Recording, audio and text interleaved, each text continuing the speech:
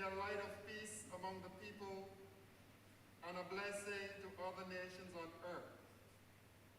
We pray for our Prime Minister and members of the Cabinet, for the members of the Senate and the House of Assembly, and those who make our laws, for the judges and officers of our courts. Give courage, wisdom, and foresight, that human rights may be safeguarded and justice served. For our youth, the leaders of the future, we thank you for the energy and enthusiasm and the potential that they have. We ask that, inspired by your spirit, our young people will have courage to speak out against the scourges of violence within our nation.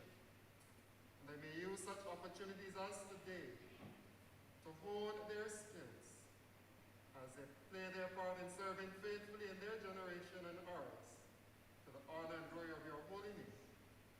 Amen. And now, as our Savior has taught us, so we pray. Our Father, who art in heaven, hallowed be thy name. Thy kingdom come. Thy will be done on earth as it is in heaven. Give us this day our daily bread, and forgive us our trespasses, as we forgive them that trespass against us. And lead us not into temptation, but deliver us from evil. For thine is the kingdom, the power, and the glory, forever and ever. Amen.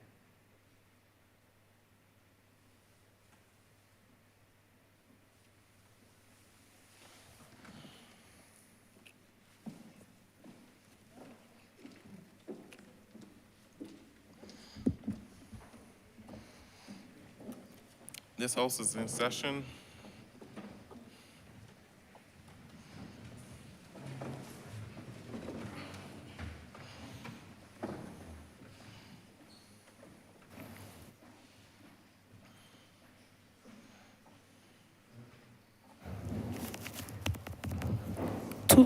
Okay.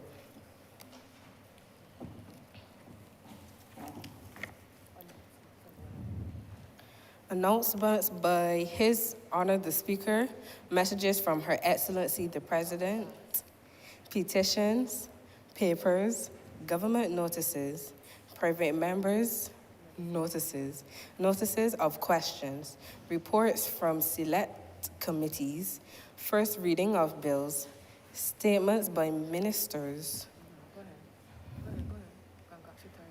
congratulatory and/or obituary speeches, personal explanations, motions for leave of absence, oral replies to questions, notices of motions for the adjournment of the House on matters of urgent public importance, orders of the day.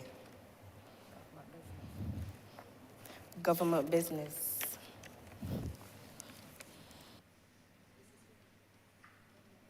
Government business. Order number one. In the name of the Honorable Prime Minister and the leader of government business, to move the passing of a resolution that the Barbados National Youth Parliament present a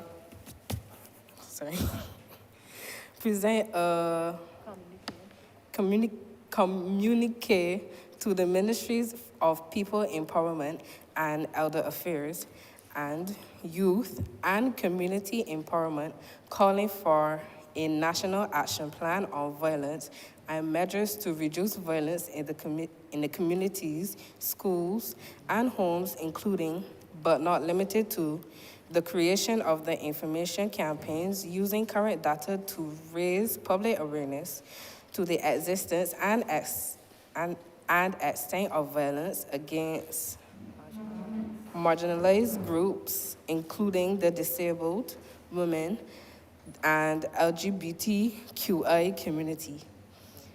The creation or expansion of training programs for parents with the aim of preventing violence by reinforcing safe, stable, and nurturing relationships between children and their parents and caregivers. Creation of mandatory social development programs in the schools with the requirement that all school-aged children participate in a formal extracurricular activity.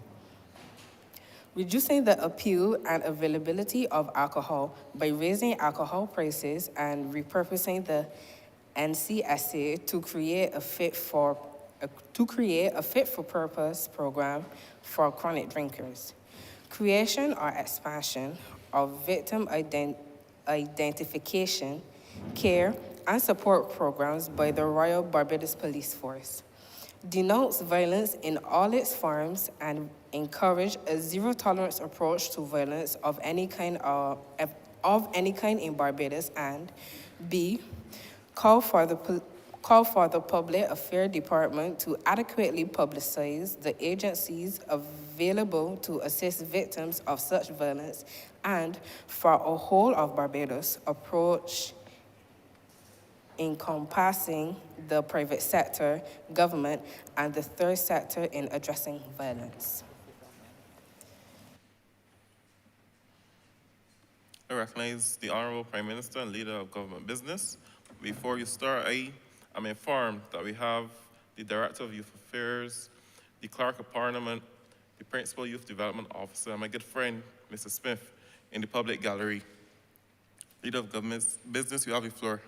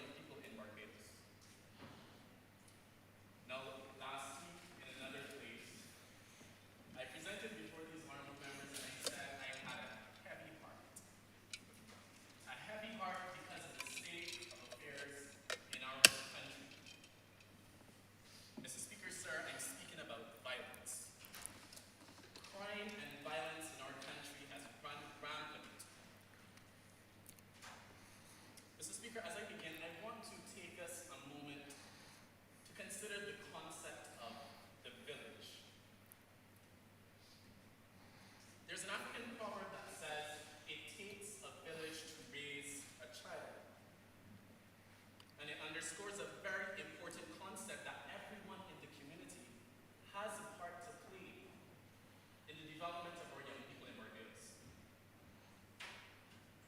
Now, back in the day, across the Caribbean and even in Barbados, we had a sense of community, you know? We had a sense of spirit where young people knew that they were obedient and had to listen to their elders.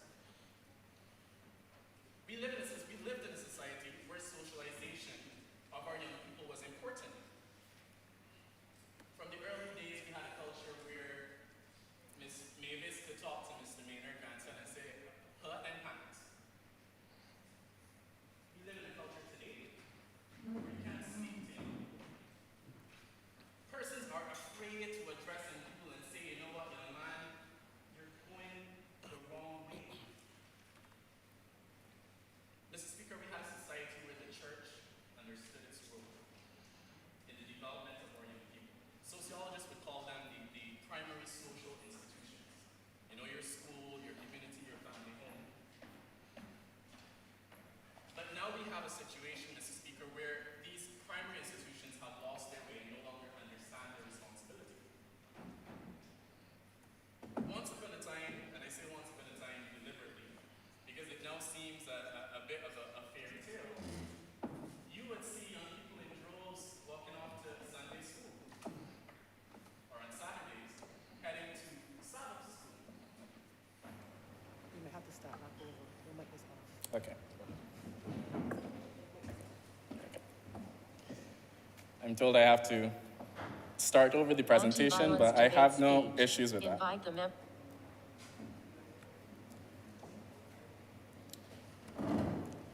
Mr. Speaker, sir, again, I rise with great excitement to speak on the issue of violence in this country, Barbados. I rise with great passion to speak on the issues facing our young people in Barbados. Just last week in another space, speaking before these honorable members, I had the opportunity to say, I had a heavy heart. A heavy heart because of the state of affairs in Barbados as it relates to violence. I want to speak to you, honorable members, and the people of Barbados, and tell you about an African proverb. I'm sure some of you may think it's a Caribbean proverb because we accept it as well, but it's the simple notion that it takes a village to raise a child. Now that proverb isn't anything that requires any scientific breakdown, any legal analysis. It simply is the concept that the community is also responsible for the development of people and young people in Barbados. Back in the days across the Caribbean, even in Barbados, we had a situation where Miss Mavis could talk to Mr. Maynard, grandson, and say, listen, my man, pull up them pants. My man, the streetlights coming on, you ain't got homework to do. We live in a country now where people are afraid. I don't want to talk to any young person and tell them, you're going down the wrong way, because you fear what the response might be from that young person. Now, I'm not here to blame and bash young people. The people in the public do that enough. I'm here to remind Barbadians that they have a responsibility to play their part in the development of young people. Once upon a time, and I say once upon a time deliberately because it seems like a fairy tale moment, the church understood they had a role to play in society. Once upon a time, you would hear stories of young people getting up together, and going down to church on Sunday morning, or even Saturday morning for Sabbath school. In fact, I know of people who went to both church on Saturday and then had to get up and go to church on Sunday. We don't have that culture anymore. We live in a society now where preachers from the pulpit say that young people are evil. These young people are disgusting. Mr. Speaker, sir, I want us to remember and remind ourselves that we have to be our brother's keeper. The Prime Minister said it some time ago that, we are all a part of the same neighborhood. Barbados is our country. And if you lived in a neighborhood and you saw there was a young fella coming through doing some weird things, you would call your neighbor and say, well, listen, this young man came through here. I don't understand what is he doing. We need to pay attention to this and do something about it. But we live in a society now where people lock their doors, close their windows, and what is out there has nothing to do with me. That is not the position we should be taking as Barbadians. Our young people need us. Today we have lost that sense of village. We're in an age where families no longer live together. We've lost that sense of, cohabitation and coming together. Uncle could speak to nephew, grandmother could speak to stepson. That type of, we don't have that anymore. So we're leaving our children to be raised by Uncle Netflix and Auntie YouTube. No real guidance, Mr. Speaker. In today's Barbados, there aren't many young people that you want to or feel comfortable pulling aside and saying, well, hey, I want you to do a little better. Only a few take kindly to this type of instruction and guidance and advice. Now, for those of you who may say that, this village thing is hogwash, it's not necessary. What are you talking about? You're confusing Bajans. We want that. White people in my business, you shouldn't be telling my child nothing. You ain't push them out. I am a product of the village. Many people don't know, but I grew up running around in Bush Hall. I know what it is to sit under the tamarind tree with the fellas. I know what it is to see people passing and pushing drugs. I grew up in that type of community. Now you see me here standing as Prime Minister of Barbados National Youth Parliament, and you think, that is a young man we want our young people to be like. Why you can't be more like he? Understand that it took a village to raise me. The church played a part in my development. The Seventh-day Adventist Church was a critical element in me understanding that I have a responsibility to other people. I am not simply here to live For myself, I have a responsibility to look out for other young people. The Allen School played a great role in my personal development. My teachers took special interest in how I would do leaving school. I am a product of the village.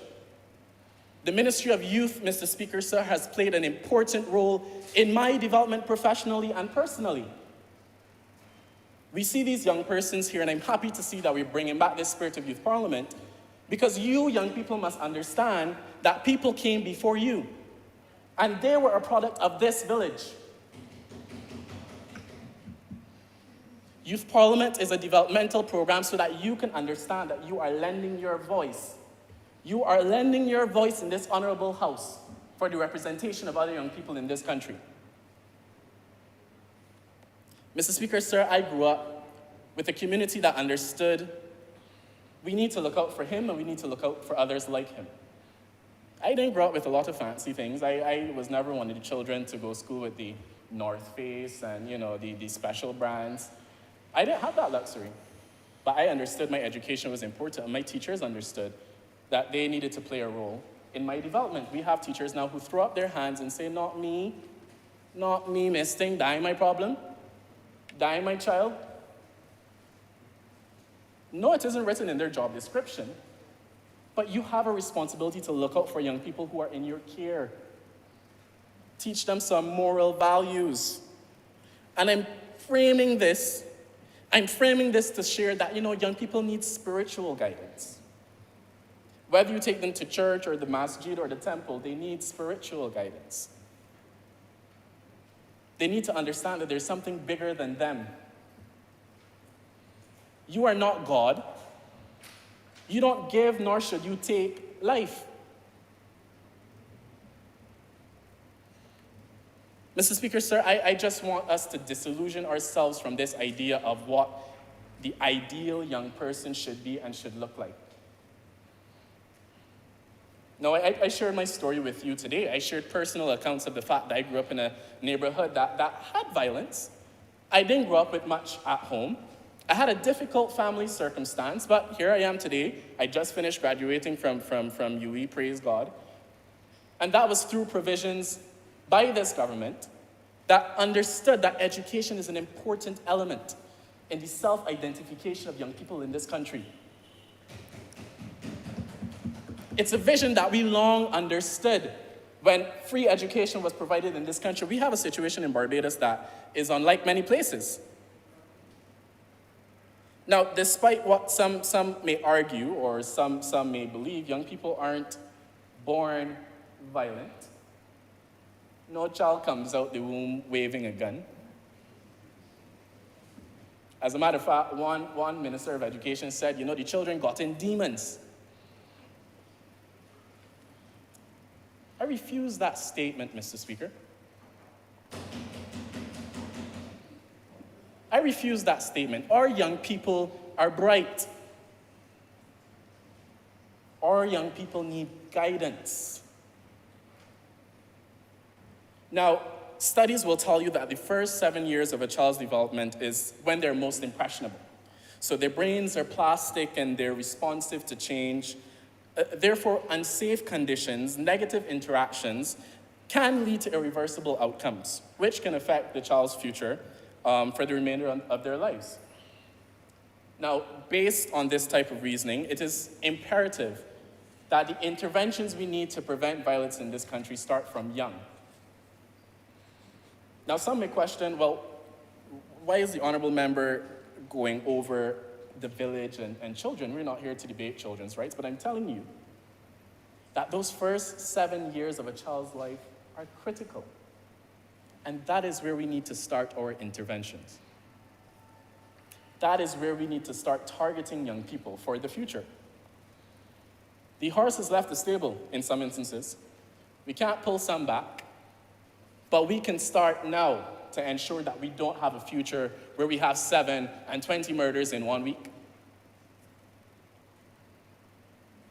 Barbados has an exemplary social system. Only in Barbados, you can come as a CARICOM national and have access to free education and free healthcare. Barbados has a social system that looks out for our young people. We have state-sponsored childcare services. We have daycares that, you can take the children to so they can work on their development. You have to go to work. We have a care system for that.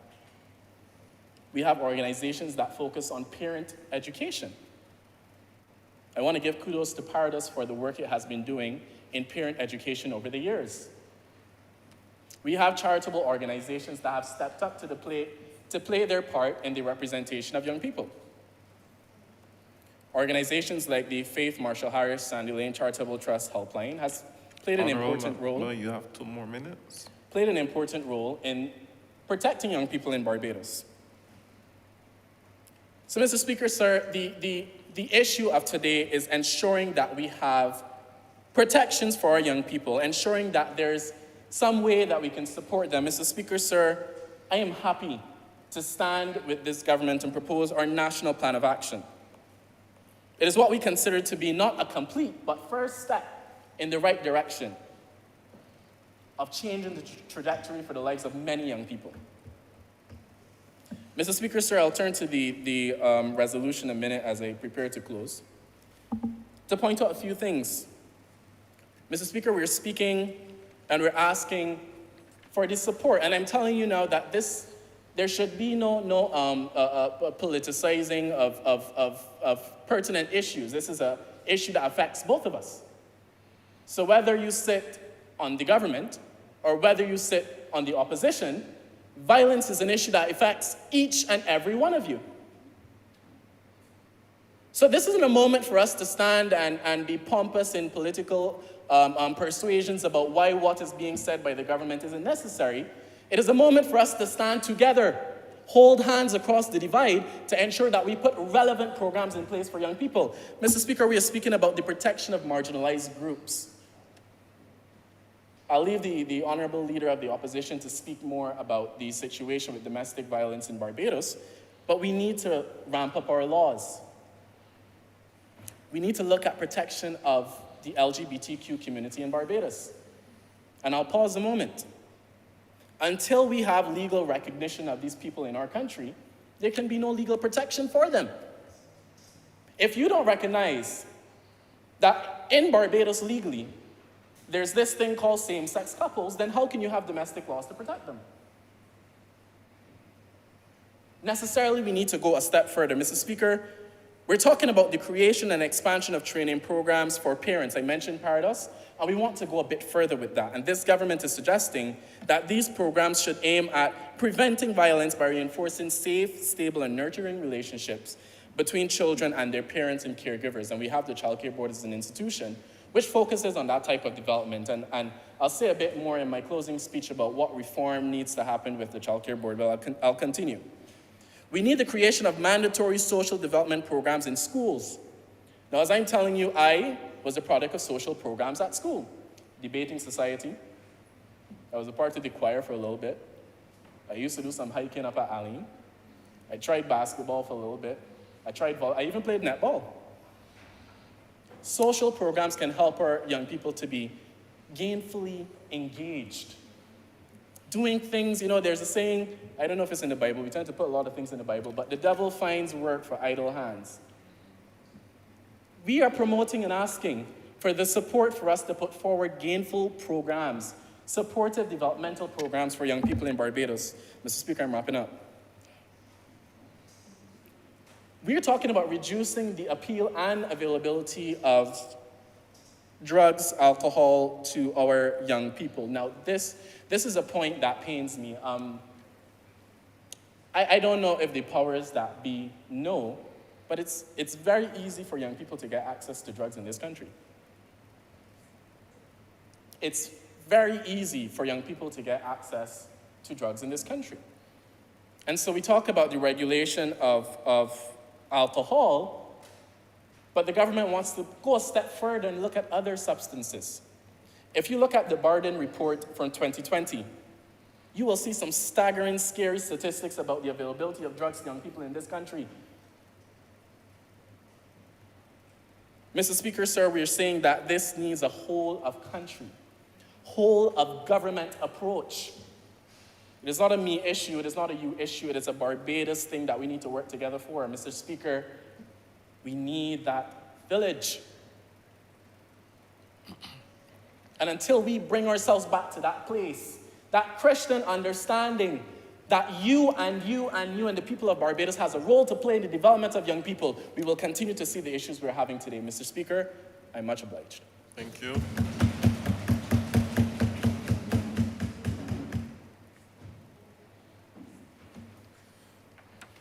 Mr. Speaker, I now move that this resolution be passed.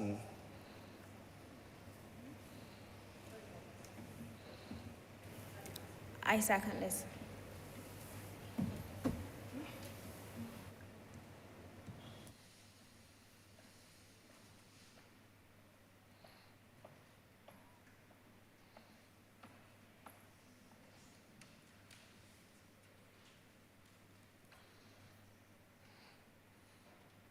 Honorable members, I'm also informed that we have 3 specially invited guests in the public gallery who will be ensuring or judging your adherence to parliamentary procedure, public speaking skills, and what's not. So I recognize the presence of Ms. Sophia Skeet, Ronald Bullen, and it's so good to see also Ms. Gloria Haynes.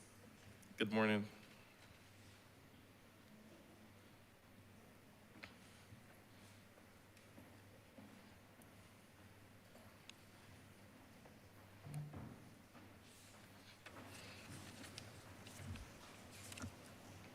Good morning, everyone. Now recognize the leader of the opposition. Thank you, sir. Good morning again.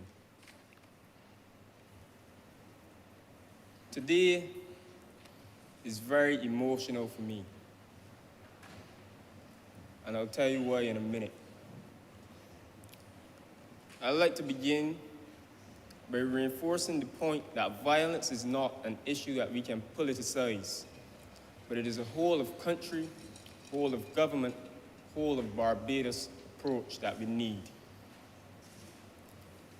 And before I criticize the resolution, I want to highlight and commend a few things and a few actions of the government and one private sector entity in particular.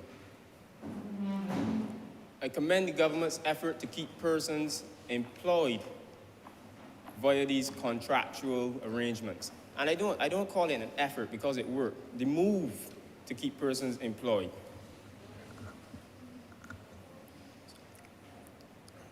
I also commend the government's move to keep university students in school free of charge. And I can safely say that last year, October, just about 1,000 Barbadian students graduated, and they were the first cohort. And coming this October, just about another 1,000 will graduate as a second cohort to benefit from this free education. Every single positive initiative that we implement keeps young persons occupied and keeps, as the leader of government business said, keeps idle hands at work. The private sector company that I'd like to commend is Chukka, that now has control or more or less manages Harrison's Cave. Because as you know, that is right above the community. Harrison's Cave is right below the community of Allen View, St. Thomas. And if you walk through Allen View now, you'll see that more or less the block culture, I'm from Allen View, sir, I will know, the block culture is slowly disappearing because Chukka engaged the residents and helped employ the residents. And I urge more private sector companies to engage the residents in the vicinity of your business and help eliminate this block culture, just as Chukka is doing in St. Thomas.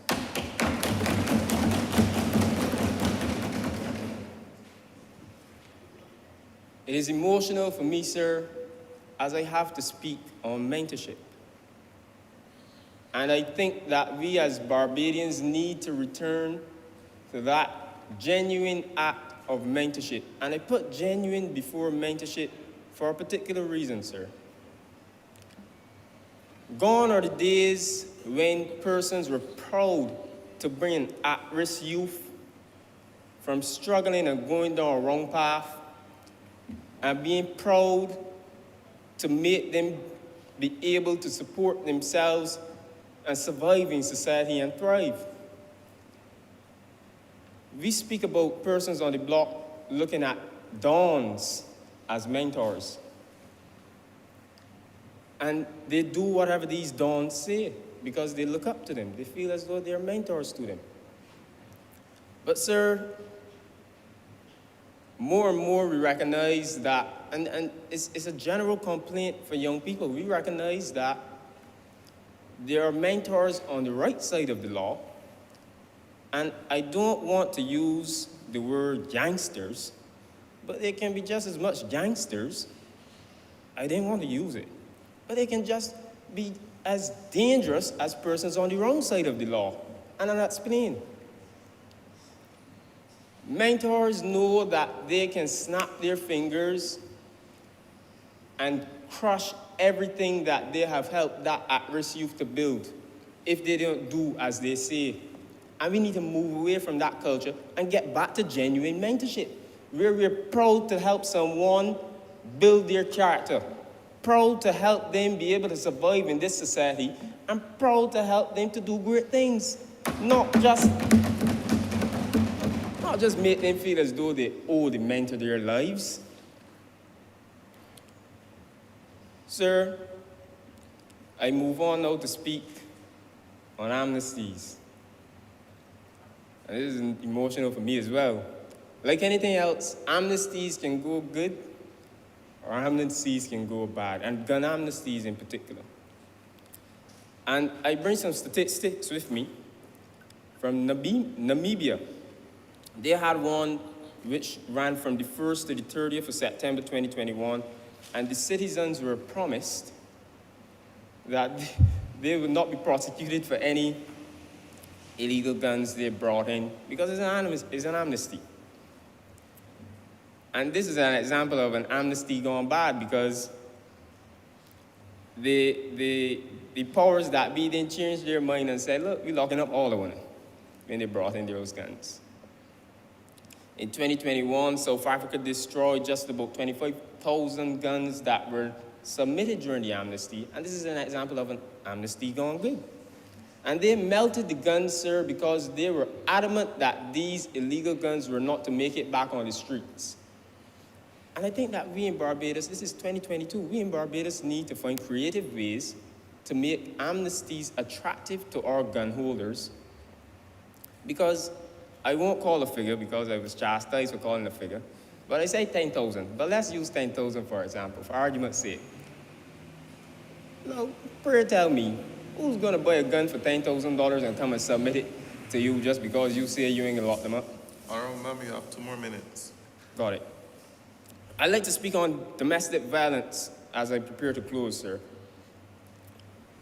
Another entity that I'd like to commend is the Royal Barbados Police Service and the Family Conflict Intervention Unit, as this 4-man unit fights crime in Barbados relative to domestic violence, sir. 4 people. Well, they had 5 when it was top cop back in my day. But, sir, in 2019, 433, 2020, 402, and these are some numbers of our domestic violence reported cases. And while we were trying to protect persons from the virus COVID-19, there was another virus waiting in the household called abuse. And this is something that we need to deal with. And sir, as I prepare to close, it is even more emotional for me as I reflect on the times that I accompanied victims of domestic violence, particularly battered women, to court. And sir, we need to, I might get chastised for this, we need to empower our women some more and remind them how much they're worth. Because there's no way, sir, that in 2022, our women should be going to court and pleading for a protection order with a broken arm or a broken neck. And when the court case comes back up next month, they're pleading for that protection order to go. because they love this man. And that is their man. Sir, we need to empower our women. We need more programs that do such. And sir, finally, as I close, I do not believe that a fatherless household should lead to any act of violence or any person trying to become some top gun. And I say this because, sir, I grew up in a fatherless household all my life. And it took me about 20 years to find out that I have a brother right beside me by the name of Nikolai Peters. I had to meet the guy in youth parliament, and we both grew up fatherless, and we're here together. So a fatherless household, sir, should be no excuse for violence. Sir, the opposition wishes today to provide solutions and aid the government and assist them in whatever they need. And as I close, sir, we will peruse the subject of mentorship. We will peruse the subject of rehabilitation. And sir, we will discuss how these things will be financed. And sir, one other point I wanted to make as I wrap up is... This is the fifth time. You know, sir, when the plane is landing. Right, as I wrap up though, sir, the Ministry of Youth, Sports and Community Empowerment did play a big role in all of our lives. But, sir, this is not a lash at the Ministry of Youth. This is a lash at the leader of government business. They say here that we are consulting the Ministry of Youth and the Ministry of People Empowerment on this action plan and doing this mass broadcast. Sir, are we going to put poor Director Hunt and PYDO in blue and red to fight crime? We need the AG's office. We need the Barbados Police Service. We need these people. We don't... Come on. I'm sure Director Hunt is not going out there fighting any crime in this day and age. What point do you raise, leader of government business? I rise on a point of order, Mr. Speaker. I am saddened. The honourable member said that he felt a bit, emotional. I feel emotional now that he would suggest such atrocities. I wouldn't expect Director Hunt to go out and fight crime. The government is simply suggesting... Leader of government business, I will caution you if you had permission to invoke a person's name in this house. Mr. Speaker, sir, I continue to clarify the misdirection that the opposition leader was proposing to take the honorable people down. The government is suggesting that the social programs, the same programs that he said help him, the social programs at the Ministry of Youth be a part of the National Action Plan to prevent violence in Barbados. It is a given that the police will be involved. It is a given that we would work with the armed forces, but we are saying we need divergent tactics. So don't mislead the sensible people of Barbados to tell them that we want the director to head out there. We have youth officers. I'll remind the honorable member, he was one. Wow. Who can go into the community and play a role in helping to get young people into these social programs that can get them involved in useful things. The same things we want young people to find to do. Thank you.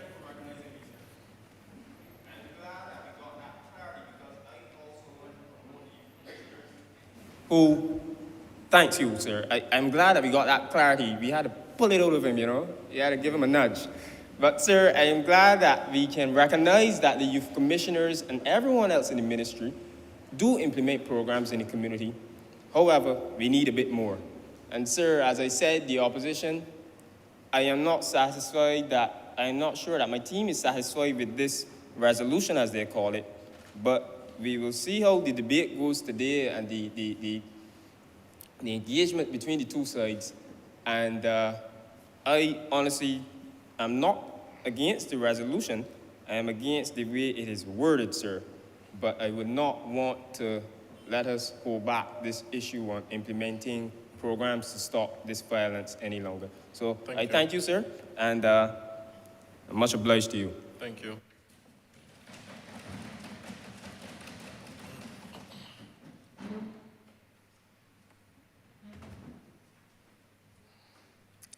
Honorable member, you have the floor. Good morning, Mr. Speaker. Good morning, honorable members of this chamber. Mr. Speaker, on Tuesday, as I was preparing for this debate, I couldn't even attend. I sat at home and I watched a former schoolmate of mine. We went to Barbados together. Then we graduated from the St. Michael School together. I watched him be laid to rest, Mr. Speaker. And during his service, I was extremely amazed with his parents, Mr. Speaker. They said they had to find purpose in pain. And I'm here to say today that I no longer want any parents to find purpose in pain, Mr. Speaker. How many more parents have to lose their children before we can understand that we have to turn this around? He died by the gun. But we don't just have a gun violence problem in this country. We have a problem with violence in this country. I want this honorable chamber to cast their minds back to 2019, November, when a young man lost his life. He was at school, a place where he was supposed to be getting his education, right? But he lost his life, and that was not by the gun. In 2020, and I'm very glad that the leader of the opposition would have highlighted those statistics. In 2020, 243 million girls, and you can check UN if you don't believe me, women and girls were victims of domestic violence. Here in Barbados, 38% of women and girls were affected during the lockdown because they were locked with their perpetrators. So I'm here to say again that we don't just have an issue with gun violence, we have an issue with violence. And that is why I had to rise today to lend my voice to this discussion as it relates to this resolution. Mr. Speaker, the resolution speaks to using data to create public awareness for marginalized groups in society. Now, the government is not saying that these marginalized groups in society have more weight or hold more weight than other groups in society. But what we're trying to say, Mr. Speaker, is that these groups in society need not to be overlooked. The reality is that a gun violence case gets more airtime than a domestic case. We go on social media and we say a lot of nasty things when we see these cases being presented. The truth is that a gun violence case gets more airtime than a disability case, than cases against women and girls, and then persons within the LGBT community.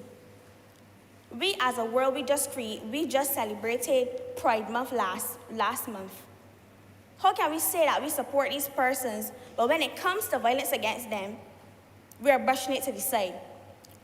So with this point, the government's intention is to say, hey, yes, we understand that there are groups in society that do face violence, but we cannot overlook these groups in society. And I want us to pay close attention to the language that's being used in this resolution. It is saying including and not limited to. A movie trailer shows you what is intended to happen in the movie. It does not show you the full movie. So I want us to pay close attention to the language being used in this resolution. And why do we want to create awareness for these groups? What does awareness do? When persons are aware of situations, Mr. Speaker, they educate themselves more.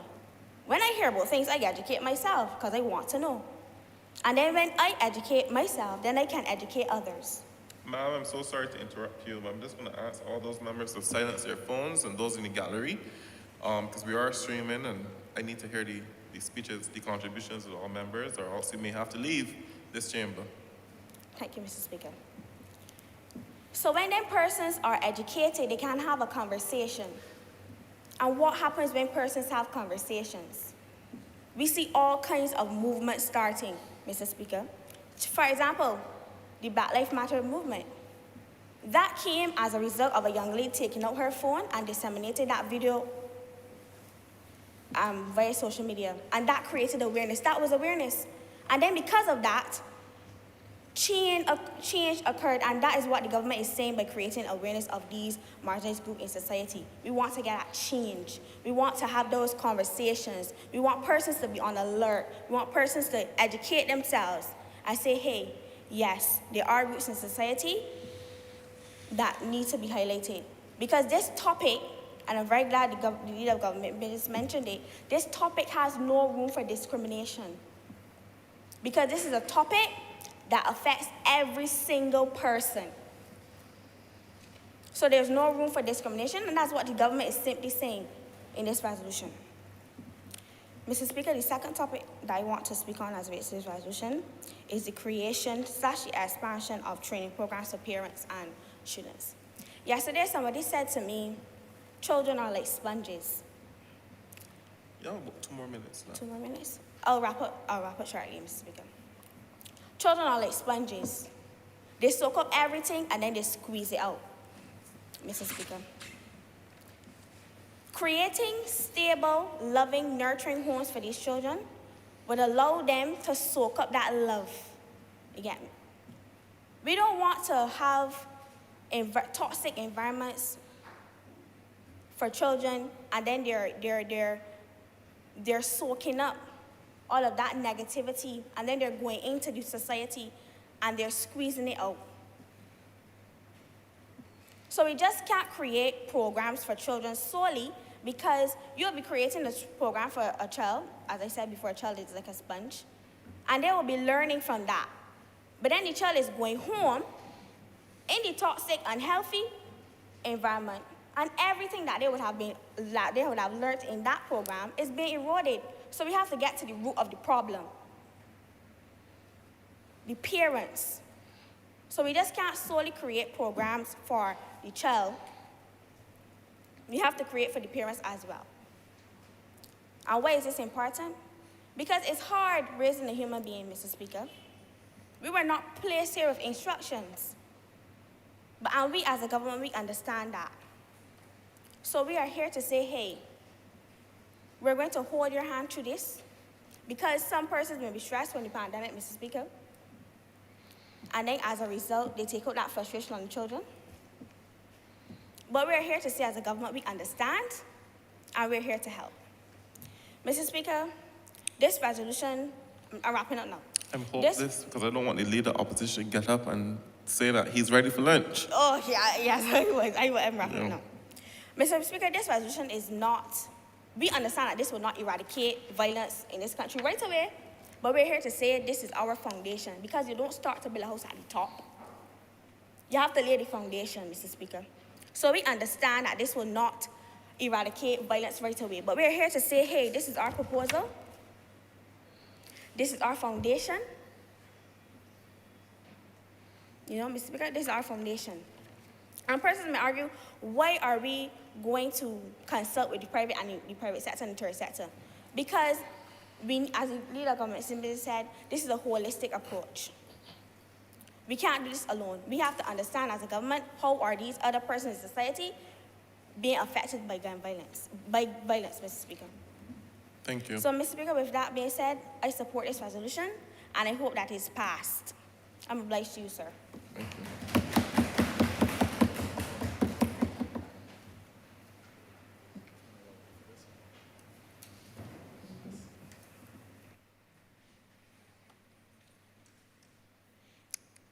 I recognize the honorable member Holder.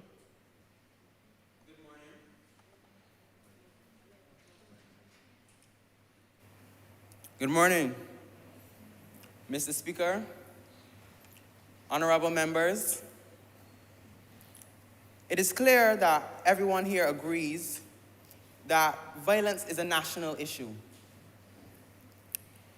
We agree that this is not an issue that should be politicized. But unlike the leader of government business, my heart is still heavy. I live in a community where violence seems to run rampant. Just a couple weeks ago, I was at the local bar to get some food, and I heard gunshots. My best friend ran to the shop behind me to make sure that everything was good, everything was fine. And as I read this resolution, I believe it truly lacks the substance needed to combat those issues.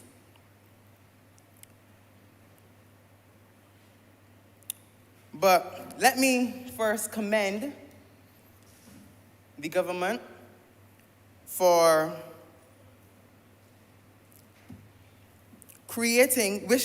desiring to create the training programs for parents to prevent violence.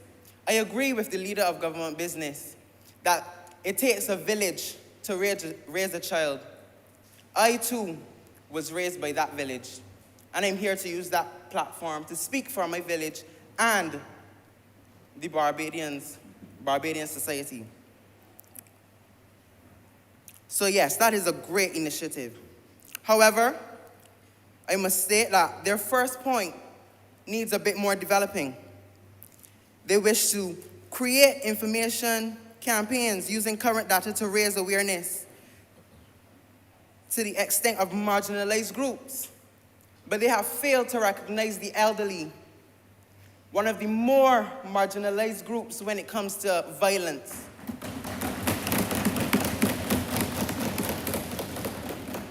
The elderly are easily taken advantage of.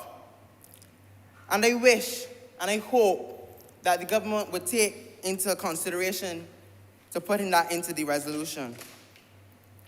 Secondly, I wish to speak on the creation of mandatory social development programs.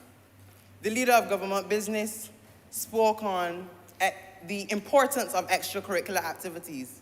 And we all agree that extracurricular activities play a role. I too was in basketball. I am a national chess player. I've been to Carifta. I've done swimming, everything that you could possibly think of. So I know the benefits of extracurricular activities. However, what I wish to emphasize is the mandatory part in this resolution. Forcing our children to partake in extracurricular activities that they otherwise would not have participated in would seemingly create more pushback. What we must do is make these extracurricular activities more appealing, Mr. Speaker.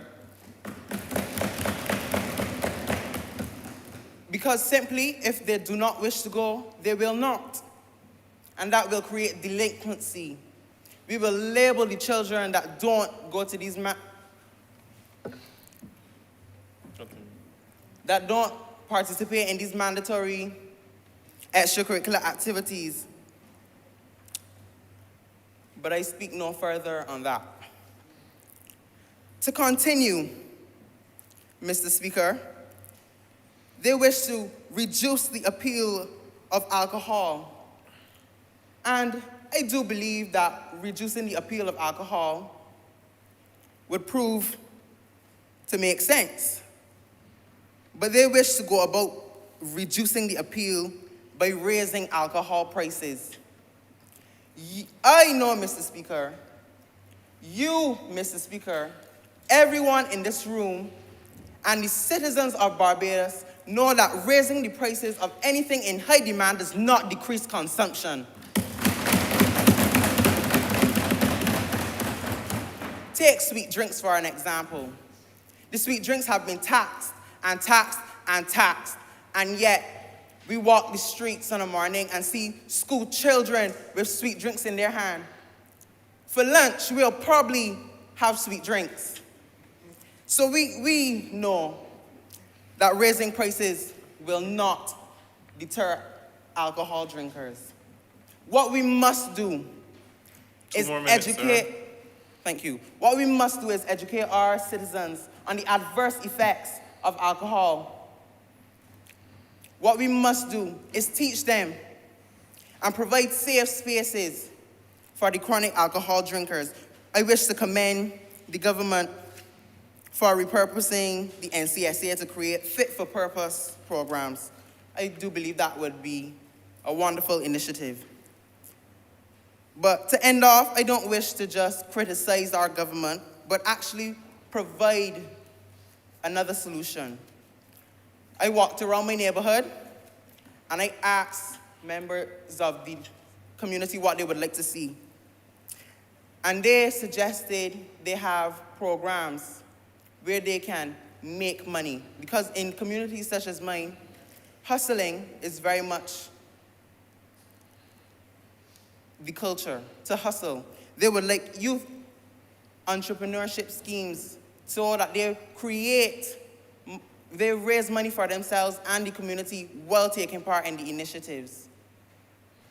My colleagues will further speak on everything else, and I am much obliged to you, Mr. Speaker. Thank you. What point do you raise, Prime Minister? On a point of order, Mr. Speaker, I'm concerned that the honourable members on the other side insist on misleading this honourable House. So the honourable member made the point that reducing these sugar-sweetened beverages has had no impact on the consumption, but I have a study here that says that the weekly sale of SSBs decreased by 4.3% when we introduced that 10% ad valorem tax on sugar-sweetened beverages. There was a decrease in SSB sales of 3.6%. Sale of non-SSB drinks increased by 5.2%, with bottled water sales increasing by an average of 7.5%. I just would like to ask the honourable members on the other side to do a bit of research. I also want to refute a point that was made about forcing children. This government is not in the business of infringing on the rights of children. We're not forcing anybody. You have had mandatory programs in schools. You have had programs you had to attend in schools. We're not forcing and infringing on the rights of anyone, so I'd like the honourable member to just be cautious in making certain statements in this honourable House. Honourable, you want to withdraw the comment relating to the statistics? I stand on a point of elucidation. Would you wish to withdraw the comment first and foremost? The first comment as it pertains to sweet drinks. But I wish to... And the comment on alcohol. And the comment on alcohol. Thank you. But I do wish to clarify the point on extracurricular activities. Sure. He stated, yes, it has been made mandatory to participate in curricular activities during the school hours, during what is taught. What he's speaking about is what is written in the resolution is extracurricular activities. These activities is what the government wishes to make mandatory. What point do you raise, Prime Minister? I just, again, on a point of order, want to caution the honourable member on the other side. We're not in the business of playing semantics. Curricular activities, we're trying to promote the social development of young people. No point found. I called a point of order, Mr. Speaker. A point of order is called if you're misleading the House. I don't have any evidence that he's misleading the House. You want to caution him. That's not misleading the House. You're cautioning him. For misleading the House. Thank you, honourable member.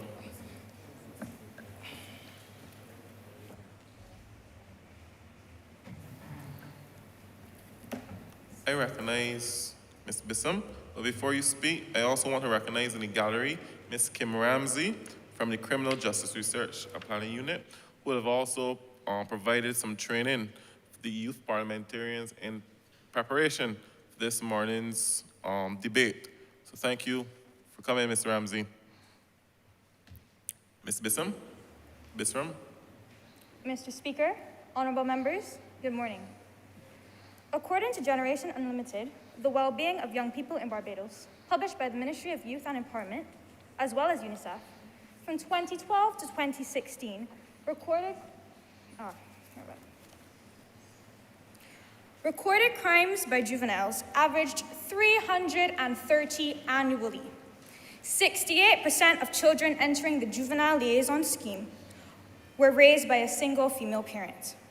18 to 25-year-olds accounted for half of the murder perpetrators from 2009 to 2013. Does that scare you? Because it should. The youth need guidance and our parents need help. We cannot succeed until these objectives are met. Meaningful change.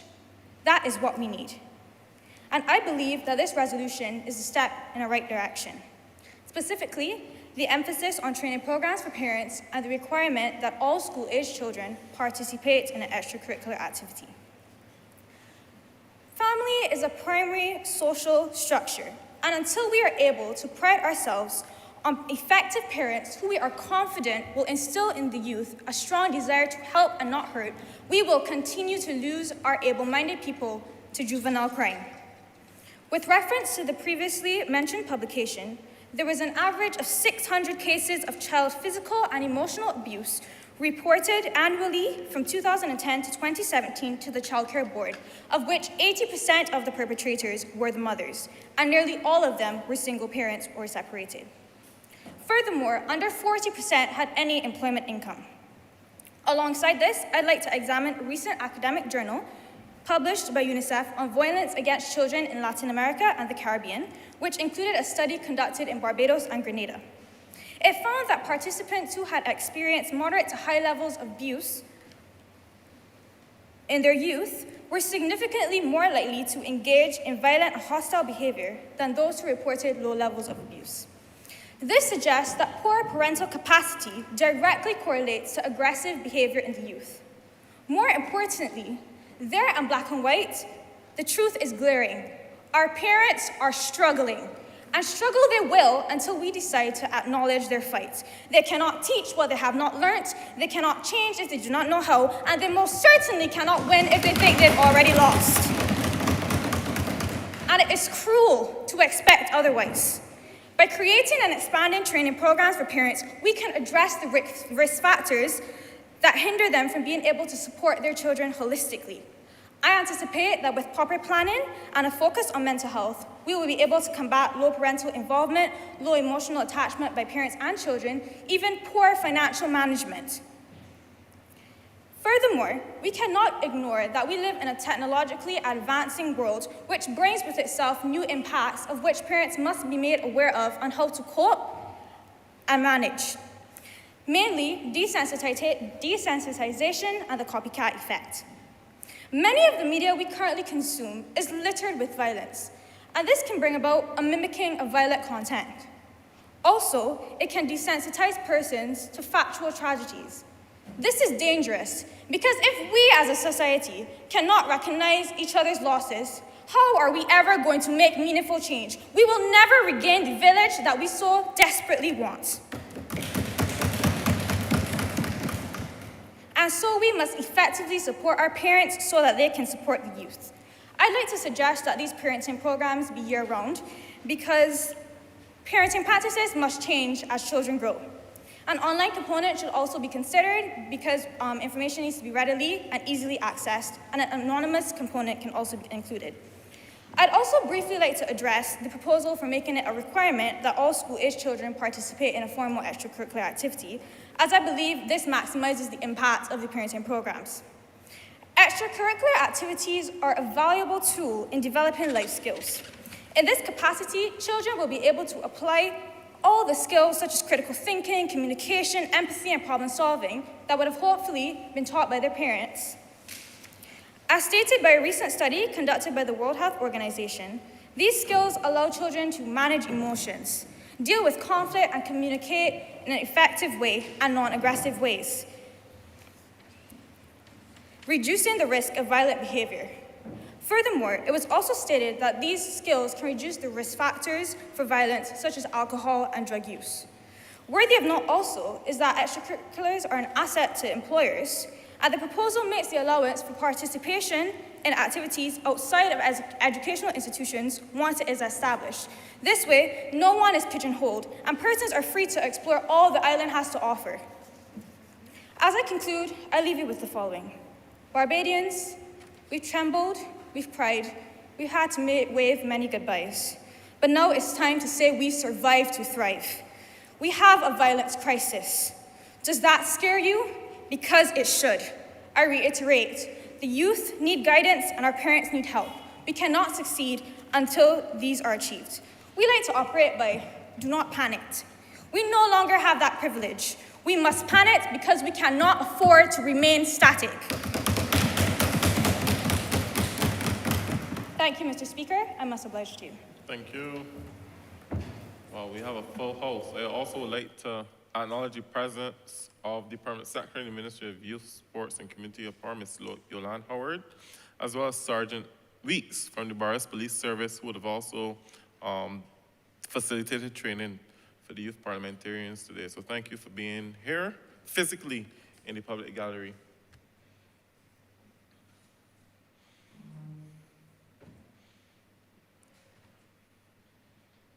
I now recognize the Honorable Member Tanis.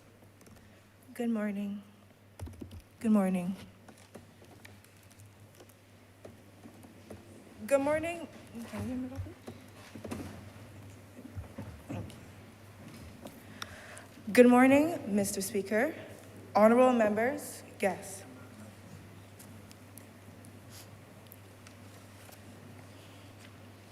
For the year 2022, there have been at least 15 murders from the period January to June 2022. 10 of these murders are shootings, and 5 of these murders are stabbings. 7 of these murders thus far are committed by young men in the age range of 25 to 34 years old, Mr. Speaker. All these murders were committed by young men. It is clear we have a serious problem in this country. My speech today will highlight a few challenges that give rise to gun violence in our society, especially in our young people. I will also seek to highlight what are some possible solutions that are not in the resolution to minimize gun violence in Barbados. Now, I must commend the government. In the resolution, I see a lot of possible, amazing programs and suggestions and solutions in this resolution, but I honestly think that there is more that can be done. This cannot be just it. I honestly believe that there is more to be done. And the way how certain things are worded, as my colleagues have stated, rightfully so, the way certain things are worded is not, the way how certain things are worded, I will speak on today because I honestly feel that the reason why we are here as an opposition is to not just criticize, but to help. We are all here today for one thing, for solutions. And that is what I will help to do today, sir. I honestly feel that there is a lack of nurturing towards young men in Barbados. There's a stigma in society that portrays young men to be these hard-back individuals. The educational system in Barbados does not accommodate the learning styles of males and superannuates them when they reach the age of 16 years old. We need more positive influences in our young men's lives. We do. This is made worse, these problems are made worse by the lack of support at home because of parents with poor socialization and parenting skills to motivate their youngsters. Young men abandoned by the educational system at a very impressionable young age are vulnerable to be involved in gang activity in order to find the acceptance that is missing from the formal structures in society. Now, I would like to add a point to the resolution that is not here. I honestly believe that there is an economic crisis towards the employment rate regarding young men or young people in Barbados. The unemployment rate for the youth of Barbados stands at 12.79% as of 2020. Because of this high unemployment rate, young men from poor economic backgrounds will obviously look for other means and ways to make money, especially with the increase in cost of living, which is estimated to be around 12%. Now, we have all these programs, as the government has listed here, all of these programs in place, which I honestly believe is an amazing thing, as I said. But at the end of the day, we all need a way to live in this society. We all need money. We all need a way to cope with the way how things are rising in society. These programs, yes, are very amazing and wonderful, but these young men need a way to live at the end of the day. That's what they're looking for, a way to live, a way to cope. We also need more control. Remember, please wind up. We have about a minute and a half left. No, thank you, Mr. Speaker. We need more control in the importation of guns. Ultimately, we need to reduce the access to illegal guns entering the country because they're coming. We do not manufacture guns, as the Attorney General has stated. We don't, so they're coming in somehow. We need to find a way to reduce the access to these illegal guns. As my leader of opposition has stated, gun amnesties. We do need to encourage illegal firearm holders to surrender their weapons without penalties, but as he rightfully said, it could go both ways. But I honestly think the government needs to look into that as a possible solution as well. The government spent over $20 million in the installation of scanners, but unfortunately the country went without scanners for 18 months. As I conclude, Mr. Speaker, I would like to say that we need lucrative rewards, and we need, my leader of opposition has stated, we need ways to bring up our young men. It takes a village to raise a child. It does. And as I conclude, I would just like to commend the government, and I would like to say that in recent times, we need to understand, there's an important factor that we need to understand, is that these young men, the victims of these shootings and the victims in gun violence are no longer just gang members. It is the public as well.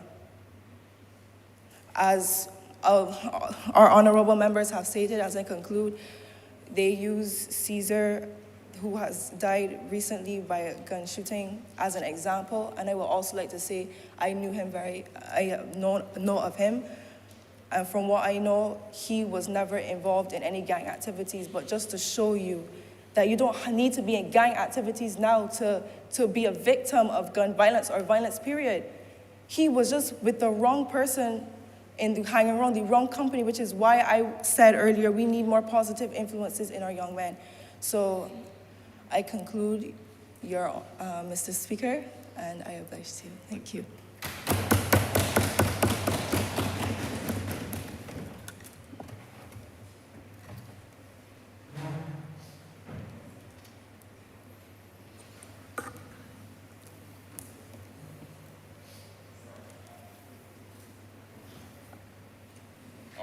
Member, you have the floor, Jordan.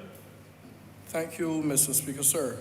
Before I make my contribution to this resolution this morning, I first want to acknowledge and give thanks to everyone that have played a role in my development, that which allowed me to be here today. Sir, when I had first entered the gates of community college, the first question that my management tutor had asked the class was the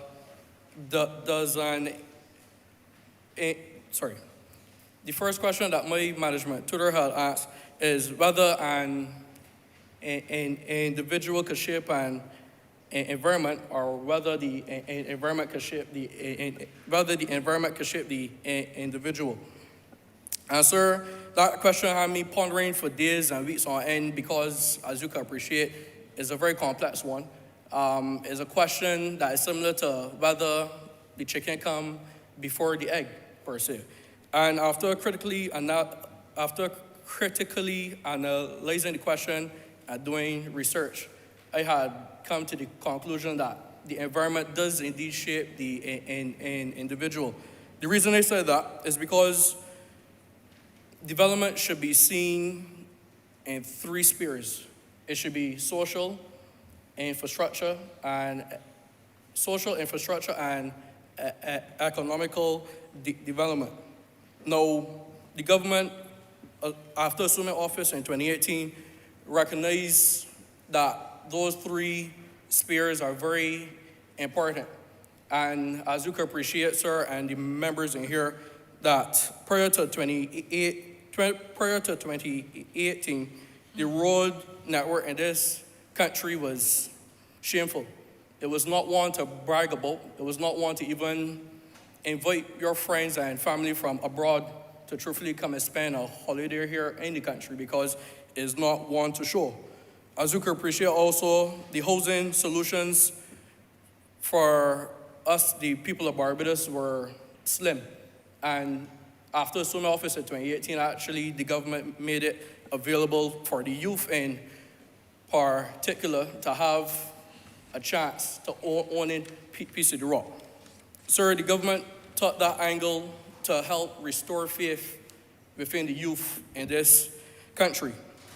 As we move on to social problems that which the government had addressed and found solutions for, the first one that comes to mind, truthfully, and the one that is very dear to my heart, and hopefully it would be close to the members in here, is the fact that we got back free, subsidized fees at university, which allowed us as a people to dream again and to hope and to look forward for the future and the many treasures it will also bring. The other social problem that is dear to my heart, sir, considering that I come from St. John, is the water woes. The water woes was one that we could speak on at length. I had to endure that pain for 2 years or so. At what point do you raise? Say raise the point of order. I would just like to understand what's the relevance of what he's saying, because we're talking about violence No and point I'm found. hearing about water. Continue. Thank you, sir. Honorable member, if you would listen to me carefully, you would then see why I am saying all Honourable these members, I things. just asked for you to familiarize yourself with the point. Let's not waste my time or the members' time. Familiarize yourself with the point of order and point of information. All right, and the sir. point of elucidation. Point of order, if a member is misleading the House. A point of information, if you're bringing facts. And point of elucidation, if you want to clarify a point made. I'm not going to tolerate all this nonsense, standing up for no reason. Exactly. Continue, member. Thank you, sir. As I was saying, the water woes in the country is one of which is close to my heart, considering my past. But essentially, the reason I am trying to draft or paint this picture is to allow the individuals in the House to understand that the environment shapes it shapes the person. And if the environment is not one that one could grow, if the environment is not one that one could dream, if the environment is one that one could seek to do better for themselves and their families, sir, then the slightest thing would trigger them to then go to violence and commit acts that we've seen here recently. Now, sir, I also want to shed light on the resolution, because in my opinion, the resolution is quite innovative. The reason why I say that is that, let me give an example about John. John is an individual that lives in Haynesville. He goes to school at Bamir. Up and on. So John is hesitant to pose questions within his class because of his low self-esteem. And whenever he actually builds up the courage to do so, his colleagues then pushes him around and calls him names and stuff like that. And then after school, he is quick to head home with all that shame and anger built up inside of him. When he gets home, the first person that he comes to is his younger brother, and he then unleashes the anger, the stress, and the pain that of which he had of which he have gotten from school. The reason why I give that example is that based on the resolution, it seeks to create the mandatory social development programs in schools. And sir, the honorable member Holder had said that he has said that by us forcing the youth in this country to do so, that we would then lead them to do things that they may not want to do. What point do you raise? And I hope this is a very good point. On a point of elucidation, to clarify, I never said that by forcing them to I never said that by forcing them to do things that they may not want to do. Could you repeat? Why is it? Honorable, please continue. Thank you. I don't know why the opposition is currently always raising on the points I know, but your that time have was no up. relevance. I'll Yes, give sir. you an additional minute or two. I because do of the appreciate that. interruption. But he did indeed say that by forcing the youth to do things that they may not want to, but then lead them to do things that they actually would not want to do further. But the reason why you raise that point, sir, is to ask the member whether his mother never asked him to do something that he may not be in favor of, but then it was actually the best thing for him. Relating it back to community college, we had mandatory courses, and the courses I was not in favor of actually give me a sound mind into who I am today. What point do you raise? Sir, I rise on a point of order. The honorable member is misleading the House. My member said no such thing. And he promised us this was relevant, and we don't see the relevance.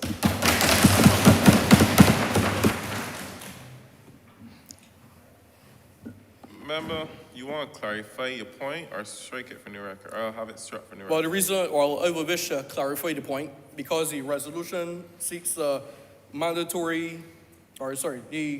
resolution seeks to allow school children to mandatory do extracurricular activities. And by allowing that to go through, or for the resolution to pass, it would then allow the youth to truthfully take advantage of the activities that they may think may not be best for them, but truthfully, sir, it may actually be the best thing for them. As I move on a little further, As you conclude. Sorry? As you conclude. As I conclude.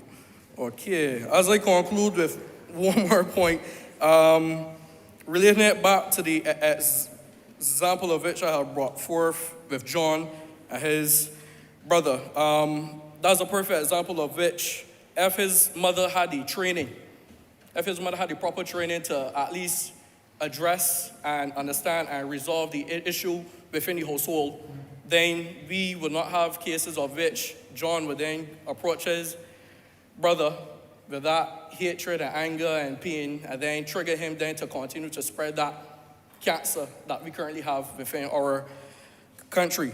And in closing, sir, I now wish to make the call for the private sector and the other groups and NGOs within the country, sir, to let's take a holistic approach and a whole Barbados approach to violence. Because we need to get the resources, truthfully, to help understand the root causes for the problems that we face within this country. And sir, with those few words, I am obliged.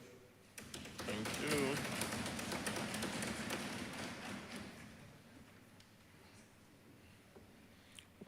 I would also like to recognize the presence of Mr. Wendell Callender, who would have also facilitated training for the youth parliamentarians, but also was a former chairman of the committees in the 90s of the Barbados Parliament. So thank you so much, Mr. Callender, for your presence here this morning.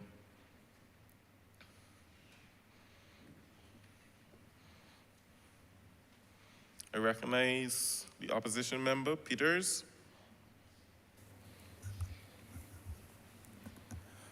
Good morning, Mr. Speaker. Good morning to all the other members. With all due respect, now that we're back on the topic of violence, let's continue. With all respect to the honorable member. My opening statements today will be coming from the great Bob Marley. No woman, no cry, no woman, no cry. But the truth is, I see a lot of mothers crying at present. Two notable figures in the last 2 years. I want to also open by saying rest in peace DeMarco, rest in peace Tyrese Caesar. Gone but not forgotten. DeMarco, who would have succumbed to his injuries not so long ago, 2 years ago to be specific, on June 14th, he was only 10 years old if you recall. I don't know if anybody in here remembers him, but hopefully we do, because it's something that is quite relevant. He was struck in his head by his playmates and left in a coma, hospitalized. His mother is Trisha Gibbs. I couldn't imagine today how she feels. I don't know if she's seeing this today, but Miss Gibbs, we feel your pain. Every other day, you open your phone, you open any kind of news outlet, and you will find shooting this place, shooting that place. It could be a food place, it could be a business place, you don't know when. Earlier, the honorable member from the government, she started waving her hand. Mr. Speaker, I was terrified because I didn't even know, we didn't have a security check this morning. I wondered how she get down here. That's the truth. I was terrified, I was shaking in my boots because we need to look at the things such as security. I mentioned not having a security check.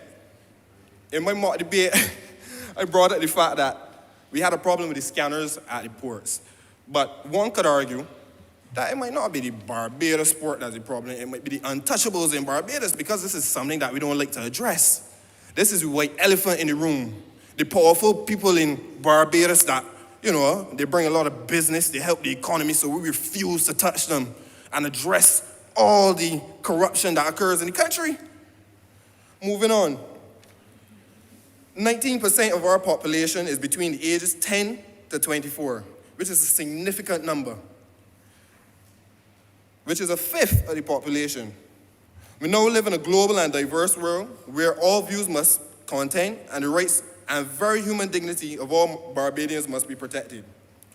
Youth Parliament is about one view, one voice. On this resolution, the government and the opposition can stand to cooperate on these issues and to further go about de-escalating violence in all its forms, be it domestic, police against the youth, because that's something we don't want to talk about. I commend the police force for certain actions they take, but the truth is, our boys get rough up in Bajan terms when the police come for them, though, if I'm speaking in layman terms. The Honorable the leader of government business mentioned earlier, since we're on the topic of African proverbs, he mentioned that the village raises us. I don't disagree, but I'll also combat it with this. The child who is not embraced by the village will burn it down to feel its warmth, and that is what we're witnessing today. We must begin looking at the questions.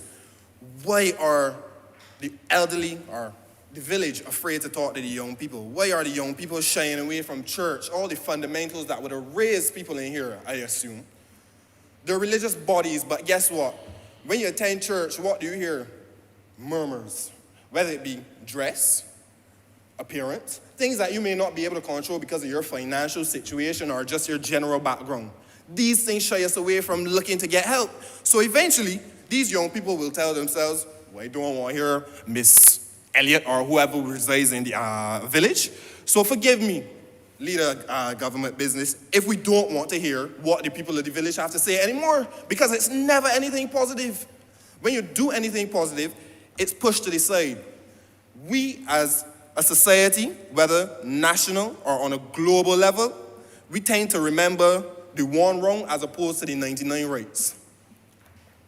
Moving further along, we talked about in the resolution, it was mentioned about mandatory extracurricular activity. I propose that we serve, I can't use that language within the House, but we serve ish as chocolate. So even though it might not be the most fun thing for children, I think there are different ways to make people engage. So for example, if Mr. Holder and myself are approaching lunchtime, everybody want to eat. You look at the time and say, you know what, maybe 40 minutes before so they don't get distracted and think about lunch. So you do a quick exercise. Like we would have seen in our training for Youth Parliament, we would have seen how we had an icebreaker and different activities to engage and socialize. What we're missing in modern day is socialization. Our children don't know how to interact with each other without going home for a gun or going back home for a knife or just looking to fight. In the old days, you would just do a little race to see who faster and then you settle that problem. But nowadays, the first thing is to take another life. You have 2 more minutes, remember? I want to also touch on the topic of reform. If we look at somewhere like the Netherlands, in The Guardian, an article in The Guardian, which was looking at psychiatrist Melina Rakic, we work on 2 aims, and I quote, we work on 2 aims. Number 1, preventing another crime, and then on psychiatric suffering and the social problems that come with it. Also, I quote, nobody would approve of the crimes or violence they have committed, but there's a very sad world behind them. If you want to mend all this, it will take a long time. In short, we need to find out why they're doing it. Why is John Brown so angry when he gets in a situation where he feels the need to kill another man? The Honorable Member mentioned the funeral, and I've been disheartened, for lack of better words, as it pertains to just traversing this world. Even if you're doing good, it feels as though there's no silver lining. We need to do a better, in addition, we need to do a better job at censoring information. And I say that as it relates to preventing with the training programs, also implementing the training programs. Even if it requires that we do an online scan for the ID, we not only make these companies liable, but it's our own liability when you have a 10-year-old, for example, that idolizes a rapper toting a gun and just engaging in drug use. So we need to go about ways to censor the information and the media that our children are engaging in, because the truth is they're not getting it from nowhere. They're seeing it. They're trying to embody it. We need to, my colleague mentioned mentorship. We need to get back to real membership and having real role models. I'll try to close with this. Please, because I was interested in the Netherlands statistics, because I know the Prime Minister likes to be in Amsterdam, right? But your time really up. So you need to continue and wind up. Understood, Mr. Speaker. 2 days before I go, I noticed that there are no lawmakers and no members of Parliament, even if they're busy, no people that are responsible for dictating public policy in this country to hear our perspectives and then go about implementing it. So I definitely think that that is one of the issues. We're being told as youth to share our voice, share our opinions, but where are they going? They're falling on deaf ears. I'll leave you with this. I understand that, cabinet. That's probably why.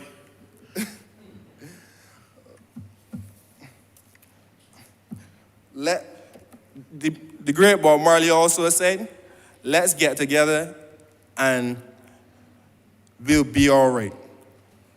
I want that for us, I want that for Wider Barbados, and I want that for the youth coming up. Thank you. Thank you.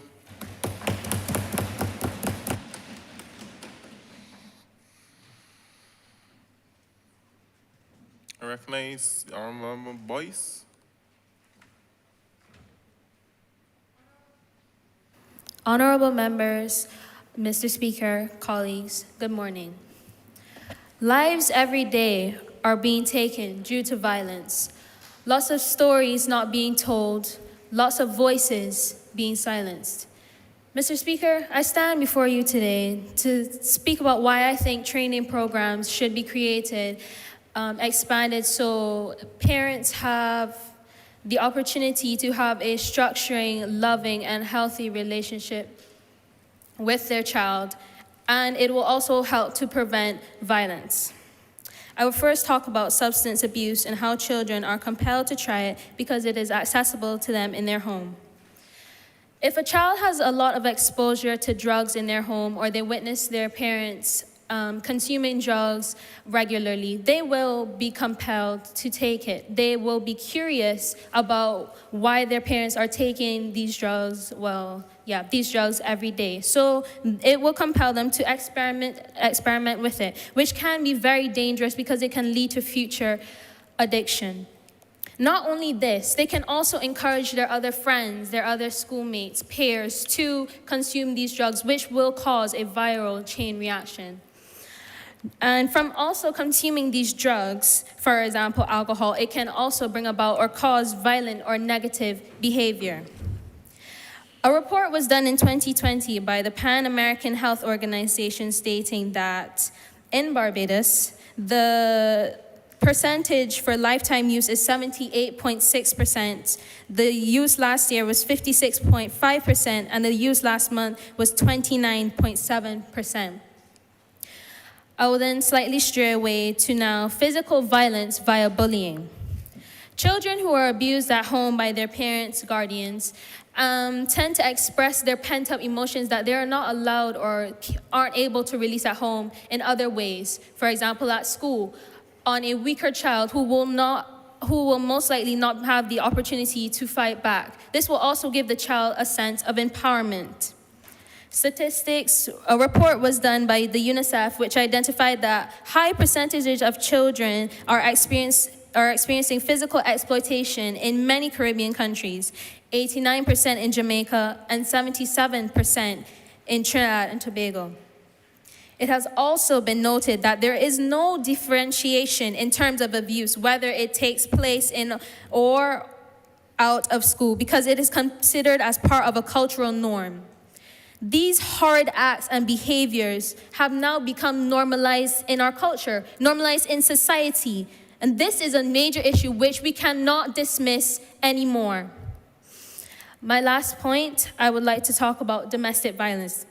As my fellow colleague has mentioned earlier, that research has been concluded by UN Representative for Women, Tony Broadbent, that 243 million women and girls between the ages of 15 to 49 have experienced sexual and or physical violence by an intimate partner within 2021.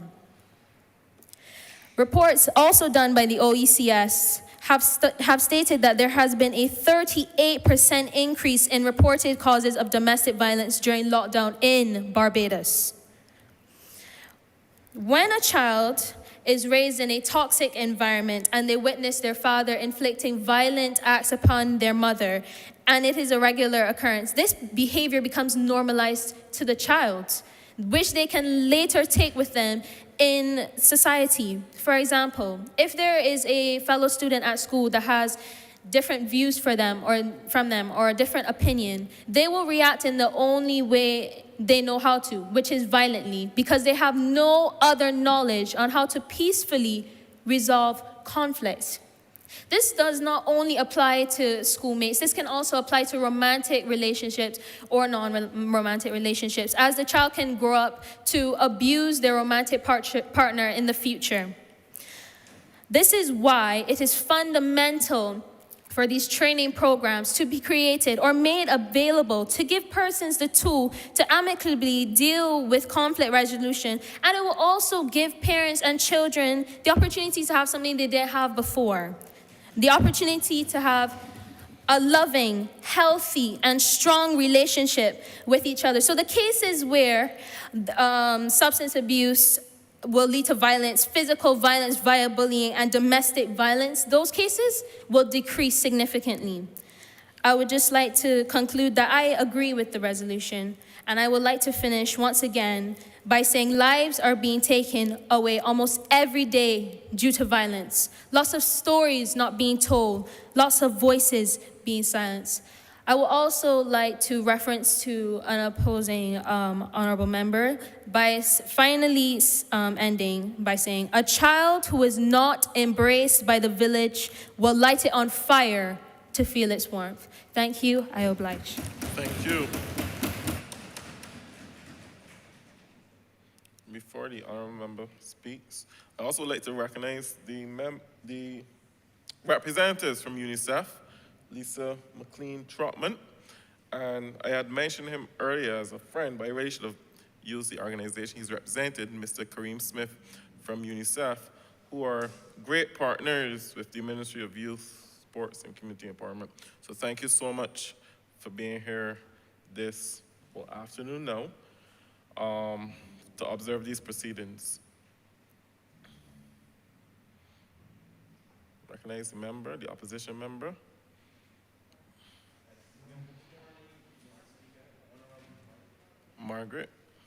Mark Barker. Thank you.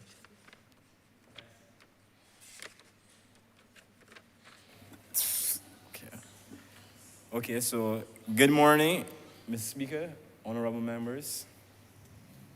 I rise to speak on the resolution proposed by the government. Aristotle once said, the purpose of knowledge is action, not knowledge. It is upon this premise that I ask the question, if information campaigns aimed at raising awareness on the behalf of marginalized persons is the appropriate measure.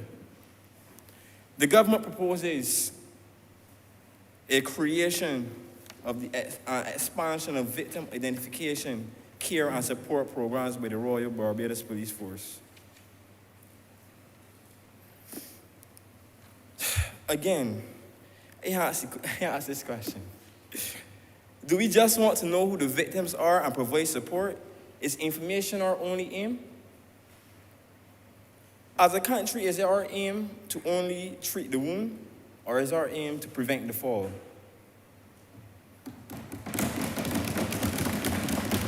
The government also purports that the Public Affairs Department adequately publicizes the agencies available to assist victims. Mr. Speaker, it appears to me that the solution to violence is to assist victims of violence only.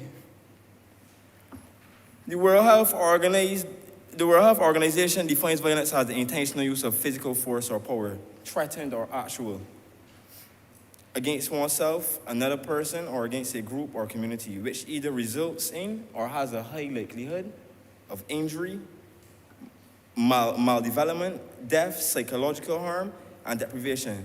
So on the face of it, Mr. Speaker, a very serious issue. The main types of violence usually experienced and are presently plaguing the society are physical violence, domestic violence, sexual violence, and physical violence, all of which males are the protagonists. Now, this is an alarming thing to me because standing here today, I'm a young male.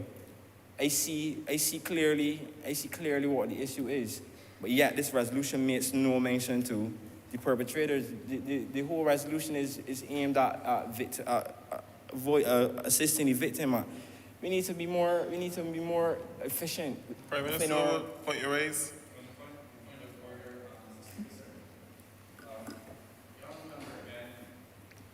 On a point of order, Mr. Speaker, the honourable member again is misleading this House and taking Barbadians down a very strange path. Mr. Speaker, sir, if you look at the resolution, or if the honourable member rather would look at the resolution, we've mentioned several things. The creation of information campaigns used to raise public awareness to the existence and extent of violence against marginalized groups. We spoke to the creation and expansion of training programs for parents with the aim of preventing violence by reinforcing safe and stable and nurturing environments, creation of mandatory social development programs. Mr. Speaker, sir, this resolution is not focused on the victims. We talk about prevention and we talk about treatment. We're trying to prevent the violence, but we're also treating to those persons who have been victims of the violence.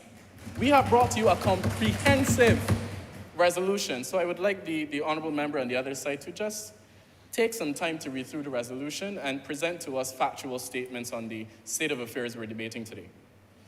Thank you, honourable member. I believe he should be more aware because this resolution was circulated well in advance. So, 12th of July, so point found. Honourable member? Caution you not to mislead this House. Carrying on, It is against this backdrop that I ask the question, why should our efforts be focused on victims when we are aware who are the perpetrators of such violence? Because I was getting to my question, Mr. Speaker. Yeah. We are aware that the victims are in fact in need of assistance. No one is denying this fact, sir. But it's apparent to me that the statistics do show that males are the protagonists of this violence.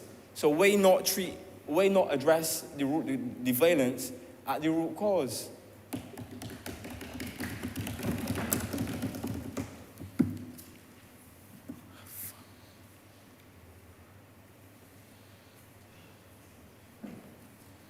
Mr. Speaker, sir, it is upon this same premise that I carry on by saying that the socialization of males within the society is clear to me as the issue here. We need to be members of a society that promote and we need to promote and also encourage healthy social and cultural norms within our development of males. There has been mentioned so often to the community. Now, it's my belief that the community is failing us as a social organ. Now, there's a hyper masculinity effect well at play within our society, and this effect has led to the repression of male emotions, which often tends to manifest in violence. It is clear when measured against the backdrop of the socialization of females within this country that there's more that can be done by all members of the society to ensure that we are enforcing healthy norms, because it seeks to undermine the influence of the social factors that influence violence when we only speak to victims, when we only speak to the issue after. The solutions are often reactionary. I am standing here before you all I am begging you. I am heavy-hearted. I am hurting. Because that's exactly what it does to me. When we at all points, we seek to point fingers. Is this body responsible? Is the church responsible? Is it the community? Is it the parents? Everybody has their role to play, and that is true. But we need to be cognizant in what exactly we are teaching, what type of social skills we are passing on. Because it's clear that the males are not supported within the society as they should be. Continuing on. As you conclude. Pardon me? As you conclude, 2 minutes. Okay.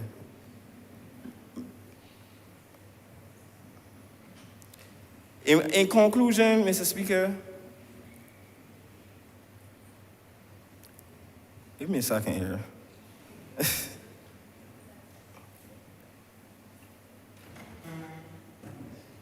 In conclusion, Mr. Speaker, there is a recognition within the government mandate with regards to the school initiative that idleness contributes to violence. Mr. Speaker, I have my queries about the solution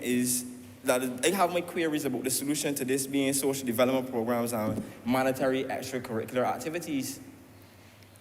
There needs to be an education, may I suggest education reform. Oftentimes, there's a focus on academia. No, it's clear to me within the resolution that there's an allusion to idleness being at the root cause of the youth partaking in violence. No, this idleness doesn't stem from anywhere. We don't just decide one day that we are going to be idle. You don't just decide one day that you're going to absent yourself from extracurricular activities and social development programs are not good, but it may suggest a fresh approach. I stand before you to suggest a fresh approach in that we need to release the focus on academia. This focus on academia severely limits the ceiling for, we live in a hands-on community. We live in a community where there's a part to play for everyone. Yet academia is the only thing promoted within our school system until the tertiary level. Oftentimes, the impact of this is to leave a lot of males on the periphery. And the impact of that, because this is a trickle effect, we need to take into account that is a multifaceted approach to addressing violence. The trickle effect at play here is that when we do not provide these opportunities for our youth, then they fall away from the system. They're unable to access job opportunities, access vital organs within our society, so that they're not at risk. We don't need to be generating at-risk youth. We need to provide education that appeals to everyone, that addresses everyone's situation. The focus on academia, having reduced the impact. The focus on academia reduces severely the impact that these males are able to play on our society. Thank you. In turn, sorry, Mr. Speaker, I see that I'm concluding, I promise. I'm concluding. I'll give you 10 seconds for your final point. Right, so all I'm getting to is that basically this lack of vocational opportunities then leaves a lot of our males on the periphery. They're unable to access vital organs within our society, and then this leads to the same block culture that I have heard bemoaned within this parliament today. No, we don't want to emphasize the block culture as the root cause of this, because, as I said, the social factors are relevant. We can't say that we are going to provide mandatory programs to address the idleness and don't address the root cause of that said idleness. So it is upon this note that I finally conclude, Mr. Speaker.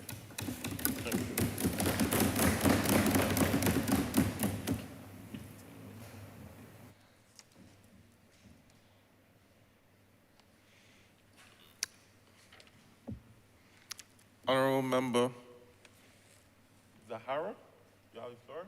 Spencer.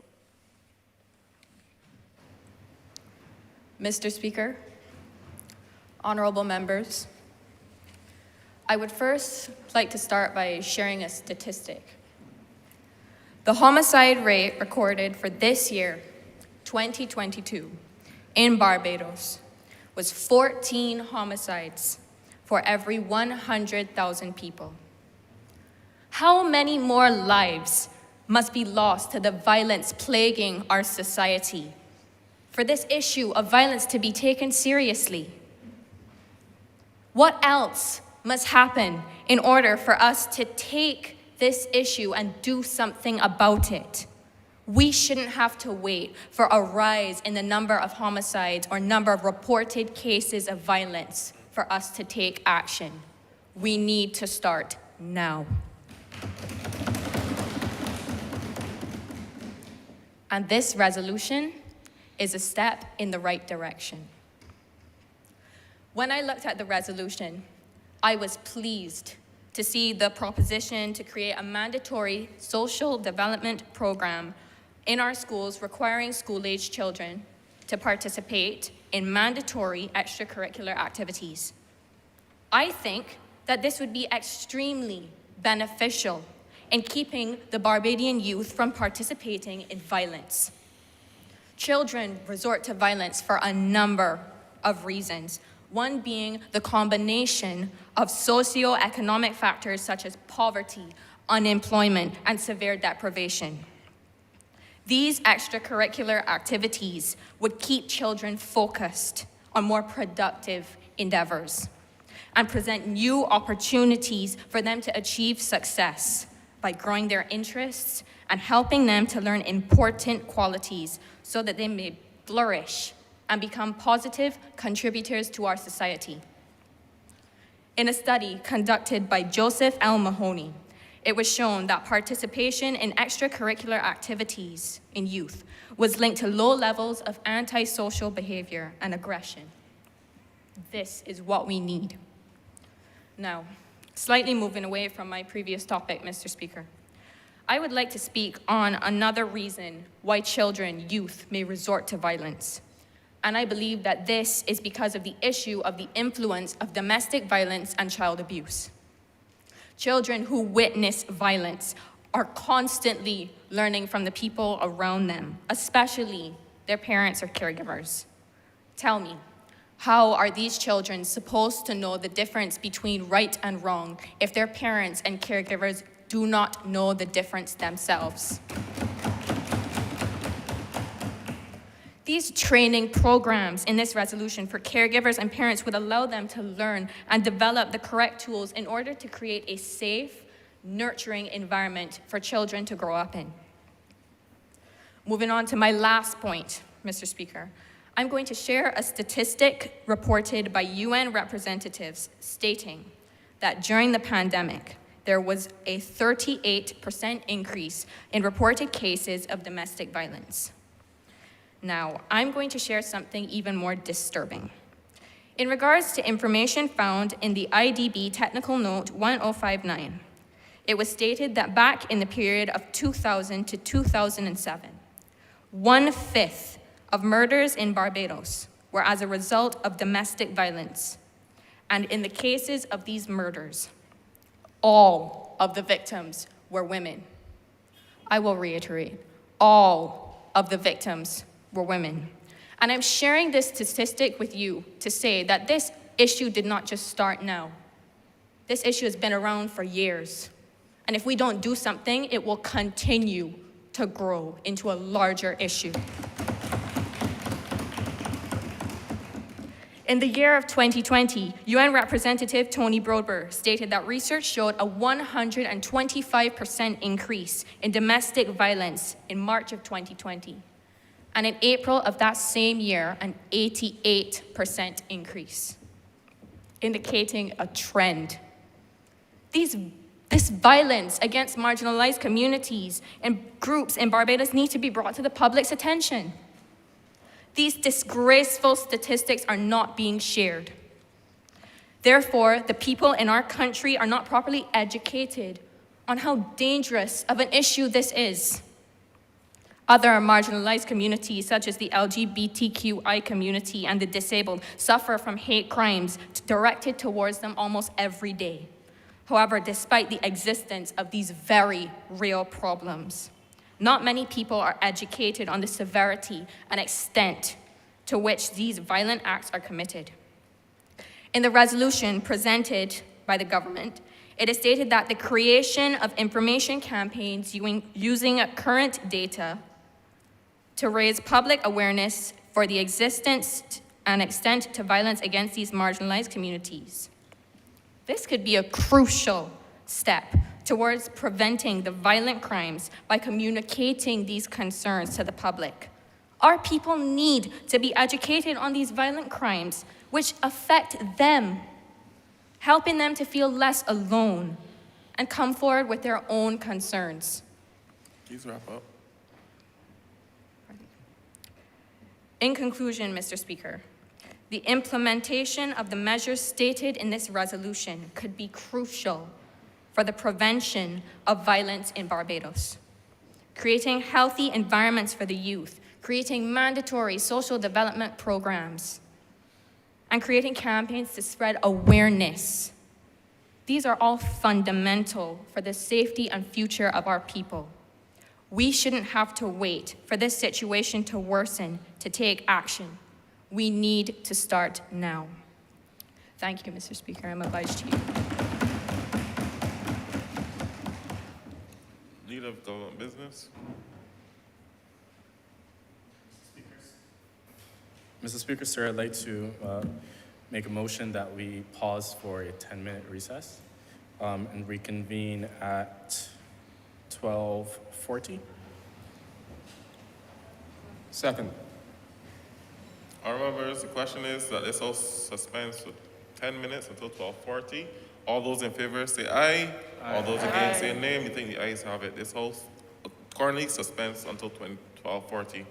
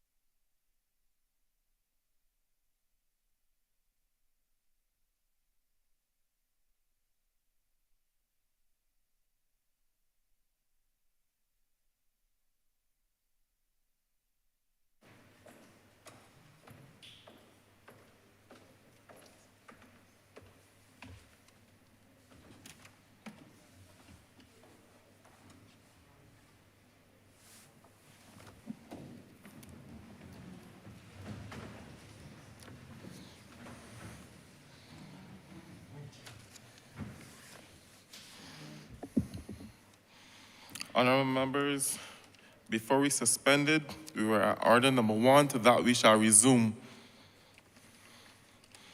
Honorable member from the opposition, Bartlett. Good afternoon, Mr. Speaker, honorable members, honorable guests. The Bible verse, Matthew chapter 22, verse 39, speaks of loving thy neighbor as thyself.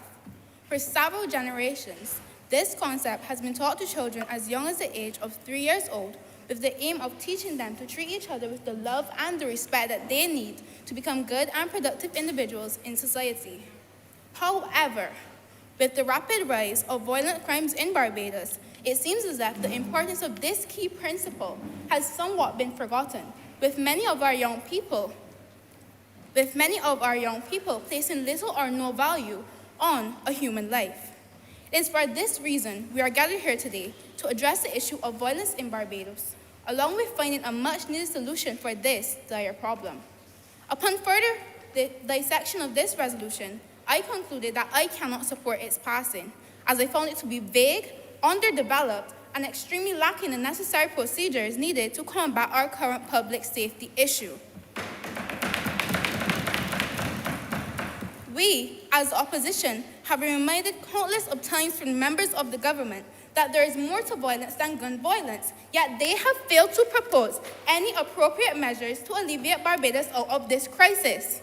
In 2020, 26 homicides were committed by an illegal firearm, 17 in 2021, and on today, July 21st, the number of gun-related homicides stand at 12. For a country who doesn't produce its guns and is surrounded by a body of water, these numbers are preposterous. So, why isn't a greater effort being made by the government to track the source of guns on the island? Where are the guns coming from? Who is importing them? Where are they being kept are all important questions in regards to this situation. How much more senseless killings must we as a nation endure till a thorough investigation is launched to find these dangerous and lethal weapons? It's clear that if you uncover the guns, you reduce the risk of gun violence in Barbados. Hence, finding them should be one of our main priorities. Secondly, to further elaborate, a study from UNICEF, which focused on 500 randomly selected juveniles, highlighted that 65% of Barbados' juveniles were coerced by peer pressure. In the media, our music, and even video games, gang life, and being a part of gang culture is heavily glorified.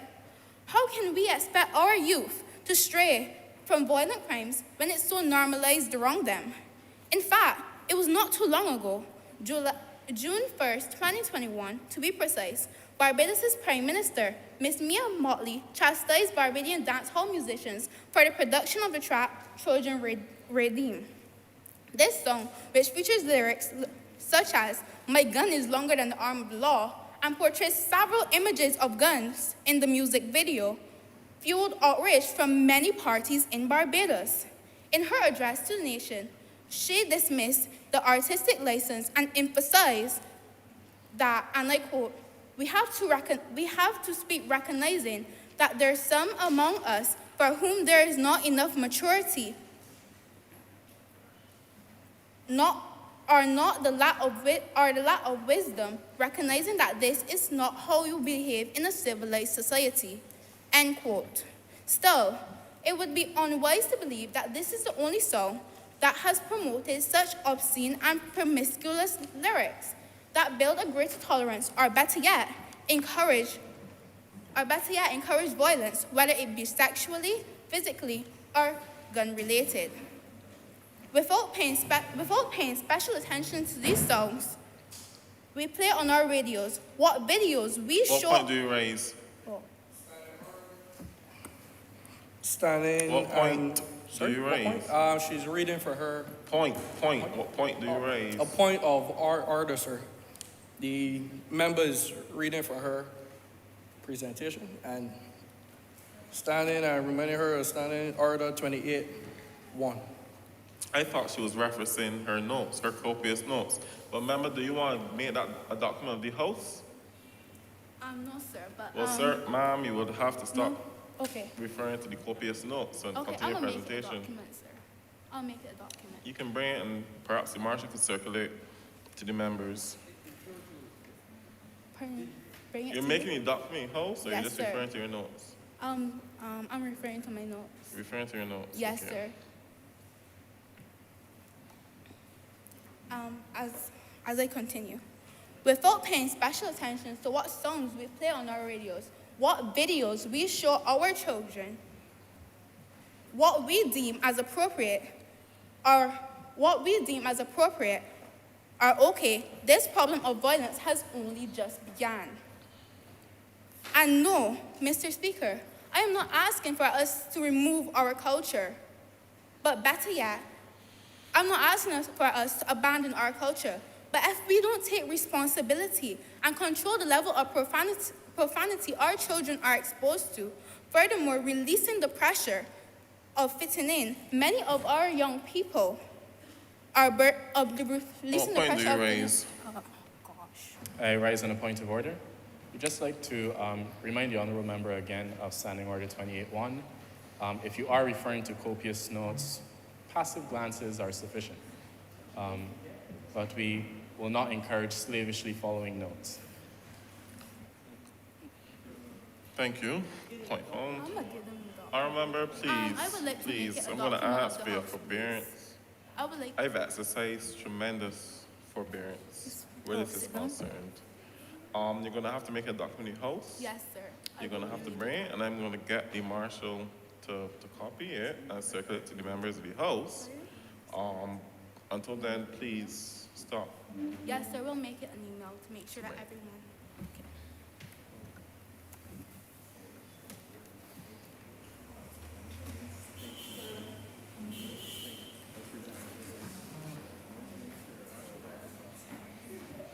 At what point do you raise? Sir, I just raised on a point of order, sir, because the leader of government business is Mr. in the house. He's not going to read that document. I don't get it. I can't assume that, so no point found. And you out of order for even suggesting that. You impugning somebody's character. So, I don't know. No point found.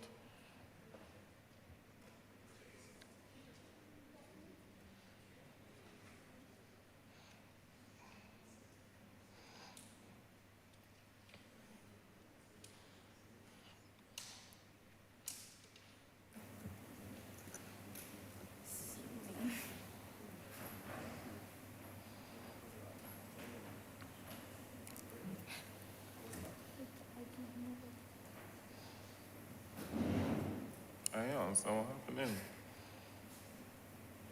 And if we do not remove Just the, hold a minute. please. Is it becoming a document of the house? Yes, it's becoming. Are you making a document copies of of the document and circulating to the members?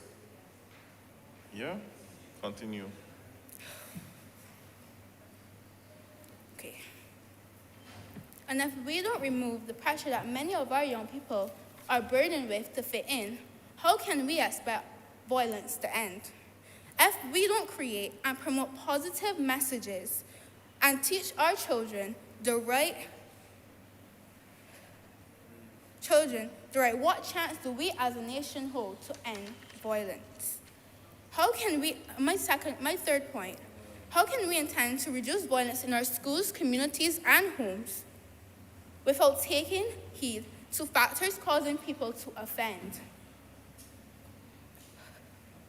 Is extreme poverty forcing them to commit unethical and illegal crimes in an attempt to make a living?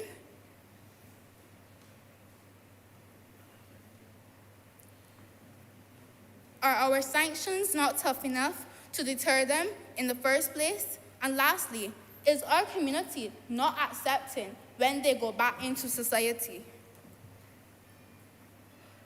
So they have no choice but to reoffend, to survive, are only a few examples of the questions we must ask ourselves when we aim to reduce future crime. Minimizing influences such as poverty, social background, and creating an environment that allows everyone to have an equal opportunity will in turn reduce violence in Barbados. To conclude, without implementing measures to better regulate the amount of violence our children are shown, or without providing more rehabilitation methods, imposing this resolution would only waste valuable resources. Thank you. I rest my Thank you. case. Thank you, Honorable Member, for such an excellent contribution. I now recognize Neblet. Herbert. Mr. Speaker, honorable members, good afternoon. Now, we can all acknowledge that violence is a serious issue in our country. And in my previous debate, I would have outlined 3 components to a solution. These 3 components were awareness, advice, and action. And I would have stated that I believe that this resolution satisfies those 3 components. Today, however, I would like to bring forward 3 other components to a solution, which I believe my focused extracurricular activities satisfy. These 3 components are deterrence, discovery, and discipline. Before I begin with the topic of extracurricular activity, I would like to state that the government not only seeks to implement extracurricular activities, but to provide resources, adequate resources, which would facilitate the maintenance of these extracurricular activities. Now, one can argue that some students who aren't involved in extracurricular activities aren't involved in them because of a lack of time, but one can also argue that there are students who are children who have too much time. And I'm not saying that every student or child with free time is gonna engage in violence. However, as Mark Dayton once said, idle time is the devil's play. And while idle time may not be a direct cause of violence, it certainly leaves opportunity for violence and should be considered a contributing factor. Not only do extracurricular activities serve as a deterrent from violence, they also provide opportunities for our youth. If more money was injected into extracurricular activities to support professional athleticism, for example, a child who may have been susceptible to violent activity due to circumstance could discover a talent by way of the mandated extracurricular activities and use government resources as a launch pad to a successful career. What point do you raise, Barker? Mr. Speaker, I would like to remind of Standing Order 28.1. What point do you raise? On the point of order, I would like to remind. I would like to remind of honorable member. I would like to remind the honorable member that Standing Order 28.1 makes mention of the inability to read extracts. Like your member, I thought she was referring to her copious notes. Okay. But I would ask the member if she wants to make whatever she's referring to a document of the House. Mr. Speaker, I have copious points, and I was simply following them closely. I thought so.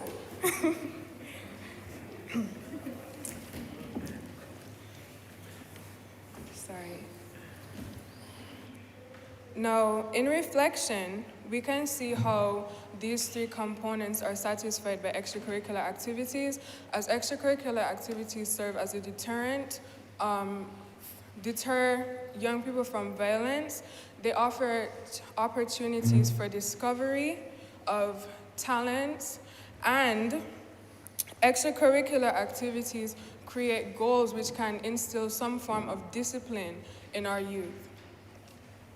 The honorable member made mention to the socialization of our males, and I can agree that to some regard, we as a society have failed to encourage positive... What point do you raise? Sir, I raise on a point of order. And the honorable member is still reading, and I promise you, if it's made document of the House, I will take a look at it. Wow.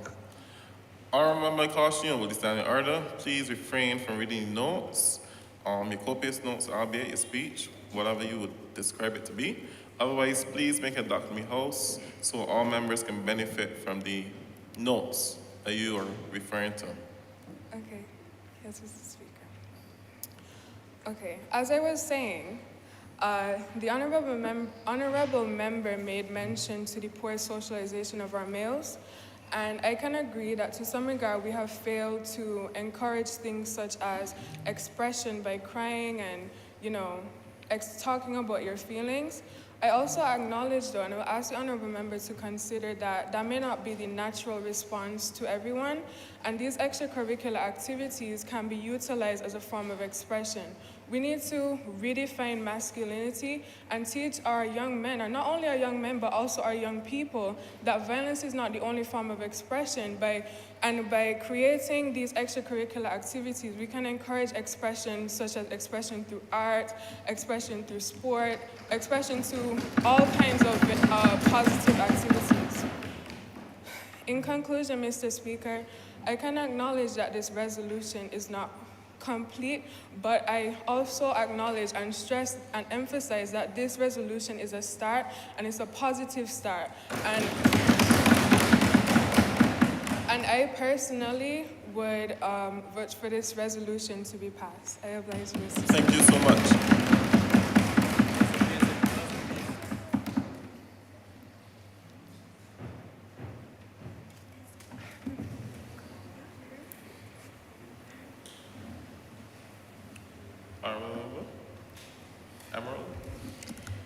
Mr. Speaker, honorable members of this House, I would like to stand before you today and say good afternoon, but how could I? How could I call it a good afternoon when today we are here discussing an issue like gun violence? After all the things that we have seen in our society lately, we've seen shootings in the car parks of fast food restaurants. We have seen shootings, persons having karaoke sessions. We have seen shootings of young men attending birthday parties. How many of you have ever been to a fast food restaurant? How many of you have ever been to a birthday party, a karaoke session? Maybe all of us. Mr. Speaker, today we have a problem in our society. This is not the Barbados that I recognize. This is not the Barbados that my parents recognize, and it's definitely not the Barbados that I would want for my children if we continue on this trajectory. I must preface my speech to you today by saying that I am aware that gun violence is not the only form of violence in our society. I know that this type of violence may capture the headlines, the stories, and the attention of people within our society, but there are less spectacular forms of violence that face us every day. But today, my presentation will be focused on gun violence. Why? Because the resolution put forward today does not make any specific mention of ways to combat gun violence. Within this resolution, I can identify resolves that are geared towards combating domestic violence mostly. I'm seeing programs that are focusing on the development of individuals. I hate to interrupt you, but I just want to caution technical persons, Amra Owls, not Garza on his own. Continue. Apologies. Thank you. Within this resolution, I can see programs that are focusing on the social development for children in schools and training programs for parents. No, don't get me wrong. I agree that these initiatives are really important for a child to have a sense of village, as we all have been making mention of today. But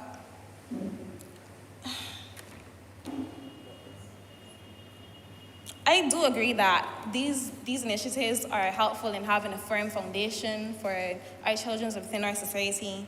But as my member would have mentioned, alluded to rather, a village that does not encourage its child, does not embrace its child, the child would burn down that village trying to fit in within the society. So I understand these resolutions that are being put forward by the government. But I also see a resolve that speaks to the creation and expansion of victim identification and care and support. But you want to know how people that suffer from from gun violence are identified? Not by any program put forward by the government, but when they are shot in cold blood and are identified by the police, not by any program. In my hands, I have a pamphlet with a victim of gun violence. He was a young man, 20 years old. He was about to be 21 in September. He was laid to rest just 2 days ago. He was a victim of gun violence and not identified by any program here. And this is why my presentation will focus on gun violence today. So today I will put forward some recommendations to the government on how we can seek to alleviate this problem. And the first thing I shall say is that guns are not made in Barbados.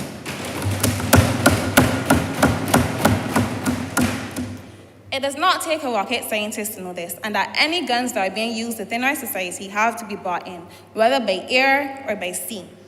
So therefore, my first suggestion would be to take a look at the borders. Now, I'm aware that our government has, and bear with me while I look at my notes really importantly, we have this ALTA system, which is a subsidiary of the IAI, the Israel Aerospace Industries. They were contracted by the government of Barbados to upgrade and provide additional features and capabilities to the Integrated Coastal Surveillance System, the ICSS. Now, this initiative provides the government with a comprehensive maritime situational awareness, right? And this allows the government to have a picture of threats and unlawful activities that are being enacted in our sea. This project... Mr. Speaker, I raise on a point of order. Yeah. I will ask the honorable member to make the pamphlet a document of the House so that everybody could benefit from I agree. Mr. Speaker, did she say the pamphlet? Yeah. No problem. You can bring it and get some copies, Marshall.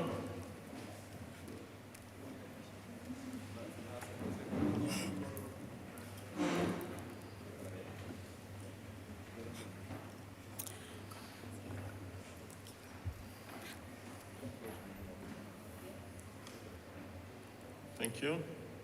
Continue, Honorable. Thank you. Now, as I was saying, this project I'm making mention of, it has meteorological sensors and other infrastructure. It has sensors, computer servers, and all kind of things, all fancy things to help us monitor our borders. But you want to know something? We don't have a central berthing location for any boats that come back into our country, and I'm referring to fishing vessels. No, I don't come here today trying to accuse fishermen of doing certain things or engaging in certain activities. But what I will say is that anyone can register a fishing vessel. Mr. Speaker, we have longliners that can go off days upon end, 11 days, 15 days out into the high sea. Now, I think that there's a chance that they could possibly, hypothetically, could engage and interact with other vessels, and they could engage in interactions and exchange of certain contraband. Who knows what it could be? I'm a little caution you. In another vocation, I work at a port of entry. I work closely with fishing vessels. So I think there's some inaccuracies. I was waiting for a member from the government to raise an point of order dictating that you misleading house. But I don't know if you might want to strike that for the record. The previous statements you made. Which statement, Mr. Speaker, sorry? Fishing vessels, being authorized fishing vessels, and the inference about no official port of entry. No, I was saying that there was no, just out of me trying to elucidate myself here, Mr. Speaker, what I'm saying is that there's no central, a fishing vessel can go off and come back at any jetty without being searched. That was all I was trying to say. Is that fine? Thank you, Mr. Speaker. So what I will say is that we need to have a centralized birthing location where we can just have more of surveillance on certain things that are going on within our country. Now, while I am on the topic of surveillance, Mr. Speaker, do you guys remember a couple of years ago You have There 2 was minutes. some conversation in relation to putting CCTV and other forms of surveillance inside of the arrival halls of the Grant Adams International Airport. Do you recall that that was an issue of contention?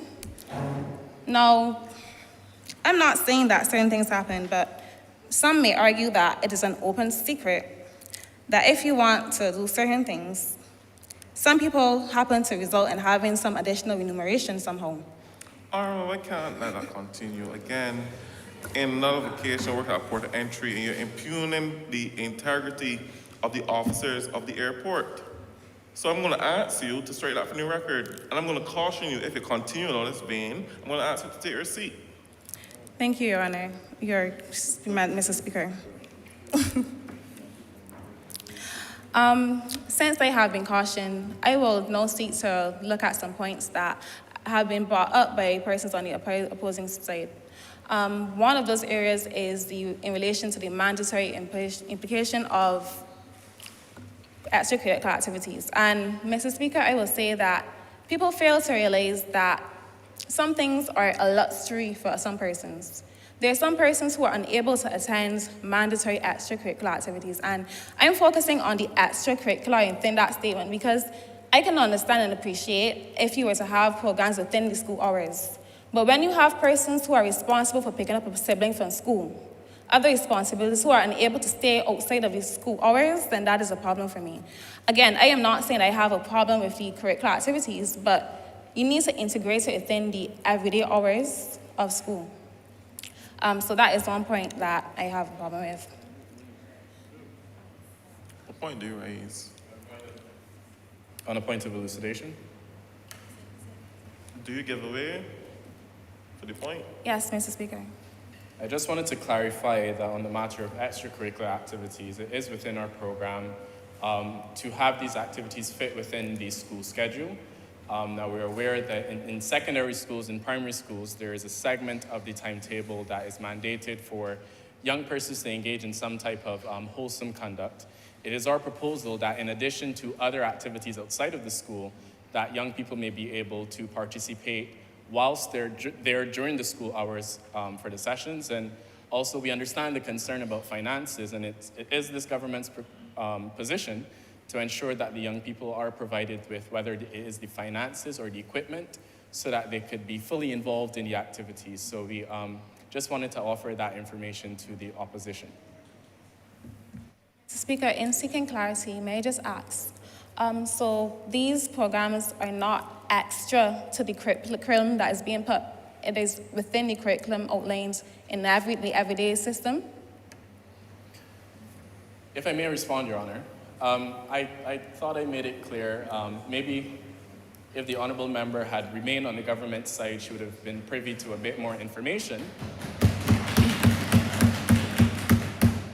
But the extracurricular activities are those outside of the school system. Now, you asked the question about whether there will be programs within the school system, and I just stood here on a point of elucidation to offer you that information to say, in addition to, as well as, plus. I don't know many more adjectives to fit there, but in addition to the extracurricular programs, we will have some that will fit within the school time so that persons who may not be able to have their parents pick them up late, may not be able to have the time to stay afterwards. I know I was at Aline School. I certainly wasn't staying behind for any extracurricular activities because there won't be a bus. So I do say that we are, in addition to the extracurricular programs, including some within the curriculum. Sir, on a point of order, the leader of government business is misleading the House. He's trying to trick us into giving another speech. He has one to give at the end. You finish your point, honourable member? I wish the opposition member would understand the standing orders, and the point of elucidation is where I stand to offer information as requested by your honourable member. And so, honourable member, I hope I have provided enough information for you to understand that in addition to the extracurricular activities, we do have some that will fit within the curricula so that no one will be disadvantaged. Yes? Honourable Avali Owls, continue. Thank you very much, Mr. Speaker. I obliged you.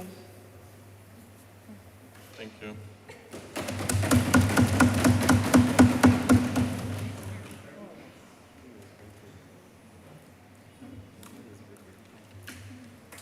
Honorable Freeman. Good afternoon, Mr. Speaker, honorable members and colleagues. Today I stand to speak on the matter related to extracurricular activities and explaining it further as my colleagues and the Prime Minister has stated. Firstly, Barbados has seen a constant recurring theme of violence within the island, and this violence is most prone in our youth.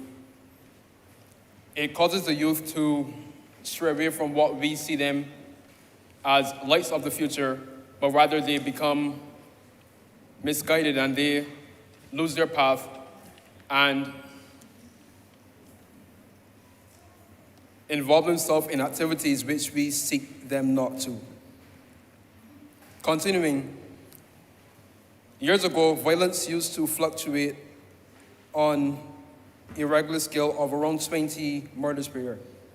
That has changed, however, as in 2019, we saw numbers up to the 40s and 50s. To tackle this matter, we must look to the youth and address them. Raise on a point of order, sir. The honorable member is reading, and I think that by the time we're done, we're going to have a folder of documents. We need the document as a document of the House, sir. Thank you.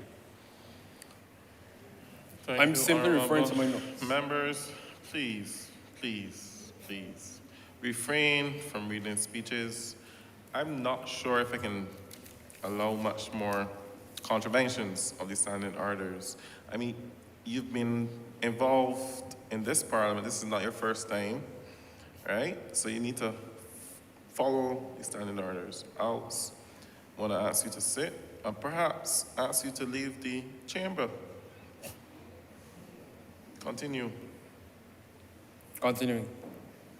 These extracurricular activities are to guide the youth, as most of them come from disorderly households where their parents don't guide them or their families don't guide them. And not only that, but their families are crowded in these homes. So the extracurricular activities are to give the youth a new area where they can express themselves and enlighten themselves in new skills and new techniques that they can bring forward into the workforce as they age into the 20s to 30s. Following that, with these extracurricular activities, the youth can not only broaden their skills, but also strengthen their skills. Some have talents that may not be seen in the activities provided now, but if we add more activities, they can then express themselves in better ways. Activities like baking and hiking. Some youth don't like sports, and with that, we can also engage them with former persons who are in their steps and show them new ways or show them the following ways in which they can continue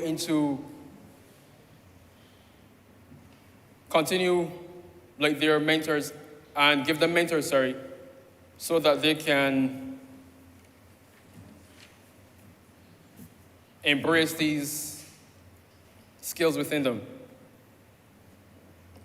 As been at that point, we can give them the chance to meet persons who have experience and are now out in the workforce, and they can prosper with those examples, leading themselves into the workforce. These youth are often misguided, and these misguided activities come from,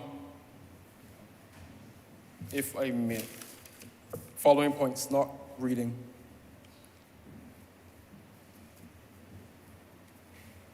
Right, they can follow opportunities that they want. Simply saying, with these activities and opportunities that we, the government, can provide, the children can raise up themselves without misguided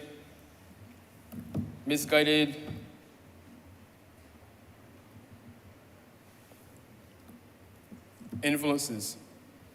Peer pressure is another thing that makes the youth follow unwanted traits.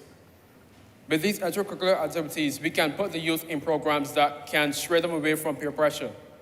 And with this, they will find themselves in groupings, social groupings, where they have similar skills with other youth like them, other young people like them, and they can find friends and other. Please wrap up. You have a minute and a half remaining. Thank you, Mr. Speaker. Find other persons who also share similar techniques with them. When we look at the streets, we see young men dragging garbage cans out in the roads and looking for sticks and rocks and throwing it. Some see it as mischievous behavior, but truthfully, they are looking to play sports. So we can use that and put these young men into sporting programs so they can better themselves in a way that not only instills discipline, but also instills proper training in the sport in a safe regards. I would like to conclude by saying... What point do you raise, Peters? I raise on a point of elucidation. I just like the honorable member to... Do you give away? No. Please have a seat.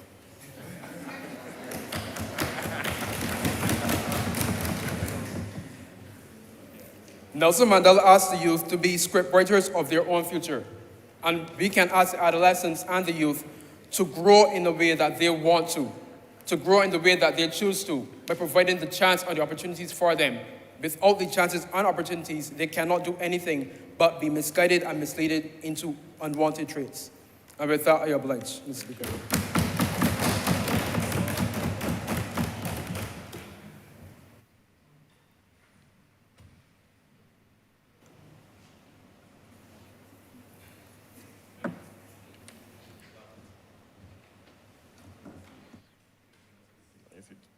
Blunt, honorable member. Thank you, Mr. Speaker. Mr. Speaker, honorable members on the government side, honorable colleagues on this side, good afternoon. The recent spike in violence and crime in our country begs the question, is there hope for our generation, and is there hope for the future of our country? Mr. Speaker, I dare to say yes. Yes, there is hope for our generation, and yes, there is hope for the future of our country. However, Mr. Speaker, like the honorable members who have spoken before me, I stand here today concerned and disheartened. Disheartened, sir, at the current direction for which our country is heading in. Disheartened, sir, that we as a nation have become so selfish.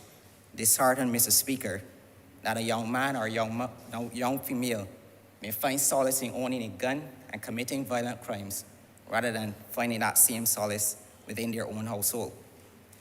Moreover, sir, it begs one of the most important questions. How many more young men must we lose to gun violence? How many more cries of pain and agony must we hear from parents who have just buried just a loved one?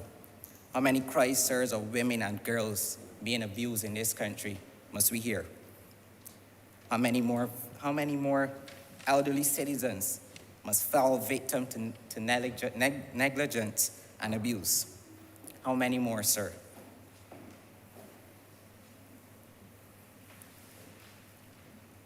Mr. Speaker, it is time for us as a nation to understand that this is not just an issue for the government, this is not just an issue for the Attorney General, or it's not even just an issue for the police service, but rather is a whole of country approach. It demands all of us working together to find the solutions. Now that being said, Mr. Speaker, that does not mean that policymakers and those who are in charge of making these decisions, that they should be able to get off scotch-free. Mr. Speaker, but here we are debating a resolution that does not even scratch the surface as it relates to the urgency that these matters demand. I believe, sir, that when we talk about violence in this country, it requires all of us to identify the root causes of violence in our country. So what are the root causes, sir? Well, Mr. Speaker, according to a survey conducted by UNICEF entitled Generations Unlimited, the Well-Being of Young People in Barbados, it reveals, Mr. Speaker, that the principal drivers of are the root causes of violence committed by juvenile offenders or peer pressure, lack of parental control, and unemployment. Mr. Speaker, in the survey, it also states that youth who have a low quality of social connections with peers are an increased risk of participating in violent behaviors, and so are youth who are associated with delinquent and antisocial peers. Mr. Speaker, it goes further to say that involvement with deviant peers is also one of the most powerful influences on the onset of delinquent violence behaviors. In other words, Mr. Speaker, participation in violent activities, oftentimes on blocks and in communities, is a tool of gaining membership in certain gangs in this country. It also goes as far as obtaining respect and attention of peers within those same gangs on the blocks, Mr. Speaker. Moreover, Mr. Speaker, one of my other points is the lack of parental control. And I just want to step back and actually commend the government on the point in this resolution that talks about the creation and expansion of training programs for the parents with the aim of preventing violence and reinforcing safe and stable nurturing relationships between children and their parents and caregivers. Now, any of us in here who knows that when we talk about violence, it has to be something that is addressed at home.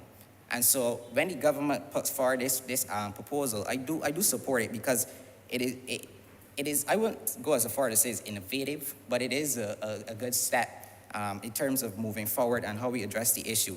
Because oftentimes what we realize, especially in Barbados, that a lot of our young people are growing up in households with just a female or just a mother. I, for one, grew up in a household with just my mother. And oftentimes that the lack of a male figure within the household oftentimes pushes young men to participate in violent crime and things that are not necessarily the best. I want to go further, Mr. Speaker, to talk about unemployment because I've heard a lot of discussion today, but one of the things that were not mentioned is unemployment and the rising cost of living in our country. All of us in here know that when prices, when times get harder, oftentimes people... You have 2 more minutes. Thank you, Mr. Speaker. Oftentimes when times get harder, people find, they look for ways to survive. And oftentimes, for young men, it seems the easiest way out seems to be to turn into the block where they find opportunity. In reality, there are some households within our society where there is no opportunity, and these young men feel that opportunity when they go on the block. For instance, many times they may say that they want to make quick money, and the way to do that is to turn to crime and violence. As a matter of fact, just the other day I was having a discussion with one of my friends, and he is a block person, and he was saying that on his block, they use walkie-talkies. So these guys are getting innovative so if they see a police car coming, these guys don't need to be right in contact with the police. They sound the alarm from far away. And so we need to understand that even though these young men are finding innovative ways to commit crime, we as a society, we as a government and opposition need to understand that we need to address the issue of why young men turn to violence in this country. It is not something that one get up every morning and say, well, let me just commit crime. The reality is the lack of opportunity. It is the lack, sir, of the disregard for men in this society. I also remember that in another setting we talked about in another setting there was talk about how the prison, the population of the prison and the numbers, and a greater percentage of the cells or this room available in the prison was for males. So that alone shows that our society expects men to fail. And I think that is one of the problems. If the fact that we can build a prison that houses more men than female. And I don't say that. I mean, it shows that we as a society are not doing what is necessary in terms of how we push young men from these violent crimes. Thank And you. so, I oblige to you, Mr. Speaker.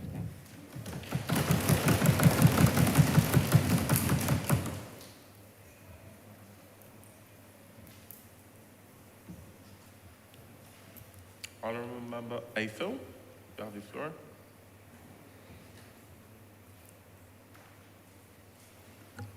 Mr. Speaker, honorable members, good afternoon. Violence, a hurricane that has been threatening our shores, except it's not just threatening. In fact, it comfortably sits in our homes and kicks up its feet. It sits behind our desks in schools, and it's even in our churches. Violence has been around far longer than we have, and I fear it will continue after us.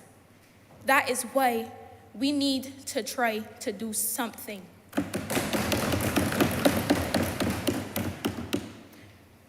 We need solutions.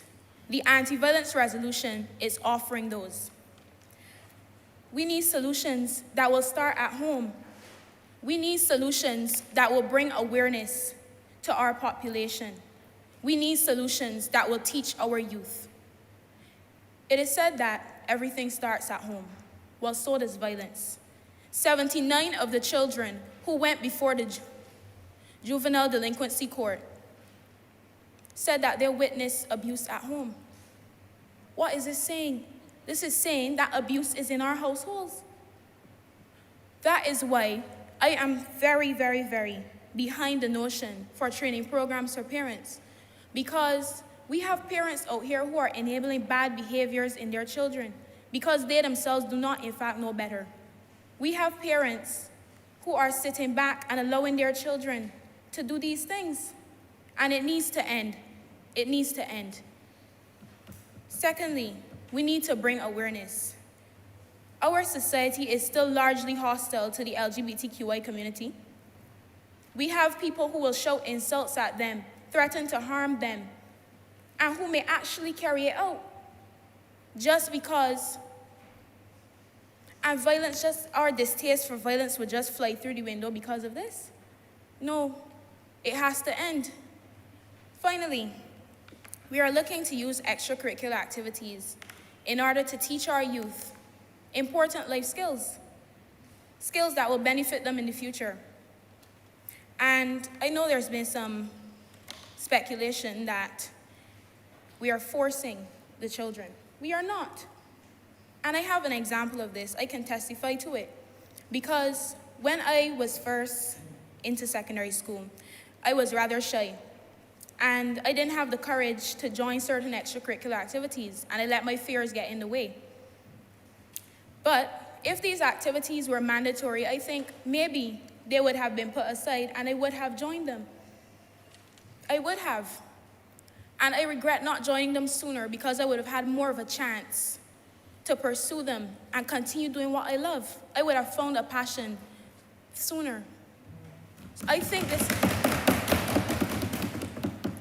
this is what our youth needs. Our youth needs these opportunities. And this is affecting our youth. We can't say that it's not affecting them, it is. Because when we look around, when we look at the people who are committing these crimes, when we look at the people who are at the bad end of them, it is our children.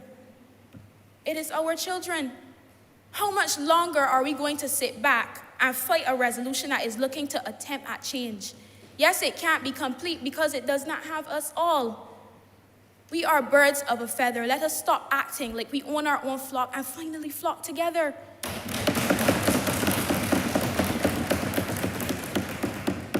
This concerns Barbados. This does not concern me, you, or anybody else. This concerns us all. It concerns we. And unless we step forward and do something, it is going to continue. More lives will be lost. More people will be being abused at home. More children will become victims. So let us do something. Let us start here. Let us start with our foundation and build from that.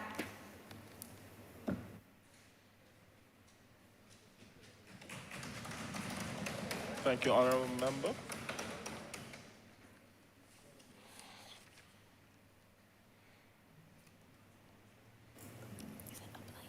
I oblige.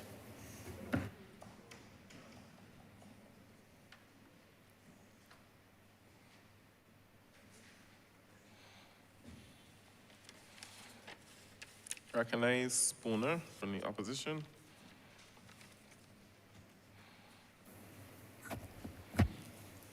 Mr. Speaker, fellow members, good afternoon. People should have autonomy over their body, whether good or bad. This simply means having a choice to consuming anything, whether healthy or not. Having a choice to the clothes you want to wear, having a choice to the job you want, having a choice to who you want to marry, how many children to have, and how to raise these children. Today, for instance, I wanted to wear this shirt, but my mother wanted to put me in a different one, and that led to a heated discussion. However, at the end of the day, it is my choice in my body. Alcohol is not innately bad. It is how we use it in moderation. The same way, for example, if we don't drink water for 3 days, we will die. So we know water is essential to our life. However, if we drink 25 gallons of water within 24 hours, we will die. Our blood will be diluted. So water is bad for us now? No. We drink it in moderation. Certain medicines contain alcohol as well. So this is bad also. And I also know that it is crop over and there's fats. So these people are going to be drinking excessively. Are these alcoholics too? The people in France, they drink wine with their meals, including children, whether it is 1%, 5%, or 10%. Are they alcoholics too? And not only does the rise of alcohol prices affect persons, it will also affect businesses, restaurants, and bars negatively. They would have to increase the cost of their meals and beverages, discouraging customers and losing profit. For crying out loud, we have 2 rum factories. West Indies Rum, Foursquare Rum, and don't forget our lone Barbados banks.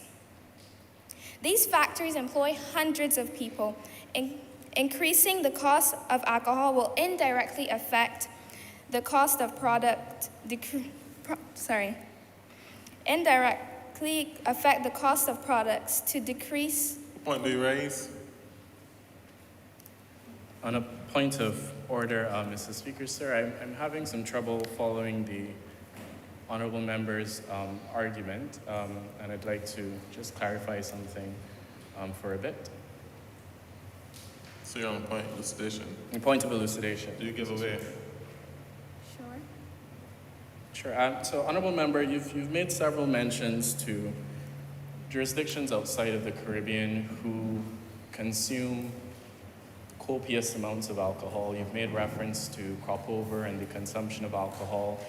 You've made reference to culture and alcohol. I'm confused because it is not our suggestion in the resolution that we should ban all consumption of alcohol. Rather, we're looking at the over-consumption of alcohol. To continue the point, and I'm sure you were there when we heard the discussion from the sergeant, which informed us that most of the times when we have these issues of domestic violence, it is because persons have been consuming copious amounts of alcohol, and so it leads them to these violent behaviors. So I just wanted to clarify, I don't think that you would be so reckless as to state we need to continue having persons being able to make the choice to drink as much alcohol as they want, with whatever consequences. So I just need that clarification before you continue. Remember, you probably struck a chord because you're talking about alcohol, the leader of government business. So that's perhaps why you rose. But please continue your speech. Well, if honorable member will hold on and wait and not assume and hold their horses, I will get to my... What point do you raise? On the same point of elucidation. So you're elucidating the point that you made before? Yes, I am elucidating the point that I made. The honorable member continues to say, if I would let her continue, but honorable member, I'm taking into consideration what you have already presented. And if I'm to go by what you have already presented, your argument is basically to say we shouldn't touch alcohol because it is not an issue in Barbados. We have rum distilleries that produce it. We have people who consume it. People in France consume it. I'm confused. What is your argument? What are you presenting to us today on the point of alcohol? Are you saying that we should not increase the taxes on alcohol? Are you saying that people should be allowed to drink alcohol when and how they please, like, without the consequences? Please continue. I would like to move on, thank you. He seems to be an expert on rum and alcohol. Please continue. As I was saying, these factories employ hundreds of people, and this indirectly affects them, as these rum distilleries have to lay off these people, and they would have to be unemployed. What point do you raise, leader? On a point of order, Mr. Speaker. You must allow the member to continue her But speech because I cannot allow the leader of opposition to get up here and complain that we don't give him lunch. But Mr. Speaker, I cannot sit here in good conscience and let the honourable member mislead this House. We're not proposing that there's any layoff of persons in the alcohol industry. We are speaking about taxes so that persons don't consume them at the point of sale to the extent that they involve or get engaged in violent behavior. I am saying that if we increase Mr. Speaker, sir, I don't believe you've acknowledged the other honourable speaker to present. She was speaking. You can have a seat. Thank you. Please continue. Anyway, thank you. Please. If we do raise the prices of alcohol, what are we doing with the extra money? And don't tell me we're going to create programs or improve programs for chronic drinkers. We've seen this with the raise of sweet drinks. I haven't seen the extra money from these sweet drinks in any heart disease or the diabetes program.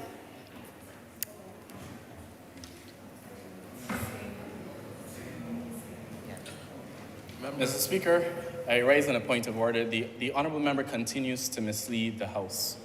Now, I've quoted statistics this morning on the efficacy of the sugar-sweetened beverage tax and the fact that these taxes were put towards health programs within the hospital. I don't know why the honourable member will stand up and suggest that there's no evidence of the funds being used for useful ventures.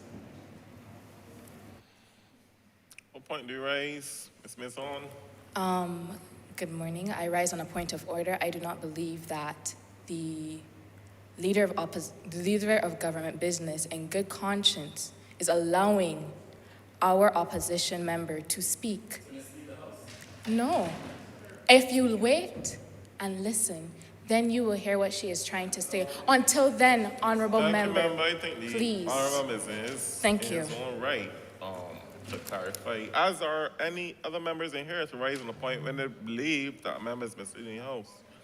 Now, the challenge with me, I would assume that he would have saved it for his closing speech, but I can make that statement. What point do you raise, honourable member? Sir, I rise on a point of order.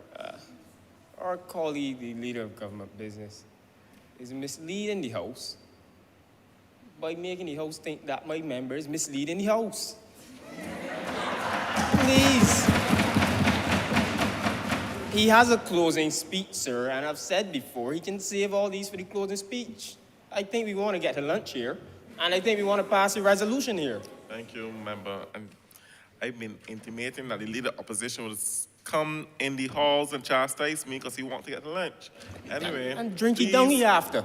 Please continue your speech. And I'm going to allow you to continue and finish your speech because time has run out without any other interruptions. Thank you. I haven't seen this extra money in any heart disease or diabetes programs. I haven't seen anywhere else where this money is being used. Clearly, I've missed it in the news. That is why I believe increasing the price of alcohol is counterproductive and counterintuitive. As a few persons may be deterred from the high cost, there will always be those persons who will continuously purchase alcohol, no matter the cost, even if it negatively impacts their health or completely deplete their finances. This is a cry for help. This is an addiction not seen by the attic. There's an underlying problem, a root cause, a main problem causing them to drink excessively, such as socioeconomic factors, for example, the pandemic, the high cost of living, the high gas prices, unemployment, and the decrease of social interactions due to the pandemic. And certainly no one is happy if they are abusing substances. On top of that, increasing alcohol prices for those who cannot afford may resort to other illicit drugs, making the situation worse. And it is for these reasons that raising the cost of alcohol will not be a deterrent. The underlying problem needs to be addressed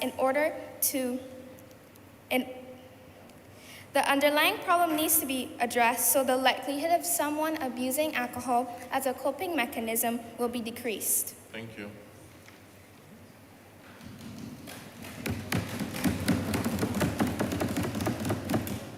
I didn't get a chance. Sorry. Recognize the honorable member. Waldron. Waldron.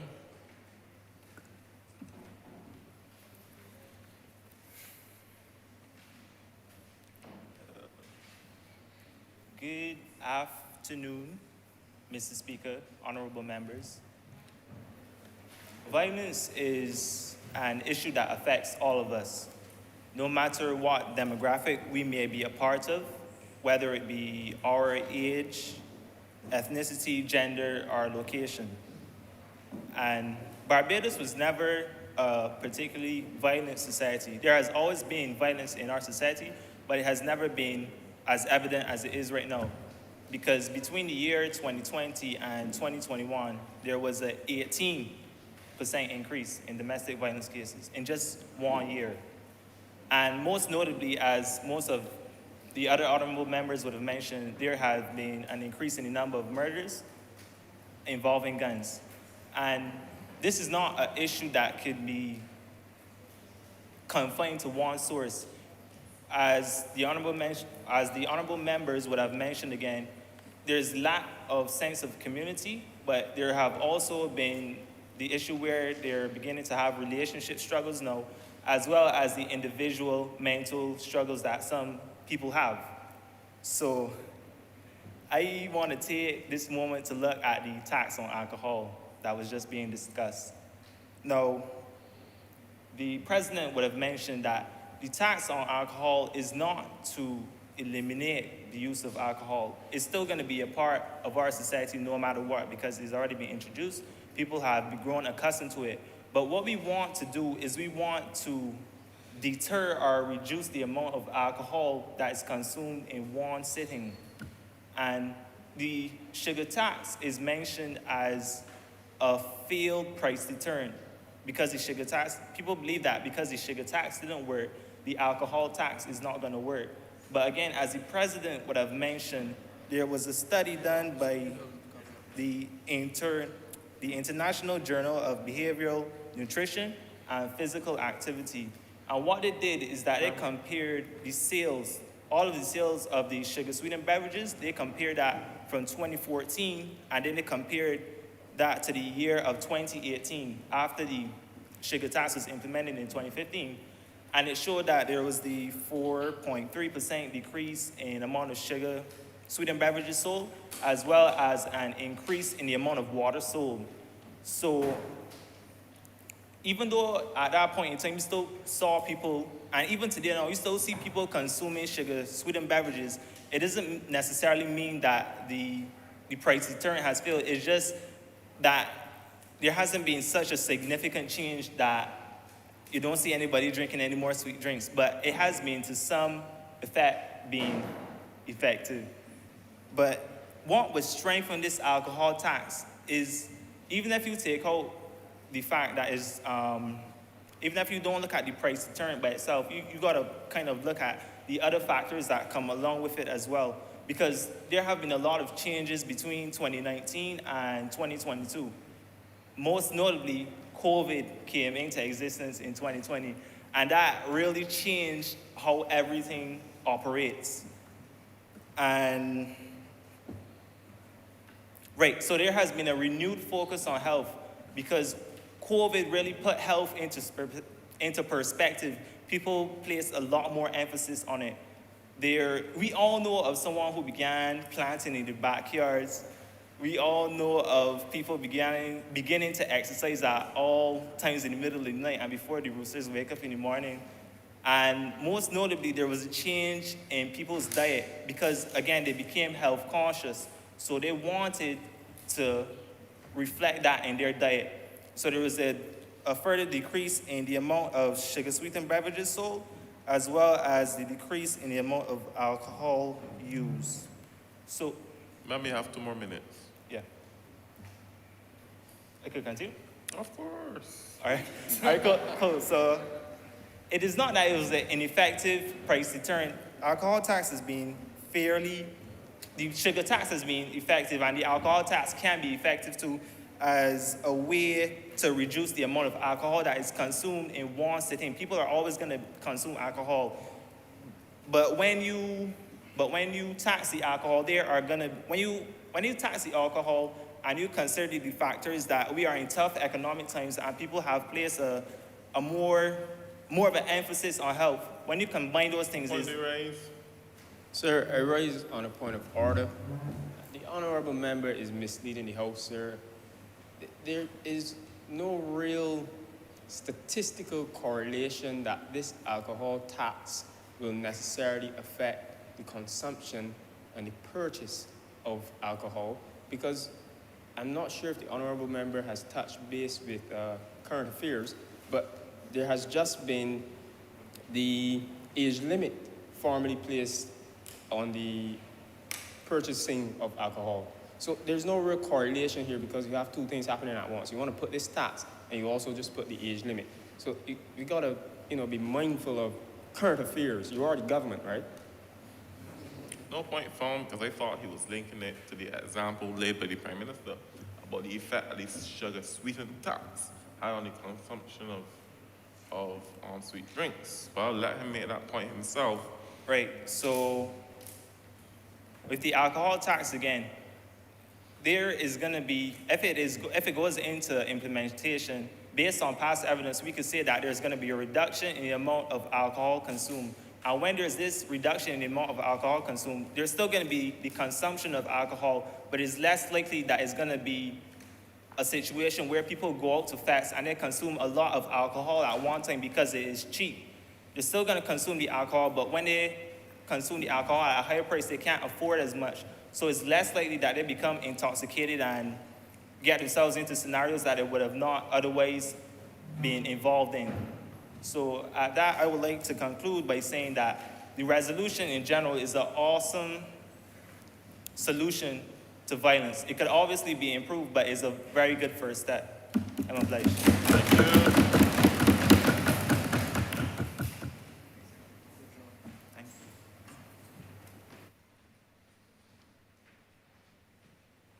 Sounds like the end of government business.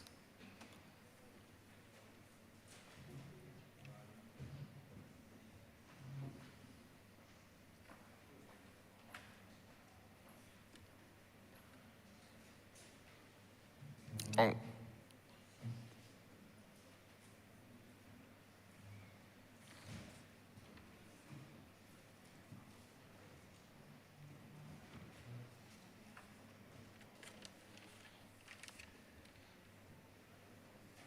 Honorable Knight, you have the floor.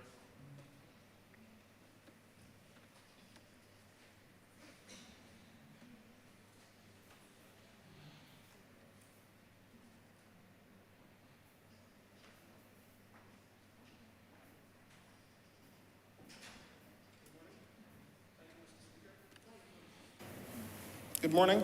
Thank you, Mr. Speaker. Today, I stand to declare my disapproval and disappointment in the resolution before us, as it is not comprehensive enough to deal with our local realities. This resolution leaves me gravely wanting. Mr. Speaker, I am all for the expansion of victim identification, care, and support programs with the Barbados Police Service. There is mention of support programs for victims, but what about more support, tracking, and reintegration mechanisms for perpetrators of violent crimes like the current Prisoners Journey Mentorship Program. In 2019 alone, the recidivism rate stood unacceptably at around 22%. Have we given up on these people and the contribution they can make to society?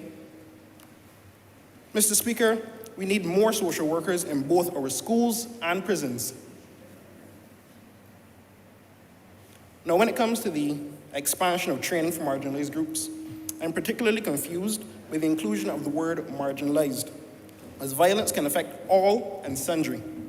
This training should be made available to everyone, especially those susceptible to violence and those predisposed to carrying out violence. Men do not appear to be quote-unquote marginalized based on the inclusion of women as an example.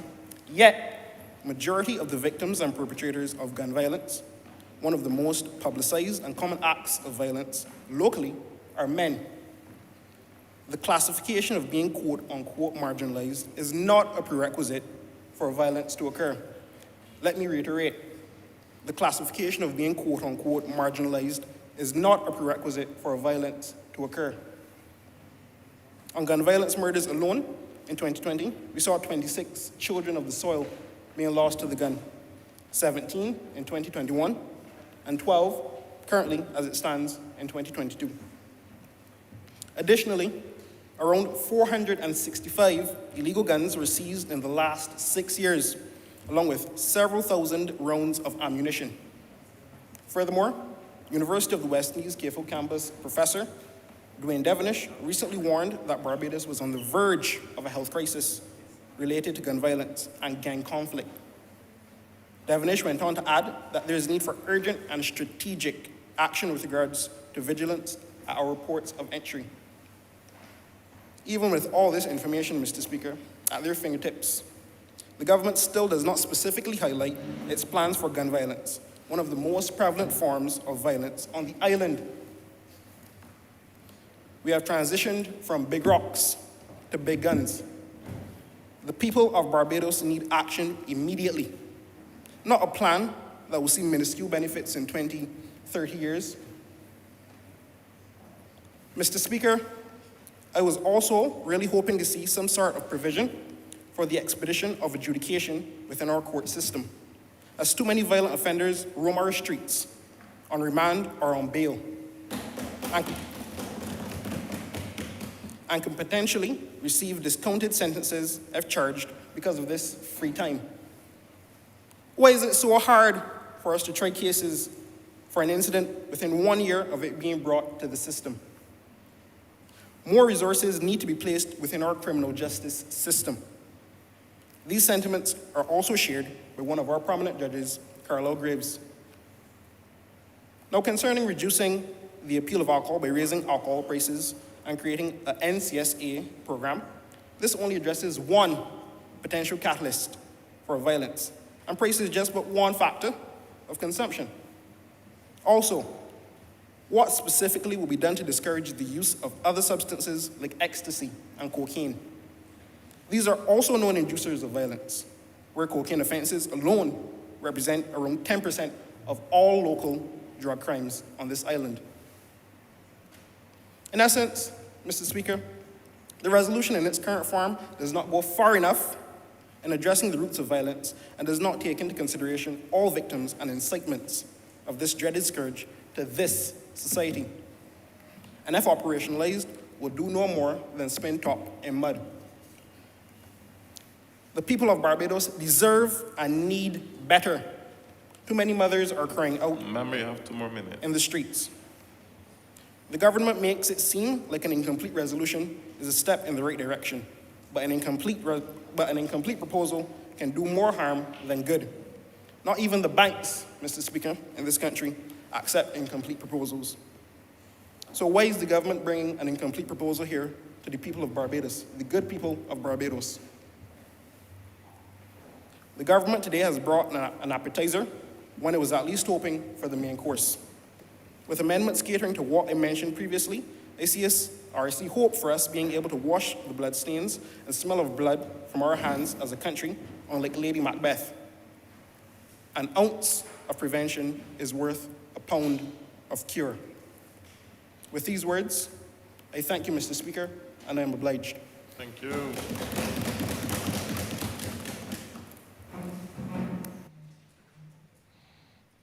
Recognize Honorable Member Roach.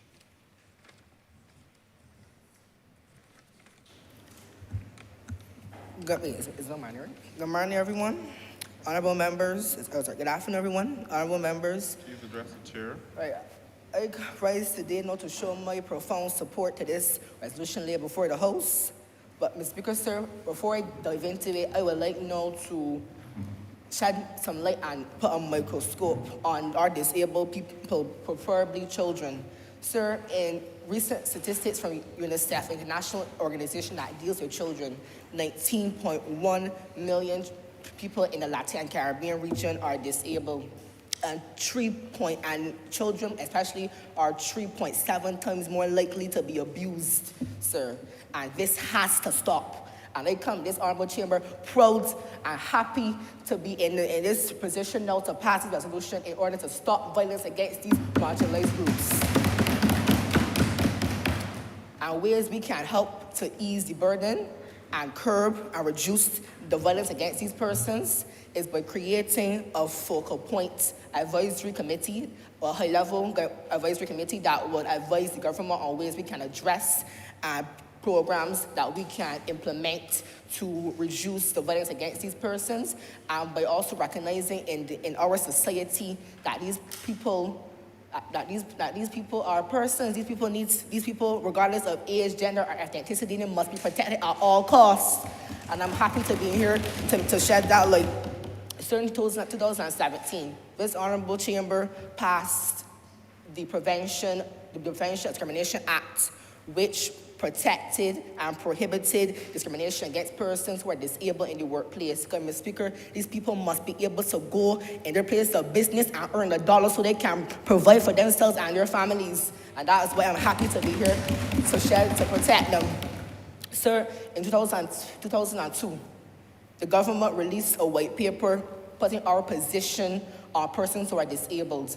And it quote under the Constitution that persons and citizens in Barbados must be protected because they all share the same civil, political, cultural, and religious views. Well, not really religious views, but they all must be protected.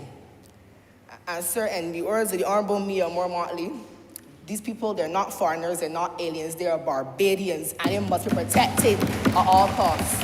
And even, sir, recent statistics coming from the National Organization for Disabled, which outline the constant struggle for persons who are disabled is proper transportation. People who are not disabled constantly criticize the government's efforts to have public transportation for both persons. But these people who don't have anything, that will be a privilege. People need to recognize these persons have dreams, persons have hopes. These persons need to be able to reach their full cognitive and potential levels so they can be productive citizens of this great nation. And I'm happy to be in this honorable chamber to help defend them. It's because, sir, we need to remember there will be no retreat. There will be no surrender. These people, we need to recognize, sir, that these people need to recognize, sir, that these people are our people. We're not doing this for anybody else. We need to do it for our people and our people alone. Who else will do it for them but us? And that is why, sir, I'm happy now to be in this honorable chamber so we can protect them. 3 points, critical points, I think, that should be considered in the resolution, be it resolved, is the hefty penalties and fines for persons who park in allocated parking spaces that are reserved for people who are disabled. Because, sir, that is a crime. And let's be honest, it must be stopped and nipped in the bud. And persons we also need to recognize that our disabled children especially need proper educational resources and need to be able to be in a safe, healthy environment where they can reach their full potential levels to be productive citizens of this nation. Sir, we have people like His Honor Senator Andrea Boyce, who went to university and he was able to reach his full cognitive level because he was able to reach and be in a safe and healthy environment. Sir, I rise on a point of order. Once again, the government side does not seem to be in tune with current affairs. I attended the launch a few months ago when right beside Collins, there in Broad Street, there was a big launch for the parking spots in town for disabled persons. What is he talking about? I was there too. I saw you there. I We had a understand. drinky dongy after. I don't know what he's talking about. We were there. He needs to read the order papers. He needs to read the newspaper and watch the news.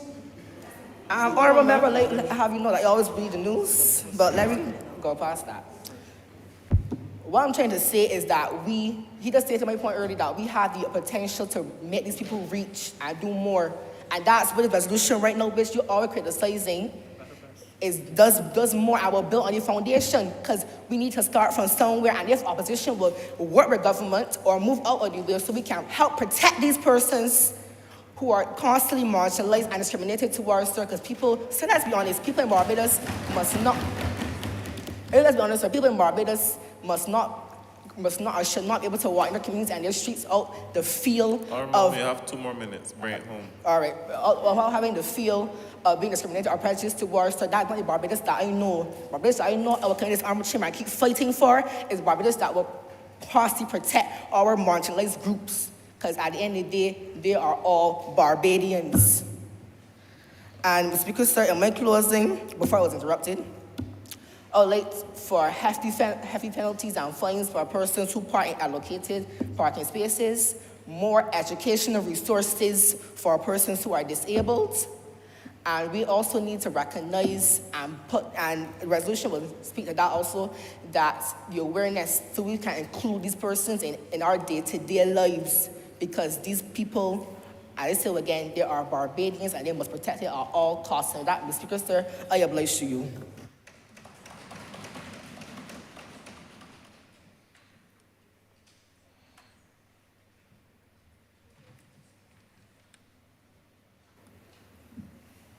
Good afternoon.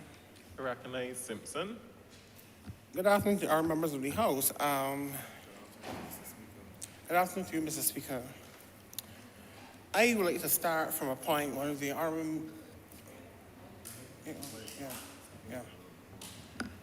Right, I would like to refer to the point the honorable member made earlier about this resolution laying the foundation.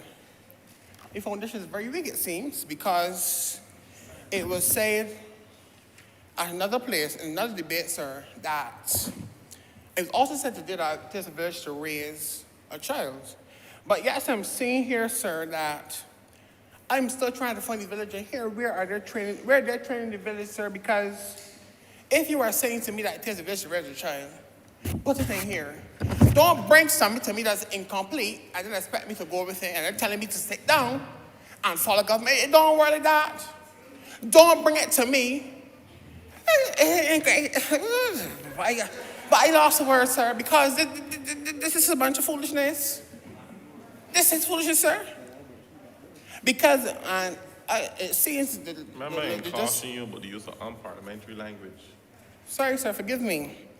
But a bit passionate today, sir. I can tell.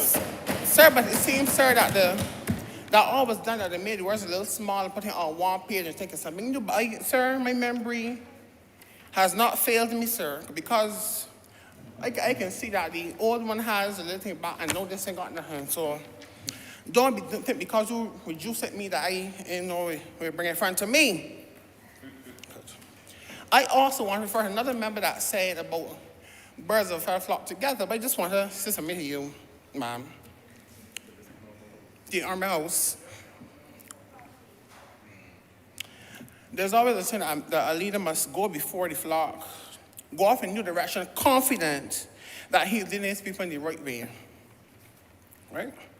And I also like to say that it was said already that our young men are the issue, right? But where is the resolution speaking about our young men? I am not seeing any resolution saying that speaking of our young men, whether it is counseling, training. I have not seen it here in the resolution. I am not seeing it here in the resolution, sir. Sir, I'm also, sir. What point do you raise? Mr. Speaker, I raise on a point of elucidation. Do you give away? No, sir. I will continue, sir. Sir, if you want to raise the price of alcohol, sir, the What point do you persons- raise? I raise on a point of order, Mr. Speaker, sir. The honourable member is misleading the House. If I could continue, the suggestion that there's nothing in here that speaks to the village is incorrect. The use of language that the opposition so pressed upon earlier today and, flowery language that was included in the resolution speaks to the village that we mentioned. There's a whole of Barbados approach referenced in this document. Now you understand that the concept of the whole of Barbados means everyone. That is the village. I made the point earlier that we were talking about parents. In this resolution, we make reference to the training of parents. I mentioned Barbados. I'm not sure if you were sitting in the same parliament that I'm in, but all these things were mentioned before. So to suggest that this honorable government came and did not make any propositions about the village is incorrect. Sir, the honourable does just feel what he believes, but I will continue, sir. Sir, the resolution before the House this morning, sir, is... I don't remember what point you raised again. I raise on a point of order. Again. I raise on a point This of leader order. of opposition can stop me in the hall and tell me why keep it in here so long. Mr. Speaker, sir, with all due respect, the government is here to do business. So if the leader of the opposition wants to go and have lunch, he can leave. I continue to make the point to the honourable member on the other side. I wish that he would recant the statement of, you can believe whatever you believe. I wish we would not make improper and impute improper motives of honourable members in this House, because the resolution is clear. The resolution is clear. No point of order found. Honourable member, continue. Sir, I will continue, sir. I will ask again, you ready programs for the villages, sir? But I will continue. I'm also a bit puzzled by this mandatory thing because last time I checked, children don't live at school. Children live in the community. So why not take these programs into the community to get our students at school from 9 till about 2 years? 9 till about 3, that's a 3. These programs can't do enough at that time. Take it in the homes of our students, sir. Sir, this is not good enough to tell me that we are bringing mandatory. So why are you forcing this thing on children? That's what got me. So are we trying to force this on children, sir? First of all, I think it needs to be done. You need to find out what the children are interested in, but don't just force activities on children. Say they're going to do that. It is not right, sir. Sir, it is not right. Sir, and I would also, sir, would like to, because I believe in you don't always have to lambast, sir, but you can give a few suggestions, sir, to the government. So, sir, I would like to suggest that the government rethink this resolution once more and add some substance to it. It's lacking substance. It's like cooking chicken. You just put chicken in the pot and got the seasoning. Add a little seasoning, black pepper, spices, something. Because right now, it just raw. It's raw. Please deal with that. And what is very funny that the members of the government actually got up and admitted that their own resolution is incompleted. Well done. So I don't have to repeat that again. They did it for me, so I thank you this morning. Sir, in my closing, sir, I would like to say that the opposition is not blind. So before you look to bring another completed resolution to the House, please make sure it's done, because we see, if they don't see, I see, they can tell you, I see. And I will speak about it, sir. Also, I landed the plane now, sir, so give me some landing. Sir, I want to touch the alcohol real quick before I sit down, sir. Raise the price thing and do nothing, sir, because if I remember. I rise on a point of order. The honorable members on the other side are saying that our resolution is lacking substance, but they're not even reading our resolution. They are saying that we are not including these measures to reduce violence in our community in the homes, but it says right here, community empowerment, calling for a national action plan on violence to include measures to reduce violence in communities, schools, and homes, including but not limited to. Yes, our resolution is not complete, but it's not complete because we do not have your input as well. This is a whole of Barbados issue. This is not just the government side issue. Well, ma'am, if you brought it to the back door, we can't give any suggestions to it. So don't bring that to me, ma'am.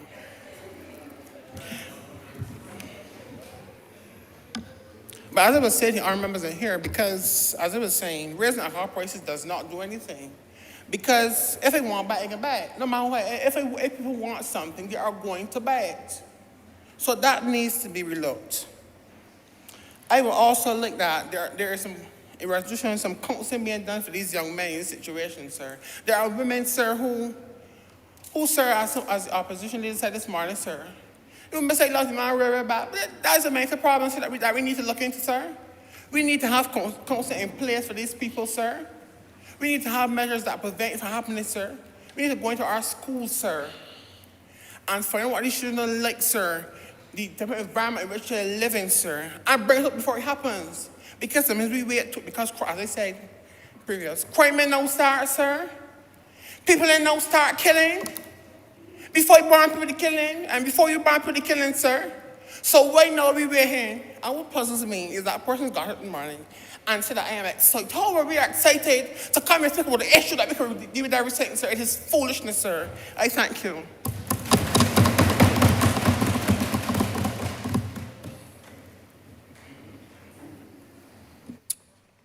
Honorable Samuel, you know, raise that, Boston. You have the floor, Boston.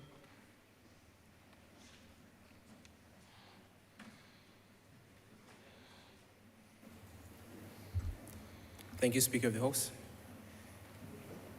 And a pleasant good afternoon to my fellow members here in the government side, respected members of the opposition, and members in the audience who are so willing and able to take up their time to come here and be a part of the issues that we are currently speaking on. Mr. Speaker, sir, before I continue, I'd like to request that we all rise and just have a few seconds to take a time to pause and remember the lives of those lost due to violence and the mourning parents, Mr. Speaker. You could request it, but I'm hungry, so continue. Understandable. I ask for those moments of silence because this is serious. This isn't just a game to play. These persons' lives are being lost and something needs to be done about it. We need to acknowledge that they can never live another day, that their mothers are crying because they've lost their child.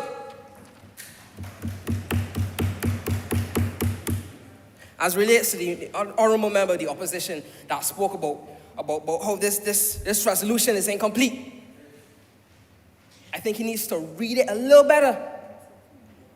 If he completely reads it, he'd understand the position that the government is willing to take for the youth of this island, for the families and their communities. To the other opposition member who spoke about the reluctance of the members and the youth in the community to go to churches and seek help and assistance, I'd like to offer a measure of apology as a young member, being a leader in youth in my church in St. John, and being a youth ambassador for the YMCA here in Barbados. I'd like to issue an apology. Point of order. Members of the government side has said that us in the opposition has not given solutions, but the members in the government has not provided solutions either. A point of order.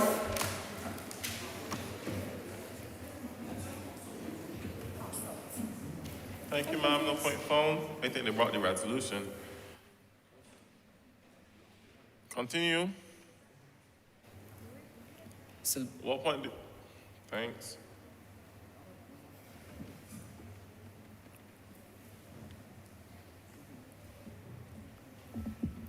As a member of the church and the body of Christ, I apologize for every time that mothers would have gone to churches and have been swept aside and their issues and their causes was not addressed. However, as I stand here in this hallowed place of politics and parliament. I ask that we reconsider the approach that we have to each and every single aspect of our society. As government, as opposition, as member of the church, as member of the community, I ask that we come together. And we set aside the differences that so far divided us and kept us from communicating, kept us in our homes and having them locked up, as the member of the opposition has spoken about. And begin to speak with each other and speak and listen to understand each and every person's position. There's a number of different communities and a number of different organizations already within the community that I believe that the government can partner with in the schools and as well with the Council of Parents. The Power of Choice, for example. One quote from my mentor leader, the Power of Choice, who often speaks on this, that understanding and accepting the truth of what I cannot control places me in a powerful position to respond wisely instead of reacting in every circumstances. These messages need to be taught to our young men. Someone needs to sit beside them, understand where they're coming from, understand the pain and agony and frustration that they go through when society rejects them, and put them to the side and allow them to speak and listen to them and have discourse with them. You have a minute and a half? You have 1 minute and 30 seconds. Thank you, Mr. Speaker. On top of that, programs like the Biocultural Research Unit, the research program, that although they've just started in 2020, they've already identified the plants that are endemic to Barbados and are only found here in Barbados. Having youth and having young children and young people engaging in activities, understanding the biocultural heritage that we have here on the island and how members of the past would have used those very plants to assist in medicine when it was taken from them because of slavery. Having them understand the heritage that we have here and having them engage in STEM activities will not only allow them to innovate and create new medicines for this island, but it will uplift the Caribbean as a whole, and it will put more products on the map for Barbados in ensuring more employment.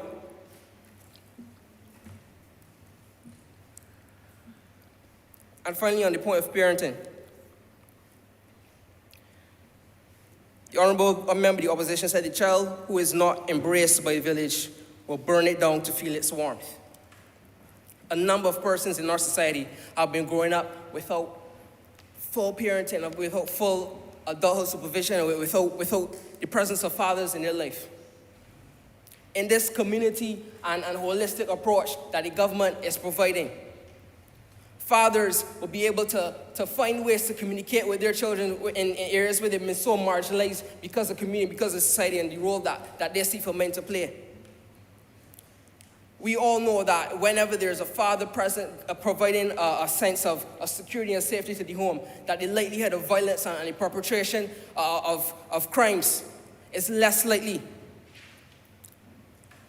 David Samuel Green, in his thesis in Differential Pathways for Fathering and Fatherlessness in Afro-Caribbean Society, spoke that one of the main reasons of the lack of fatherhood involvement within the lives of their children is due to the fact that the fathers themselves do not feel adequate in their role as a father.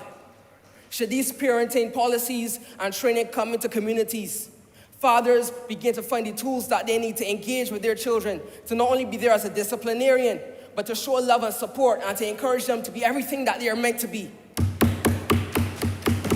So when the opposition speaks that we are not providing any solutions and our approach is lackluster and is lacking sauce, yeah, we have solutions. Thank you. Listen and read well. Thank you, Mr. Speaker. Thank you.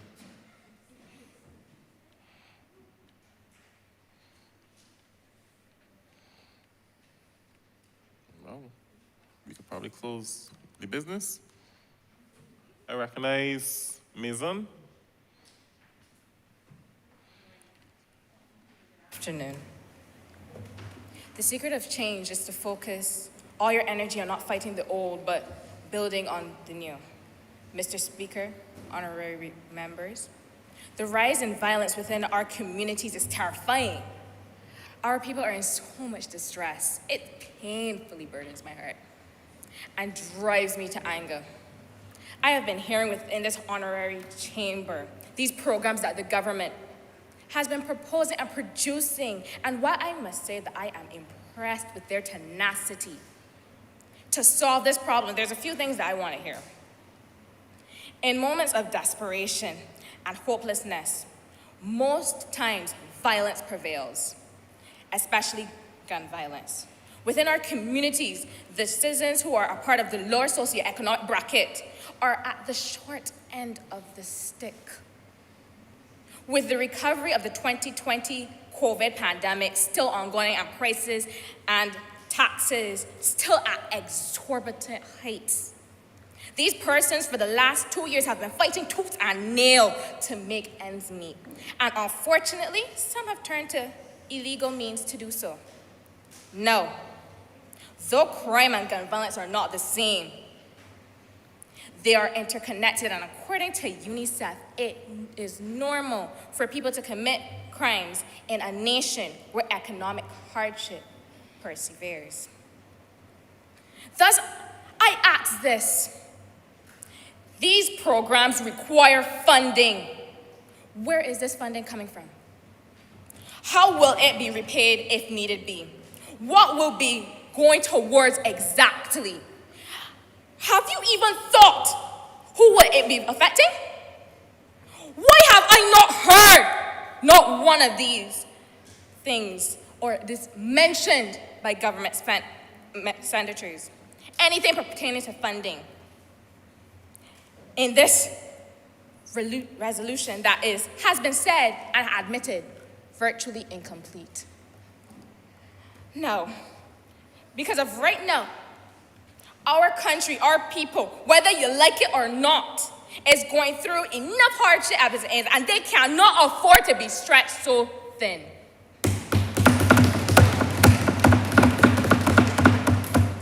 Yes, there are tax levies to soften the weight of the pandemic effects, but are they helping our citizens? Hurry. Prime example. Relevance? Okay. Barbados vegetable import in 2019 was $1,630 per ton. In 2020, it has increased by $570, amounting to the cost of $2,200 per ton. Mind you, we import millions into this country. No. Though a tax levy has been placed on the vegetables and fruits, which I must commend, has it really softened it? Because the prices are still exorbitantly high and it has not changed. So, that along with the excise tax on sweet beverages that have increased to 20%. What point do you raise? On a point of order, Mr. Speaker, sir, I just would like the honourable member to steer me in the direction of the relevance of her line of discussion. We're speaking about violence in Barbados and programs to promote the development of young people, and I'm hearing about fruits and vegetables. Thank you, honorable member. But if you had continuously listened before getting up, you would have understood. No.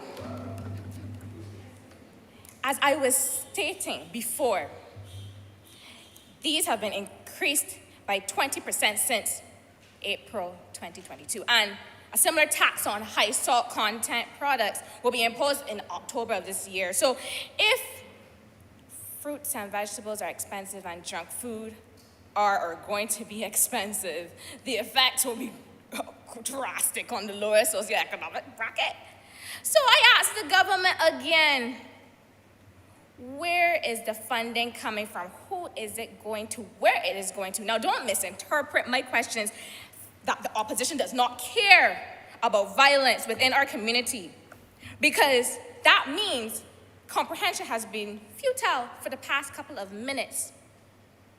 But you must understand that everything our government does is a butterfly effect.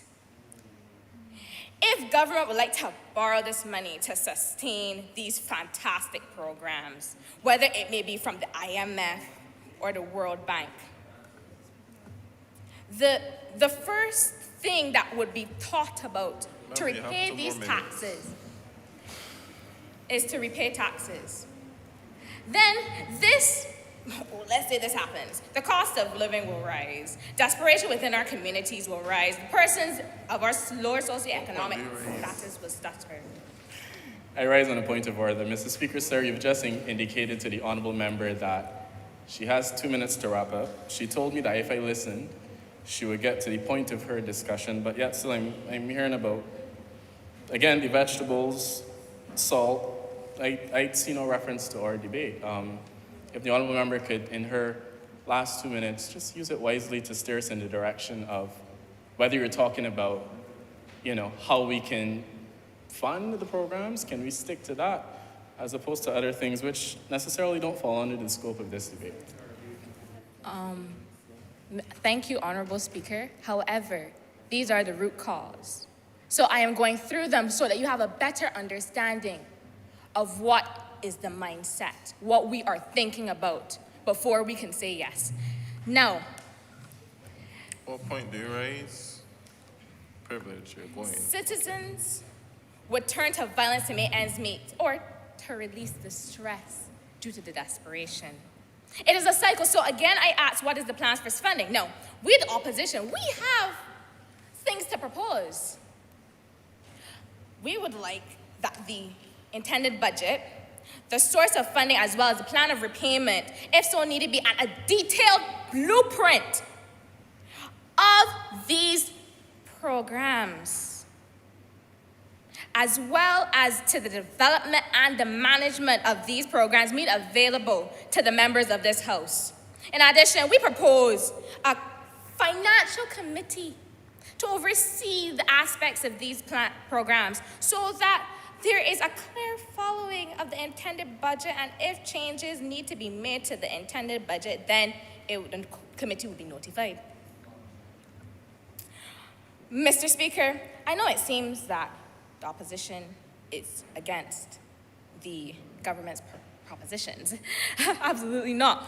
Though the resolution clearly needs some work, I am not. But we have to think logically. Morality alone does not run this country.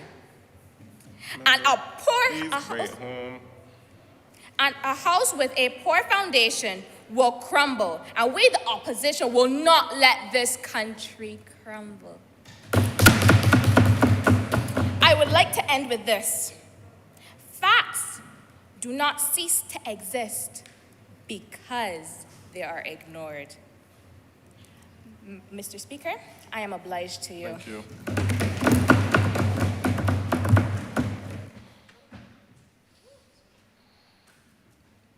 Recognize the honorable member Riley.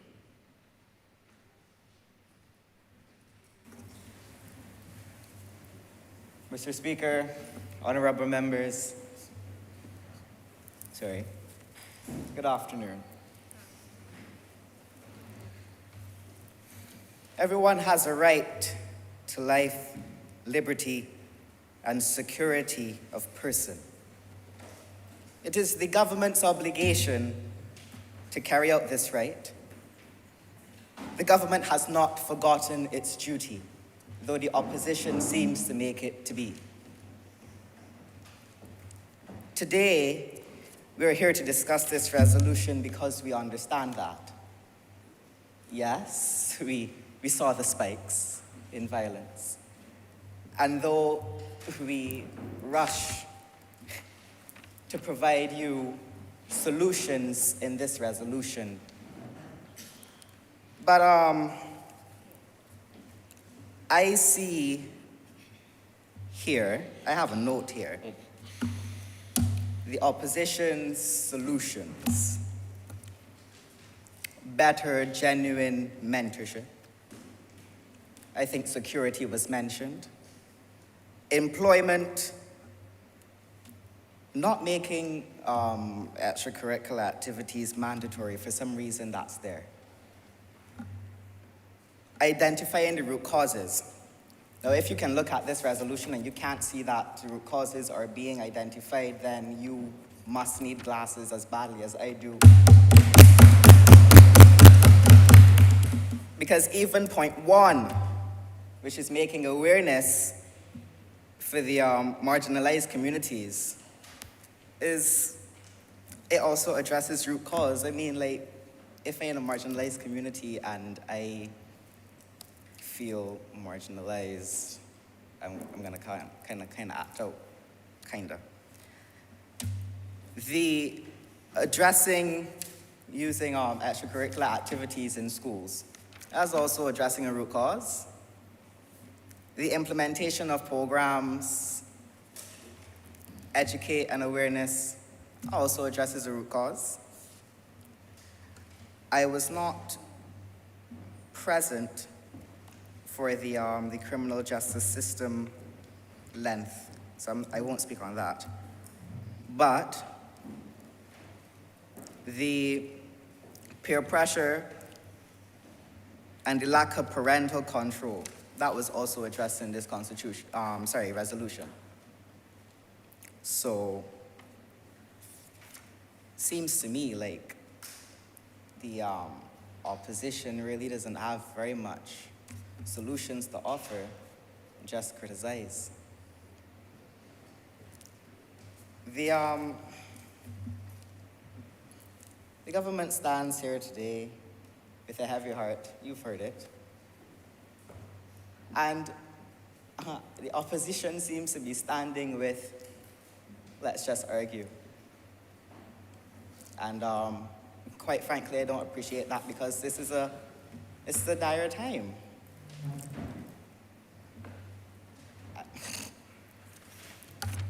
I want lunch too. Right. What point do you raise? Sir, I rise on a point of order. The honorable member is misleading the House. He's stating that the opposition came here to just argue. I think that one of the first points, and I know that one of the first points I made while being here, was saying that this is not an issue to politicize, and this is an issue we need to all come together for. There's nothing about arguing. You're simply putting solutions on the table. We may do it in a pushy way in some instances, but I think the essence is we just want to provide solutions. And sometimes the only way that the government understands us on this side sometimes is if we say in a much deeper tone. Thank you, member. Continue. Yes, thank you very much. We are very happy that you want to offer solutions as hard as you want to push it. Back to what I was saying. The resolution, it addresses the issue. We don't just want reactive.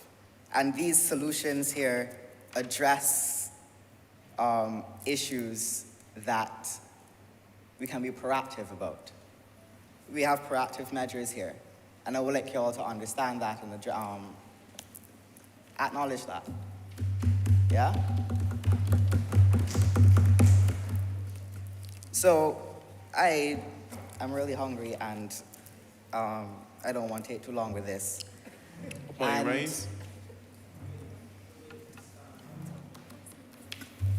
I would like to stand on a point of elucidation. Do you give way? No, I'm hungry. Please have a seat. Continue. Right. I'll close by saying this. We have the best interests of the citizens at heart. We provide solutions because of this said interest. Yes? So, we thank you for the limited solutions that you offered, and we will look into it. I mean, the resolution, you claim for it not to be complete, and I heard one of the honorable members speaking about financing and stuff, but we also will say to that we want a whole of Barbados approach on this, so wherever finances can come, it will come. I am obliged. Thank you.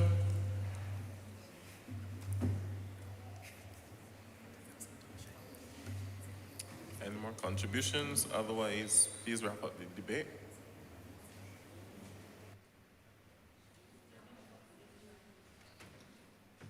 I recognize the honorable member Howell.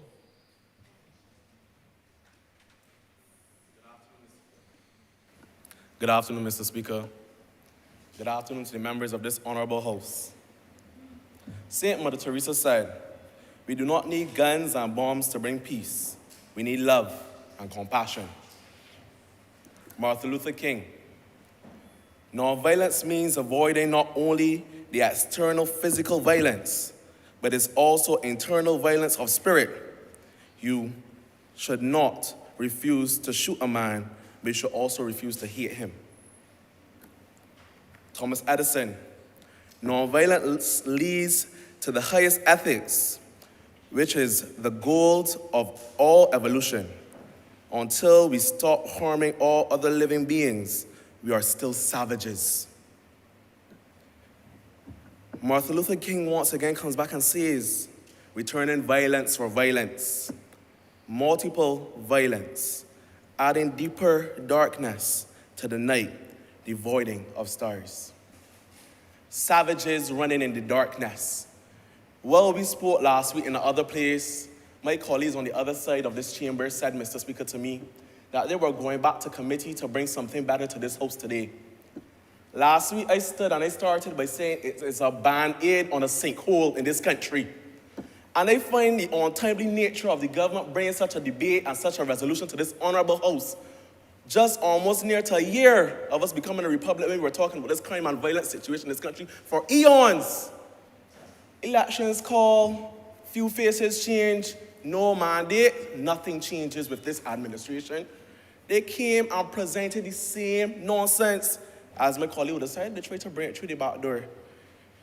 They came to this honorable House and questioned what is the relation to food and the finances that my honorable colleague spoke about Mason before. But if a nation cannot feed itself and cannot stand on its 2 feet, and if we cannot empower our people to be able to fish and not necessarily rely on handouts, how can we allow people in this country who are struggling to then come and tell them they can't turn to violence? Honorable members on this other side of the House, I need y'all to take a holistic approach. It's a whole of Barbados approach you came and told us. But y'all ain't look at this holistically. And many of y'all might need to see my ophthalmologist to be able to have the coal rubbed from your eyes. I live in the rural communities of this country. St. Peter and St. Lucie are very near to my heart. And still yet, you come week after week, boardroom meeting after boardroom meeting, and don't bring any solutions. We have a resolution that is incomplete, yes. But these solutions are not adding any substance. Moreover, violence. Victims. I see the solutions for the victims. I hear you talk about men being the issue, Mr. Speaker. And I still have not seen the correlation between everything. You have a bunch of puzzle pieces on tables, sir. A bunch of puzzle pieces are not connecting. You need to be able to tell me from point A to point B, how will you get it done systematically? What are we going to do for the young men? For example, I have grown up in an education system where I heard people whisper in the walls of these educational facilities, man, this person could be 16 next month. Superannuation round the way for them.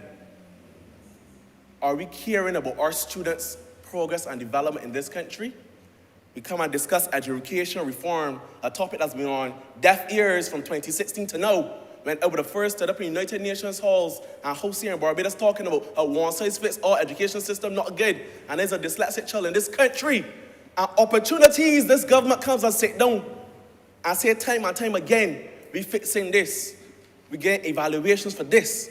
But then we're not paving the road to allow them to run. We leave it to fall in the potholes of these streets. More taxes, more taxes, more taxes, and nothing being done. Honorable members, let's get serious. Get some buck, man. The impact, honorable members, that this is having not just on our tourism product, because it is the main foreign exchange earner for this country. If my tourists can't come here and feel safe, why should they fly to Barbados? It is going to impact the jobs. It is going to impact the employment opportunities. We need no aftermath. We need preventative measures. We need to rethink, relook. You come here and bring a resolution and then speak about offenders. You don't speak about the next steps after they left prison, how you can get them reemployed, how you can get them being productive, contributing, tax-paying citizens of this country. Member, you have 2 more minutes. My law enforcement officers, joint patrols don't do anything. They don't. Camouflage and blue and gray, all black suits at night. Help me understand it. Leader of government business, help me understand it. You come and speak about a wide range of programs, but first and foremost, you must bring legislation to this house, not just to protect people within the LGBT community of this country, but also protect our children from the violence in these homes. Corporal punishment is still a thing. And many of these people that we have interviewed within the systems have said, oh, well, I used to get beat and abused by Mr. Father at home. So, you know what? I come and do the same thing. Violence is a chain reaction that needs to be broken. We have a beautiful emancipation statue up in Haggett Hall. But when are you going to break the chains and allow every child in this country to be truly free? Free of violence, free of harm. Now, my colleague would have discussed the court system, but I will not really touch on that. Thank you very much, Honorable Knight. But you have made promises to these people. You have come and added the magistrates and the judges, but the system is still moving like snail time. People are committing more acts of violence and we sat down together while they're on remand. When you're on remand for war murder and come and commit a next in this country. This is the Barbados that we live in, that we contributed to creating. Now, criminal activity. From 2012 to 2016, it's recorded within the Generation Unlimited statistics that were given by the United Nations, that on average 330 juveniles are recorded in some form or act of violence in this country. 60% between the ages of 16 to 18.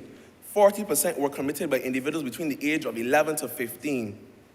These are the things that we need to investigate with these young people. Social workers in communities.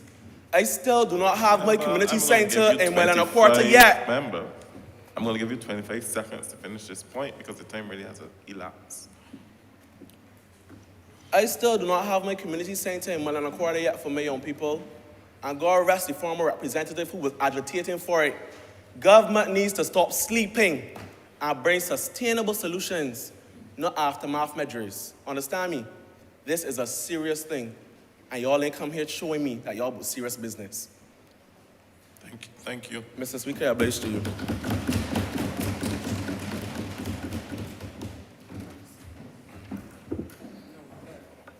Honorable Holder. Good afternoon, Mr. Speaker. Good afternoon, members. This afternoon, I stand to support this resolution because I believe that it is the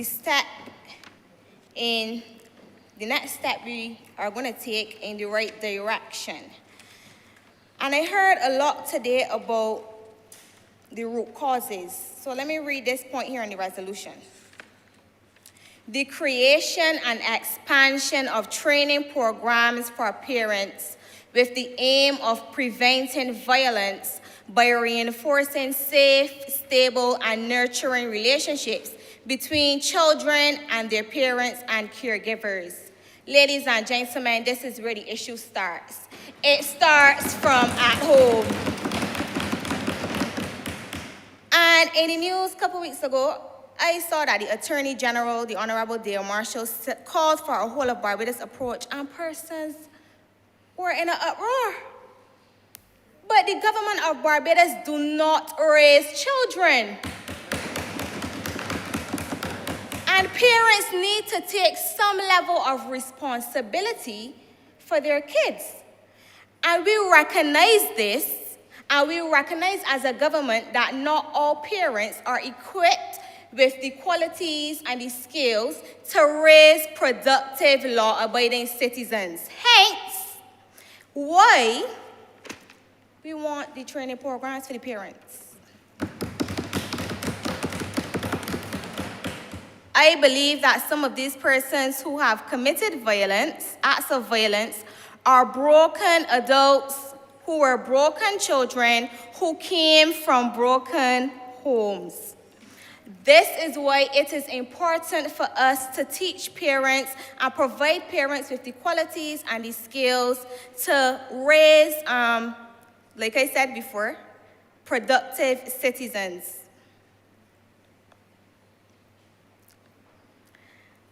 I heard some members on the opposite side said that we are disregarding men. I would like to inform you all that boys are a part of this equation. See? This includes men. This includes boys. Let me go back. I understand that where the home fails, the next place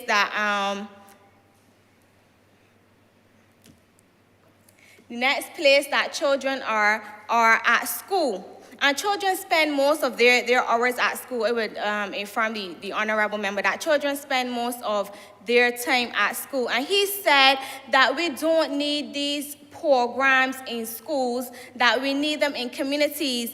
But I would like to inform the member that the Division of Youth, I stay from at home in my bed and I hear tuck bands beating at the top of my gap because of the programs. What happened? Because of the programs that this government is implementing in the young people.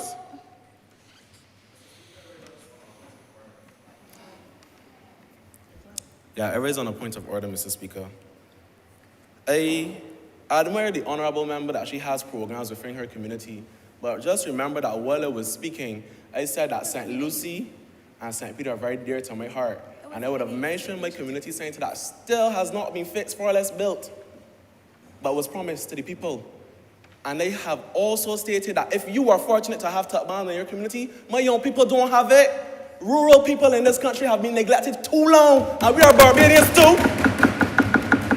Thank you, member. Please continue. If you would read, you would see that we are implementing these programs. Everything does not happen overnight. The fact that it happens in my community says that it is a start. As I was saying, I heard earlier that making these programs for our young people mandatory will create more pushback. Yes, that is what he said. I wrote it down. Will create more pushback and hence result in more violence in the young people. May I let you know that I am here because of one of those extracurricular activities that the Alien School had.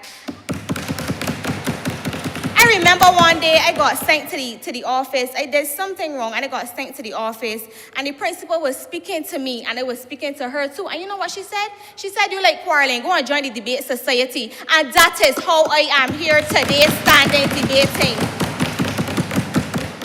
You are saying that we are forcing our children. That's like saying we're forcing the children to do math and English. How many times, pardon me? How many times have you told your parents that you do not want to go to school because the children don't want to go to school or because the children are not interested in the programs does not mean that it will not benefit them. I did programs at school that I was not interested in at the time, but it has still catered to my development at this age right now. What point do you raise, member?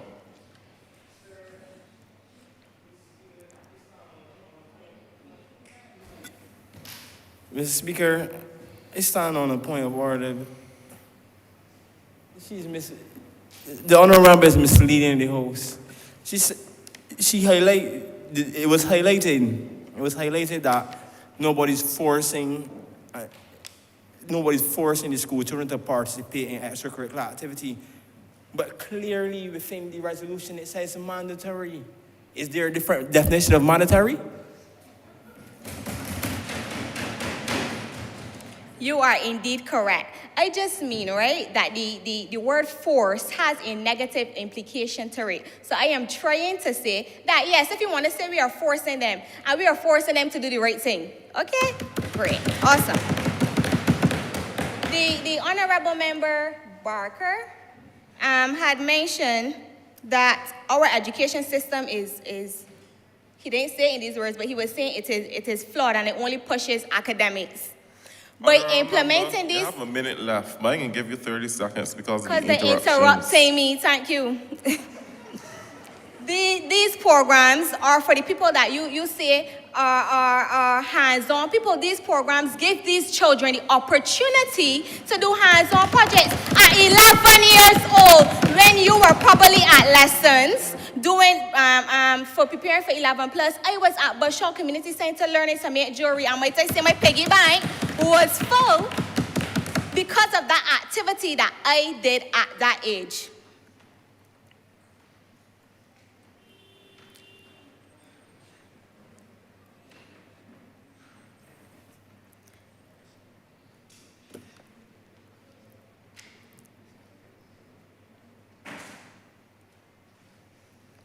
Thank you, Honorable So now Member. I will move on. Sorry, my computer decided to play the fool. But now I will move on to the points of violence against. I want to speak a bit about the violence against women. You giving me a couple minutes to do so? No, Alex, I last. Give me a couple minutes. No, my belly on flat. Right. In the 2021 Trafficking in Person report, Barbados was placed at Tier 2. And when a country is placed at Tier 2, it is saying that we are not seen as not fully meeting the standards, but that we are making significant efforts to meet them. I heard someone talk about the police force. Let me just inform you that we have dedicated a unit to fight cases of domestic violence in this country. And yes, we know that it only has 4 persons working at the moment, but this resolution have words such as expansion. And this is what we as a government is working towards. Thank you, Honorable Member. Please have a seat. Thank you.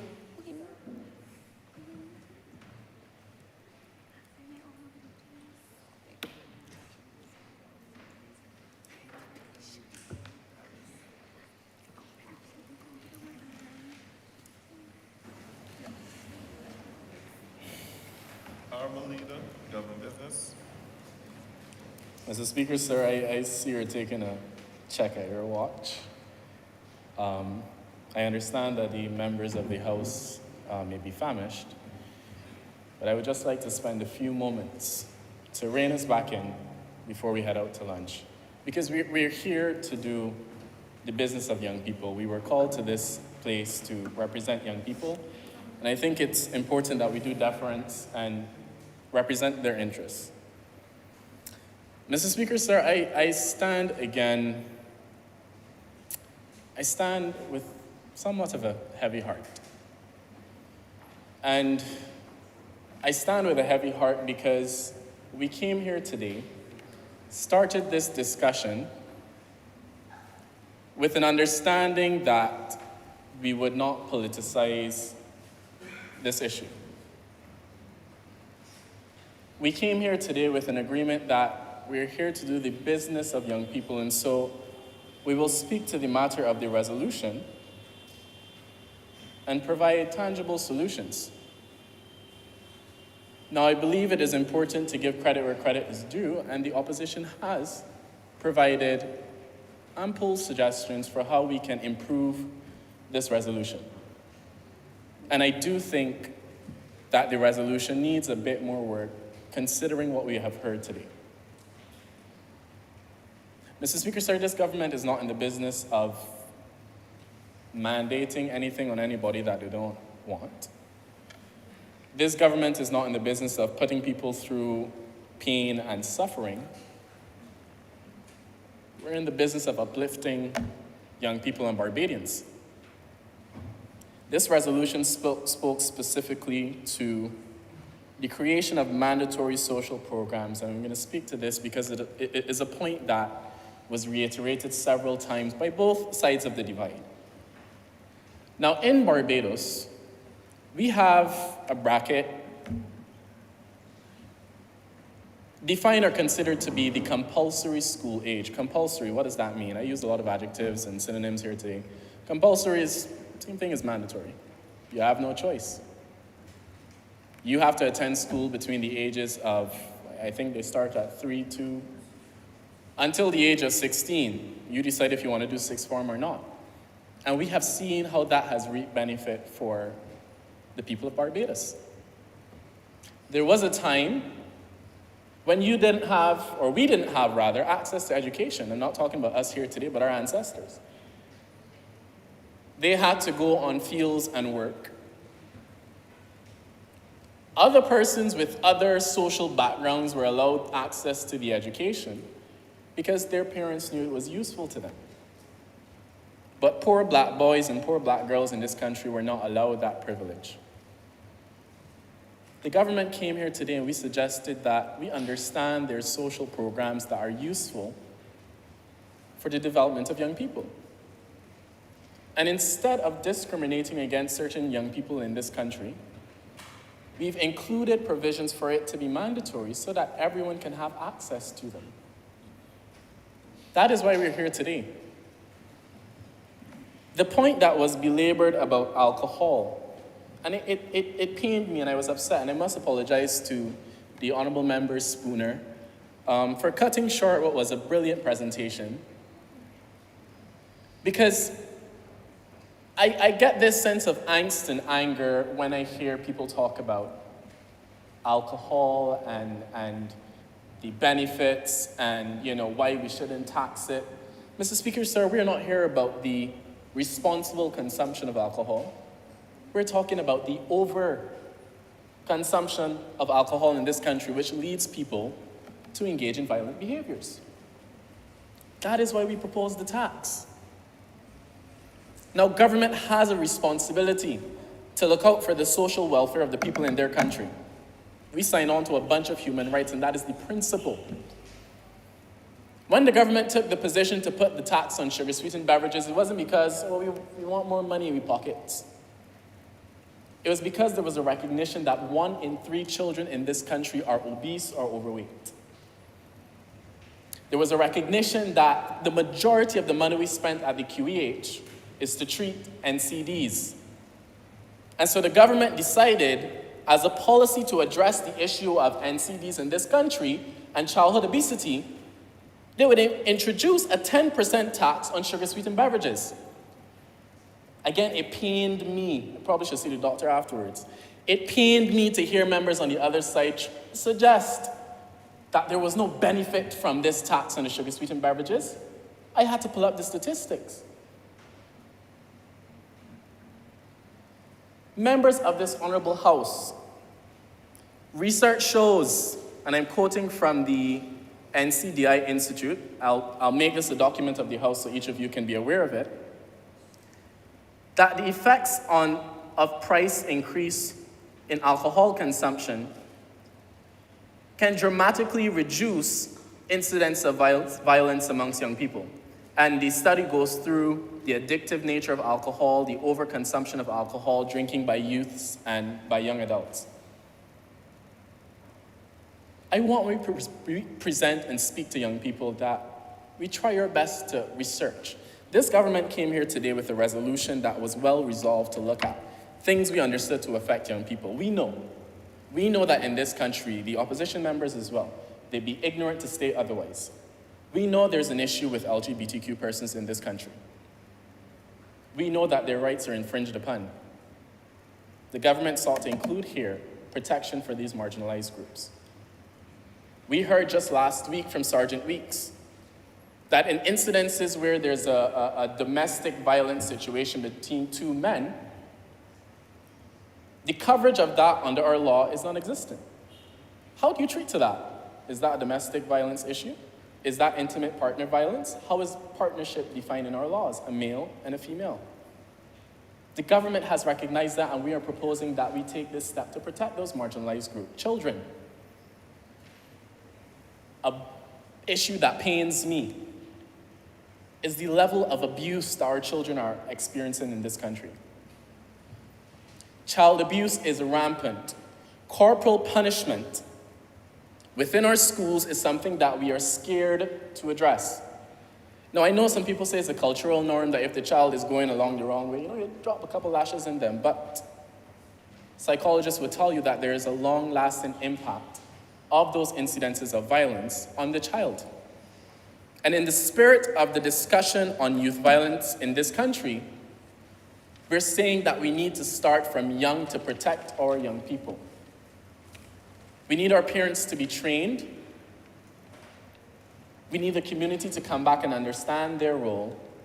We need the whole of Barbados to be a part of the process. Mr. Speaker, sir, in pulling this together, I'd like to make reference to the work being done by the NCSA. Now, the honorable member on the other side, Ms. Spooner, intended to present it, so I'll share a bit. The fact that the NCSA continues to provide support to young people, government organizations, private organizations, and other entities to help in reducing the levels of addiction in this country. And credit is due to the NCSA. And I'll wrap up now, Mr. Speaker, because I believe that we've been here for a while and we've belabored the topic, but I want the message to be clear to the people of Barbados. And bear with me while I stress it for a bit. It takes a village. It is not a one-man issue. This is not an issue that only the Royal Barbados Police Service can fix. This is not an issue that only the NCSA can fix. This requires a whole of society approach. So those within the hearing of my voice, I beg you to consider your role in this Barbados in ensuring that people, young people, are provided with strong moral support and guidance. Now, we know that this Youth Parliament debate resolution is just to foster some conversation around young people. But I want to make a call to actions to the powers that be, our Prime Minister, our Minister of Youth, our Minister of People Empowerment.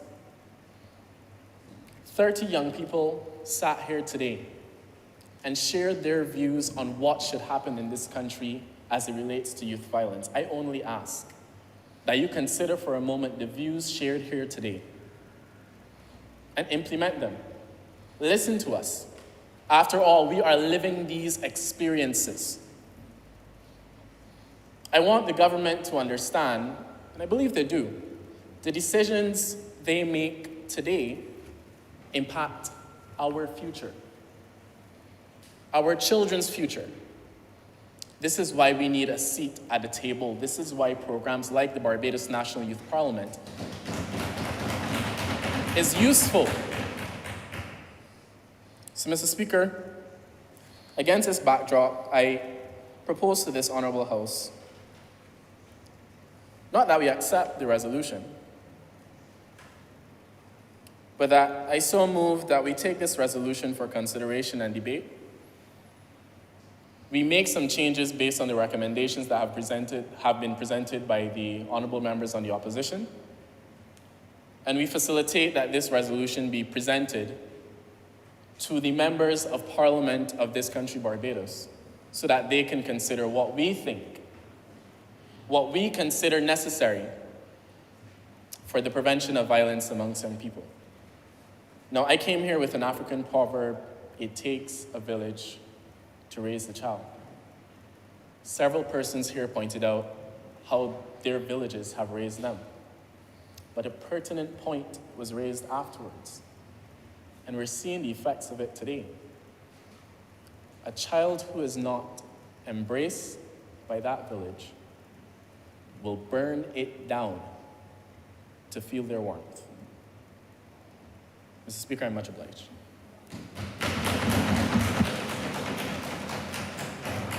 Mr. Speaker, sir. Yeah, Mr. Speaker, sir, I'd like to move the vote of thanks and reserve my right to speak. I'd like to move that we pass this motion, the resolution.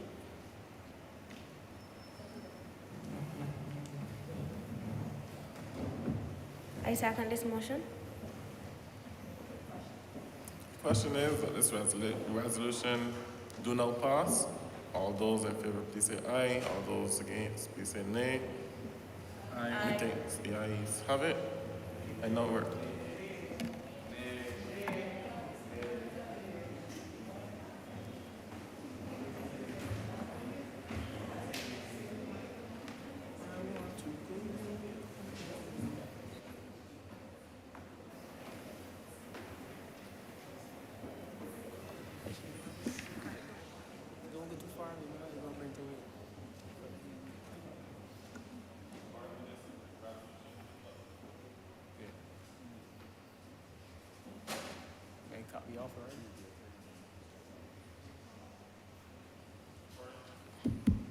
Accordingly, this resolution do not pass and so cited.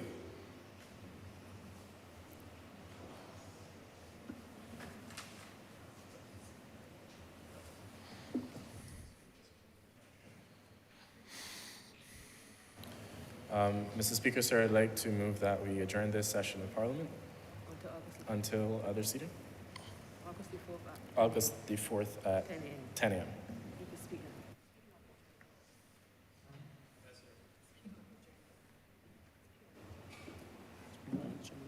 Speaking on the adjournment.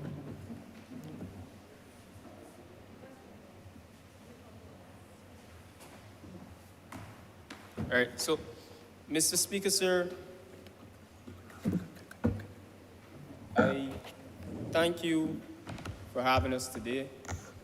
As we debated and we had fruitful discussion, and we tried to land the plane many times.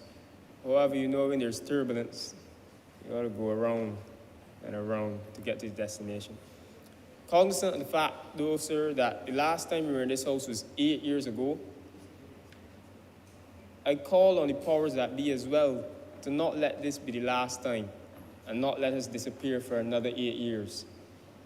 Mr. Speaker, sir, I ask that these recommendations also be taken into consideration, the PATH project and the Bloom project that exists with the mentorship at the Government Industrial School. And I'm told that there's another mentorship program starting at the Ministry of Youth, Sport, and Community Empowerment coming very soon. So I do ask that these things be publicized so that our young people can take part in them and they never feel as though things are happening that they're not aware of because they're not publicized well. I ask as well that we consider expanding the family conflict unit. And another point on the family conflict unit that I'd really like to just speak on quickly is that, you know, I think many people, social workers like myself, will love to work at the family conflict unit, but we know that you have to become a police officer first.